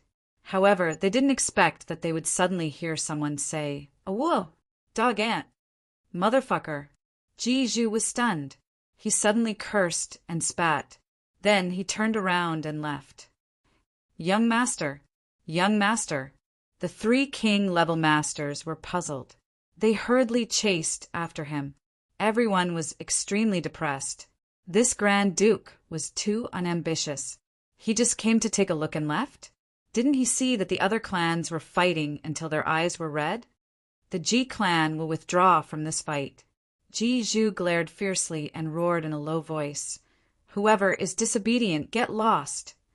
After he finished speaking, he turned around and rushed back. On the way, he cursed, "Motherfucker! Motherfucker! Motherfucker! Motherfucker! Motherfucker! Motherfucker! Motherfucker!" Just as he left the palace, he bumped into Luo Kawu. "Where are you going?" "I'm going back to sleep." "Why do you care?" Jiju rolled his eyes. Luo Kawu was puzzled. Going back to sleep? Going back to sleep at this time? Get out of the way. A good dog doesn't block the way. Young Master Jiju was in a bad mood. He felt that he had been tricked. "Who are you scolding?" Luo Kawu glared and was about to fly into a rage. However, he was surrounded by the king-level masters of the clan. He only had time to say, Jiju, you motherfucker, remember this. This time I will remember you. This idiot. Jiju spat in disdain. His saliva was spat out. Behind him, young Master Luo Kawu and the others had already rushed into the thick smoke and fire with a loud rumble. The main hall of the palace collapsed. No one knew who did it, but the main hall of the palace collapsed. GMO was finally unable to do anything. In fact, he was already exhausted. Under the pursuit of a group of sovereigns, it was not easy for him to persist until now. Unfortunately, the person he was waiting for hadn't arrived yet. He could only persevere. GMO jumped out of the fire and was overjoyed when he saw it. Wahaha, he's here. He saw that Mo Tianyin was leading the experts of his clan to search this place from a short distance away. He was very handsome. Over there, Ao Xiayin arrived with the king-level experts of the Ao clan. There were also several sovereigns from other clans rushing over like shooting stars. It was truly an opportunity bestowed by the heavens today. Spare me. Spare my life. I don't want this saber anymore. GMO suddenly screamed and jumped out. Mo Tianyin, Ao Xiayin, Dongwu Lei, Xiedan Qiong, and the others looked towards them as soon as they came out. Their eyes revealed a fiery radiance. Here you go. Not waiting for anyone to answer, GMO had already thrown out his hand blade. Then he turned around and fled. But who cared about him now? Everyone's eyes were attracted to the saber that was flying through the air. The sunlight saber emitted a dazzling light under the illumination of the fire. Everyone's eyes were burning as they flew along with the saber. It was not clear whether it was intentional or not, but sunlight saber flew towards Mo Tianyin. Impudent. Mine. Charge. Motherfucker. Snatch it for me. This sentence was shouted by Li Xiong-tu, the young master who had just arrived. His voice was so excited that it changed pitch. Kill. Mo Tianyin was overjoyed. Ao Xiayin was shocked. Xiedan Qiong's eyes flashed. Dong Wu Lei held the saber hilt. Luo Kawu shouted and rushed forward. A king-level expert of the Mo clan jumped out in joy and reached out to grab the saber flying towards him. Mo Tianyin was already prepared. As soon as the saber was in his hand, he would immediately turn around and leave. He would not train anymore and return to Ping 3 Heavens. Mo Tianyin had never thought that he would be able to get both the saber and the sword at this moment. But as long as he had Sunlight Saber, it meant that he had half the secret of becoming a martial saint. As for the other half, it could be a scheme, an exchange, or an alliance. He had plenty of methods. Stop! Stop him! Loud shouts were heard. Countless hidden weapons flew towards the Mo clan people at the same time. The hidden weapons were exploding. 3 king-level experts rushed out at the same time. A powerful energy storm was formed in an instant. The reaction of the 3 king-level experts could be said to be extremely fast and accurate at this critical moment. The sword and saber flashed at the same time and knocked the projectile to the side. The other person didn't care about his life anymore. He used his chi to protect his body and rushed towards the projectile and sunlight saber. Mo Tianyin's face showed a proud smile. They were the closest. At this moment, even if an immortal came, he would not be able to stop the Mo clan people from getting the saber first. It was at this moment that something inconceivable happened. The saber, which was flying at high speed in the air, suddenly stopped. It stopped in the air. Then it suddenly flew back. Motherfucker, there are threads on the saber. Mo Tianyin cursed in a very rare fashion. His handsome face turned ferocious as he cursed loudly. This bastard! This bastard! This kind of treasure was about to be in his hands, but he missed it? Young Master Mo was about to collapse. At this moment, a silver coin flashed.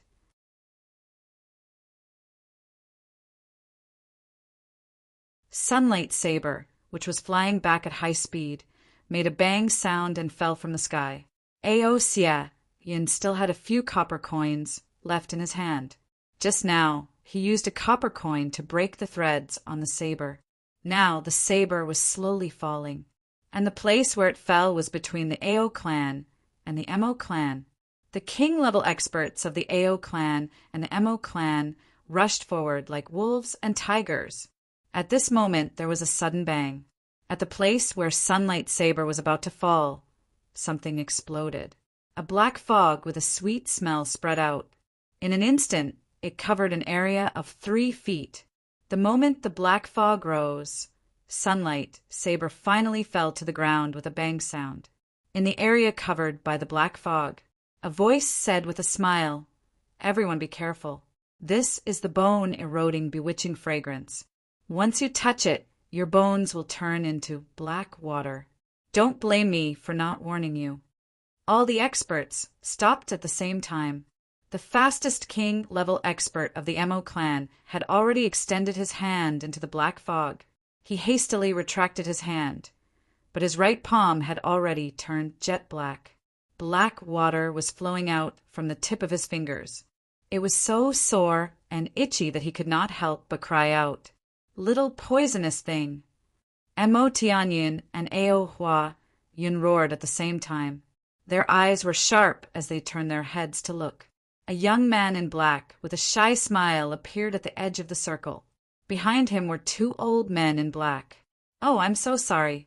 I already told you, but you still put your hand in." The young man in black said regretfully, This hand is about to turn into black water. What should I do? This is the hand of a king-level master." This young man looked weak and shy, but when he did things he was extremely ruthless. Moreover, he didn't show any mercy at all. "Take out the antidote." Mo Tianyin shouted angrily. The right hand of the king-level master of the Mo clan had already turned black and swollen. The black water was also flowing out faster and faster from his fingertips. Even with the power of a king-level master, he had no resistance against this poison, and now the saber was surrounded by this poison. "Oh, I also want to take out the antidote, but I am greedy and want the saber." The black-robed youngster looked at Mo Tianyin in grief. "My strength is too weak. Brother Mo, please lend me a hand, okay?" Mo Tianyin almost fainted from anger. However, his eyes revealed an extremely conflicted expression. As long as he got Sunlight Saber, it would be time for the Mo clan to soar. But the injured king-level master in front of him was an important expert of the Mo clan. If he did not save him, wouldn't he be disappointed? Brother Mo. Could it be that this broken saber is more important than the life of a king-level master of your clan? The young man in black blinked and said. The muscles on Mo Tianyin's face twitched. His expression changed a dozen times in an instant. In the dark, Chu Yang's attention was focused on the black-robed youth. Looking at this guy's carefree and ruthless appearance, Chu Yang had already come to a conclusion in his heart. It seems that this guy is the future one of the 12 influential figures of the 3 heavens, Poison Spirit. He looked at the saber on the ground. At this moment, the black fog was gradually thinning. It was still the closest to the Mo clan. He would be able to grab it with a single leap. Mo Tianyin's eyes flashed with a struggling expression. Suddenly he yelled with anger, "Uncle Cheng Gui, I have let you down today. For the sake of the Mo clan, I order you to take Sunlight Saber." The injured king-level master was the Mo clan's king-level master, Mo Cheng Gui. According to seniority, he was Mo Tianyin's uncle. Ao Xianyin's eyes showed a vigilant expression. Mo Tianyin's ruthlessness was on full display at this moment. For the sake of the Mo clan, for the sake of the Mo clan, for the sake of the Mo clan, for the sake of the Mo clan. Mo Chengui's eyes flashed with sadness. He knew that the other party used poison to threaten him to get the Mo clan's help. Since Mo Tianyin had already rejected the other party's offer, it meant that his life was already gone. You're tuning in to the Thunder Spear YouTube channel. Don't forget to subscribe and join us on this journey to catch the most captivating stories.